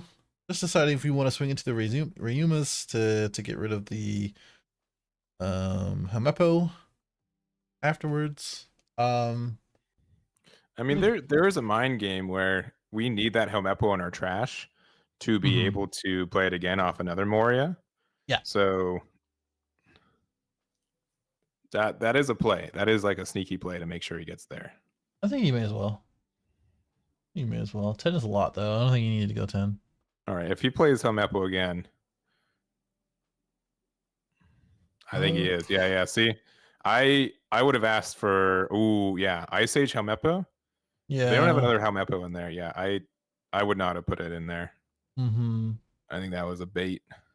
Yes, it was. Now the baby as well as the gecko are gonna get removed here, which doesn't feel great. Yeah, but we had Suru in there anyways, right? So 5 Yeah. and 2, it wasn't a big deal. Yeah, it's Yeah. the same as having a Helmeppo out there. So Suppose so. yeah, not a huge deal. Yeah, Ice Age really bridged the gap.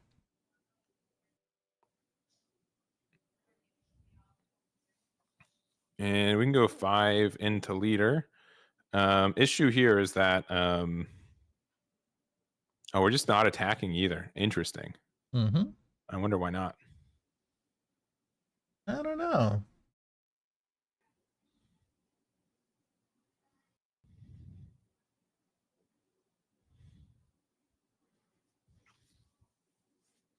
So, I mean, we can still stun 3 things because we can rest the Rob Lucci with leader effect. Mm-hmm. Yeah, so we're going to do that. We're going to go 6 into assumedly leader.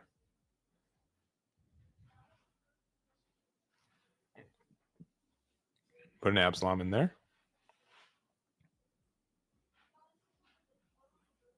And looks like we might be playing another Moria. All right, we're actually going to be playing Bellamere. Interesting. Yeah, that is quite interesting. Unless we have our own Ice Age or something. I don't know where this is going. Yeah. So we're going to go 6 into maybe Lucci. It must be Lucci because we got the 1. Yeah. And then, yeah, I guess Ice Age. Get the rest on the other Moria. All right, Suru there. So cost 5.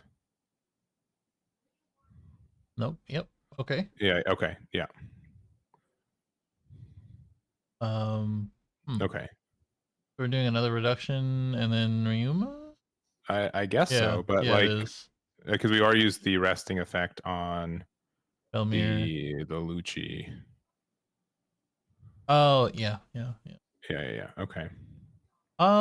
This is mostly fine. Yeah, I think that was a misplay though. But we didn't have to play with the Belmir, and we didn't have to use the resting effect, which meant I think we had to play like an extra card to get there. All right, and now we Your just math lose was a it. little off. Yeah. Huh. Okay. Well, you have to be careful with this Rob Lucci swing, especially if we're trying to get rid of one of these 4-drops. Yeah. I mean, there's a number of things that we can do as Gecko. Yeah. Honestly, it just kind of gets down to who can put more big bodies on board, right? Mm-hmm. Because I think the boards are about average. Perona's hand's a little healthier, and they're both at 3 life. Yeah. Yeah, there's gonna be a couple turning points in these next couple turns for sure.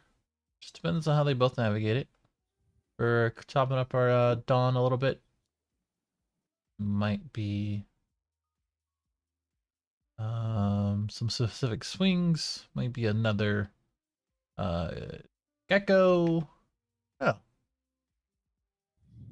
Could see an E-show. Imagine that. Imagine. I could. Oh, okay. But imagine. Let's see. How about we see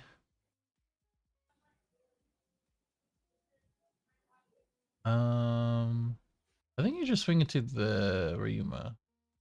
Yeah, because you kind of just need to let it go, unfortunately. I mean, you could protect it. It's just 2 cards in the hand. I think that's just better off, like, not. Or cards. Those cards are better off literally anywhere else. You don't have to worry about the Suru. I think you start swinging face. can go 7-6, and then another gecko, or 7-7 another gecko. But I think we're doing something a little different now. All right, No, 2K. yeah, 7-6 gecko. Okay.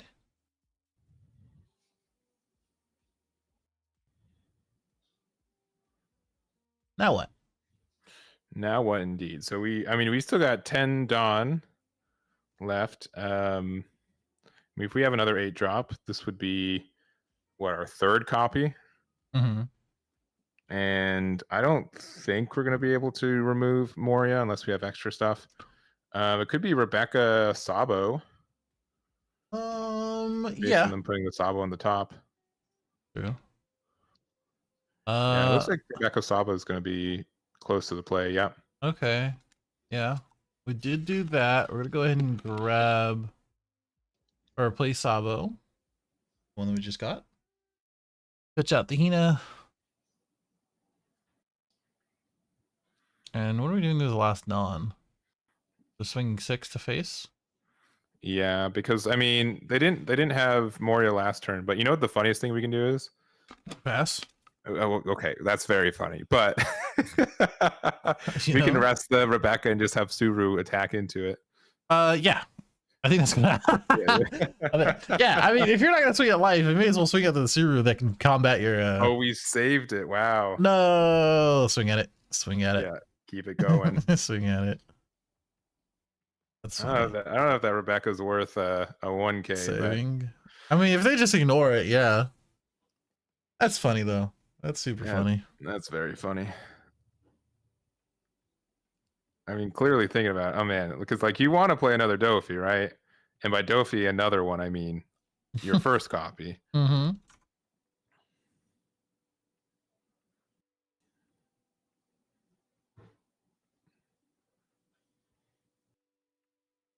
All right, fine. Okay, we get the Rebecca. Nice.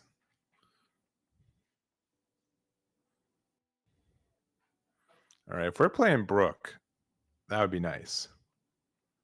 Mm. Because we can reduce it by 1. Oh no, we already used the effective leader to rest the Rebecca. Yeah, so correct. Yeah. I don't often see that effect, but it does come in handy. I think Delphi's still fine. Just swing into face. They may block with only 2 cards in hand, and just go for the Delphi. But looks like we're just gonna go ahead and Sabo ourselves. Mm-hmm.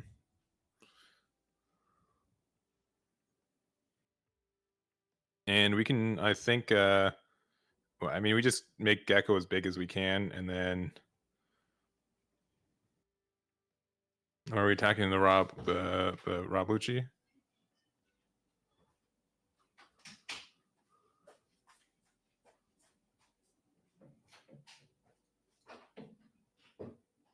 All right, can't pop anything because of the Sabo effect. That's fine. It's a pretty decent board for Perona, and not a whole ton of cards for Ernesto. So yeah, unless one of these are like a Rebecca or like a Gecko, it's gonna be hard to come back. Yeah, it would have been nice to get rid of the Rob Lucci. I don't know if it. I'm not. We can't hear. I don't know if it was just a. I mean, a 5/6 for tempo is not terrible, right? But definitely, I don't know. I think we're fine. I think we're in a fine spot.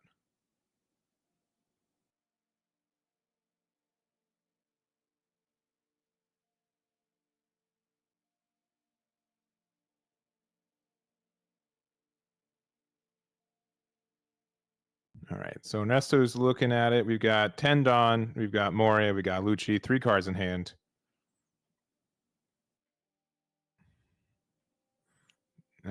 Three cards in hand to 2 cards in hand.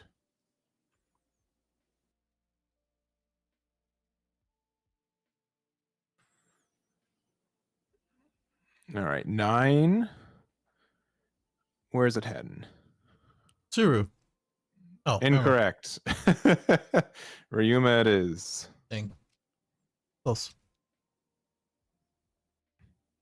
Yeah, and also we did play X-Drake after the Sabo, so There's a if we can remove it, we should.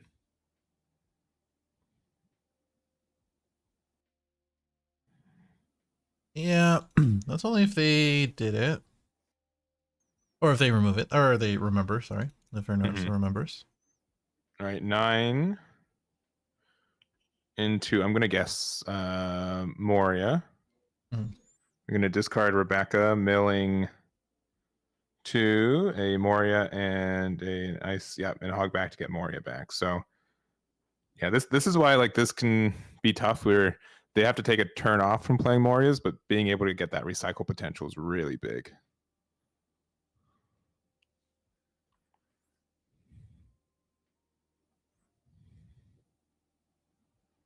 Yeah, I'm gonna have to agree with you. Only 2 cards in hand. Probably can't do exactly the same. Bring back cards out of their trash, etc., etc. You have to work with what they got.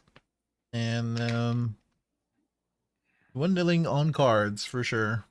Yeah, and then Rebecca once again. Oh, Subaru's getting back in. Subaru's tasting. Get him, Suru. Get him, Suru. Ernesto is definitely trying to play around this Dofi, right? Like that's definitely what's going on here. Yeah, but this is like as good a turn as ever if we have it. So Suru, yeah. 2 for 2. Undisputed, undefeated, 2-0. Suru. And Ernesto has what? I think 3 cards in hand. 2 cards in hand. And we know one of them. We know one of them is Gecko. Yeah. I think you just swing face. Yeah, just swing face. Play the 10 drop if you have it. Yeah. Yeah. Oh, we have 2 cards now. Okay. Yeah, one of them was a Perona. I think he picked a Perona before. I might be wrong. Oh, okay. We're trying to get rid of the Gecko. Yeah, that's smart. That's fair. And then I mean, do we have Gecko number 3? Oh, if we have Gecko number 3, we're just better players. I think we do. We don't. It looks like we have Borso, and then for 2, double Borso. Okay, that's arguably better. Yeah, because if we're taking a turn to Gecko, we're in such a better game state as JT than Ernesto. Like, sure, go ahead and try to remove our X-Drake, and because I mean, like, I'd rather trade off the 5k attacker for a 6. And best Ernesto can do is probably Gecko, Rebecca. But we get rid of the Rebecca for free. Yeah. So yeah, it's gonna be tough. It's gonna be really tough. It's definitely showing the matchup disadvantage here, right? Like that's what's going on here. It's possible. I mean, we're at 2 life. Got a Gecko. We can make some magic happen. And with no cards in hand, I don't believe as Perona, we can at least get rid of the X-Drake.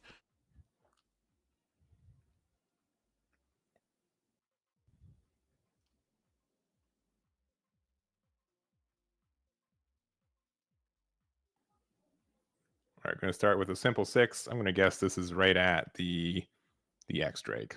Yeah. Either you block or you goes and it's going to go. Get rid of the Gecko. It's just literally something you got to worry about, unfortunately. And as Perona, I'm probably cool with taking at least 1 here. Yeah, I mean, we've been kind of starved on cards. We have 0 in hand right now, which is in before. Where is his hand? Why is his hand off screen? It is completely on screen. He just doesn't have one. Just doesn't have one. I think it's a little bit tough. I think if you're gonna do it, then like you swing twice for 6, and then you play the Gecko. And a Perona's gonna take 1 and then block the other, very likely. Yeah. Unless when the 1 card that they take is useless, then you just counter out with it. Yeah, I mean it's not very many options you're gonna be presented with here for Ernesto. Unfortunately, you're just gonna have to play the literal 2 cards in hand, which is gonna be Gecko, excuse me, and no removal. Like none of the combos outside of like removing Sabo is gonna help you here. Because I think you can do, let's see, Rebecca, Hina, Brooke. Can you do Brooke? No, you're off by You one. can, but it doesn't remove anything. Yeah, with Helmeppo, yeah. Yeah, you're off by one. And that's my scenario with Moria. Sometimes like Great Eruption got you into so much range for stuff, but okay, all right. We can use this to get rid of the. Are we getting rid of Sabo. the Sabo? Interesting. I don't think you have enough for the Gecko. You would need the same exact setup as we did before. Oh, sure. Why not? Question mark. I feel like Yeah. you should Gecko instead. You get like so much more value outside of just like a Borsalino block and an Absalom pop on the Sabo. Yeah, and we're pitching the Gecko because it's a non-counter card in hand. Yeah, but I don't know, man. And then what? Do we just block with Yeah, Borso? And then yeah. You block. I think that's what. Oh, wait. I think you with no block. Dawn, yeah, you block 100%. Yeah. Block. Because Gecko is gonna give you way more value than these two. Yeah. These Borsos. And what, you can go 9, 10, 10? Yeah, you can effectively take game.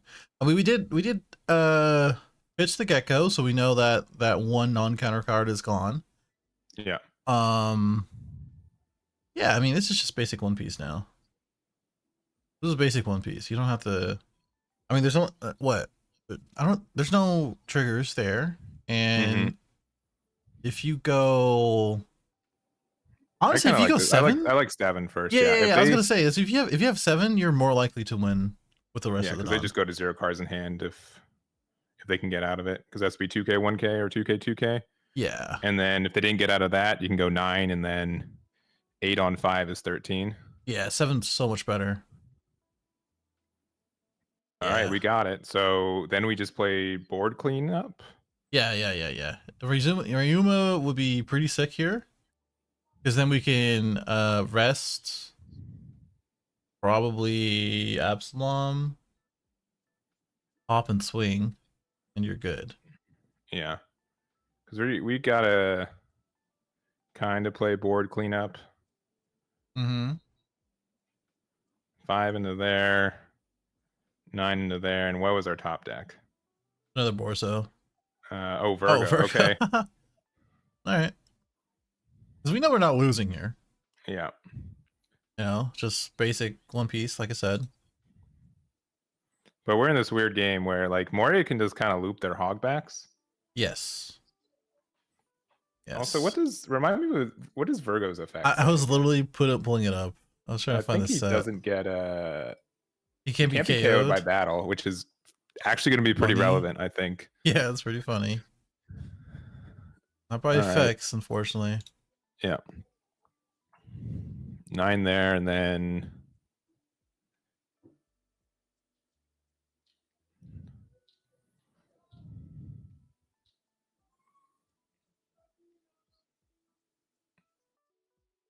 there you are. We got 7 minutes left. It was a crazy game. Yeah, pretty wild. Pretty appropriate for the final match for sure.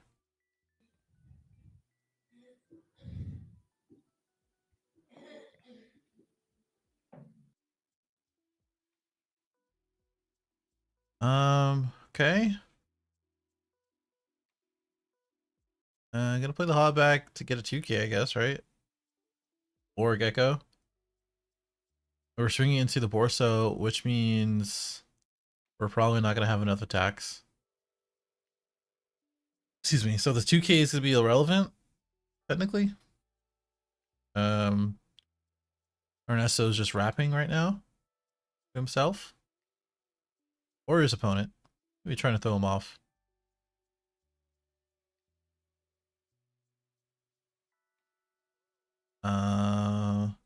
Yeah, I mean, those are their 2 options. It's going to be a 2K or the Gecko.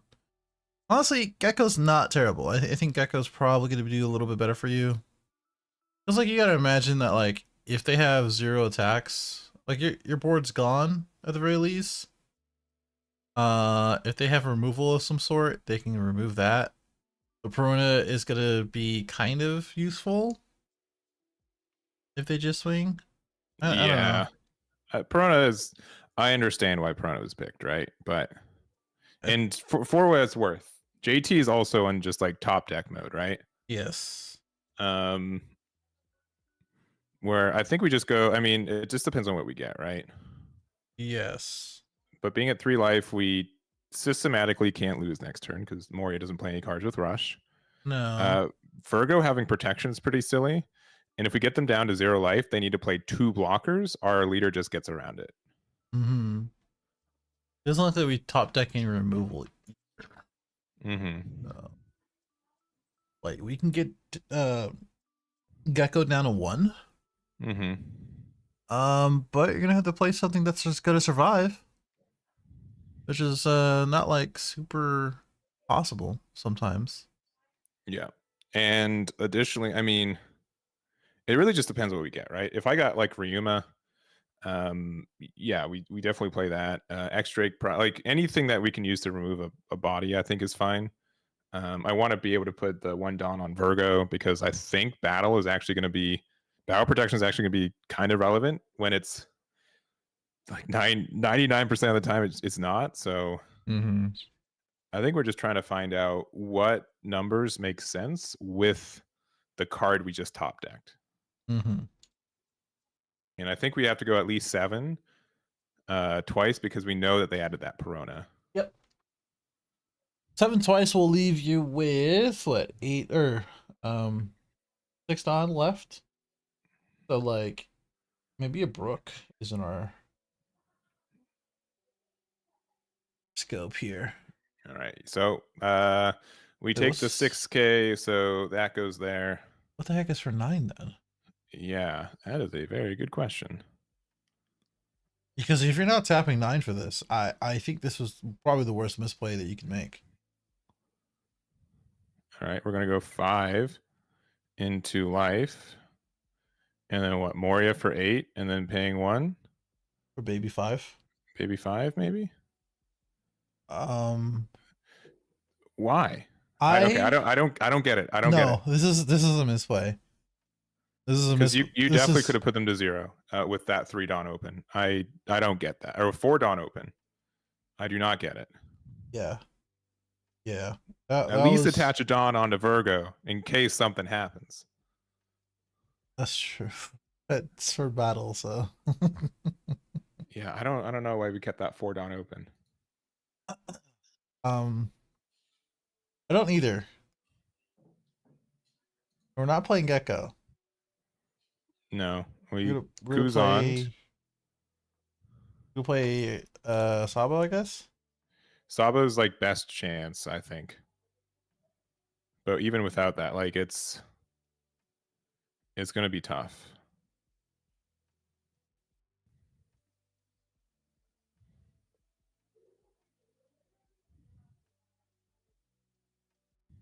Yeah, I mean, maybe they play Punk Gibson. Maybe, right? But like I think going 7-7 and still playing the Virgo, that would have been 9 Dawn, and we would have had 1 open. And either put them to 0 life or yeah, I think that would have just been stronger too. Oh, man, oh, did we attack into the Virgo and not recognize that? We might have done that. So, I get like not wanting to kill Hogback, but setting your opponent to 0 was the thing that I think that we could have done. Yeah, because like, what are we like? They can Sabo as blockers, but the only blocker that's relevant is Sabo, which means you can't play. Like, you would have to Rebecca into Sabo, and hope for the best. Yeah. So we did attack into Virgo, not knowing it was protected, and then we got 6 Dawn to work with.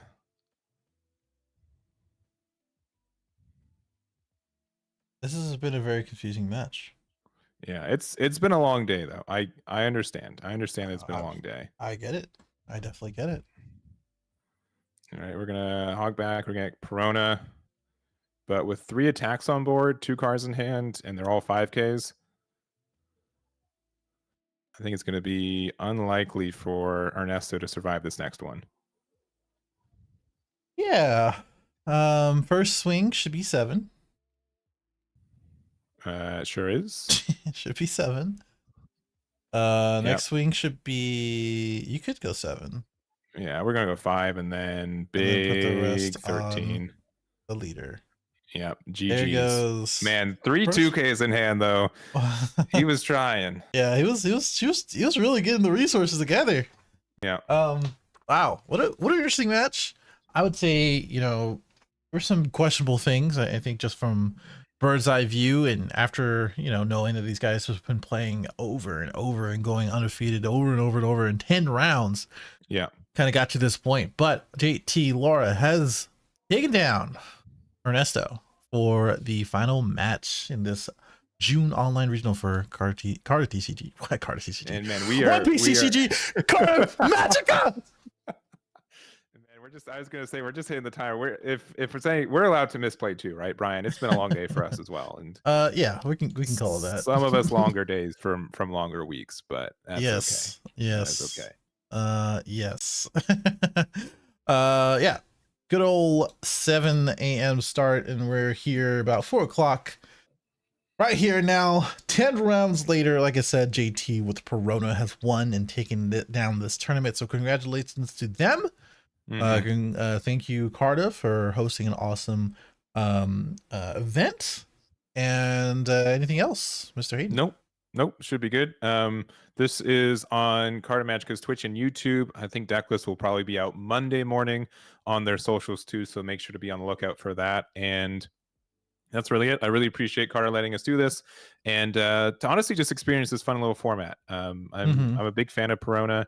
For this one, I would have played Wano even though it was undertuned, but it definitely looked like the Navy Dofi package is really strong, and just a really big congratulations to JT for the win with it. Yeah, it was really cool. Like I said, Perona players rise up. This is your time.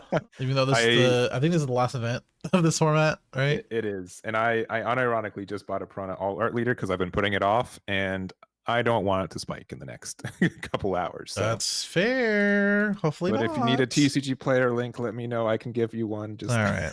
That is our cue to get out of here. So we will see you guys in the next event. Thank you for hanging out with us. Thank you, Carta, and everybody on the judge staff for putting up with us, and as well as just running the event. Hold on. Okay, and boss man. Okay, we're good. Yeah, and cool. I think that is all there is. We'll see you guys in the next one. Stay tuned, because all of the as I understand, all of the matches will be on the Carta Magica YouTube. Which, if you're watching there, just go ahead and subscribe there. Don't be weird. We'll see you guys in the next one. See you next time. Bye bye.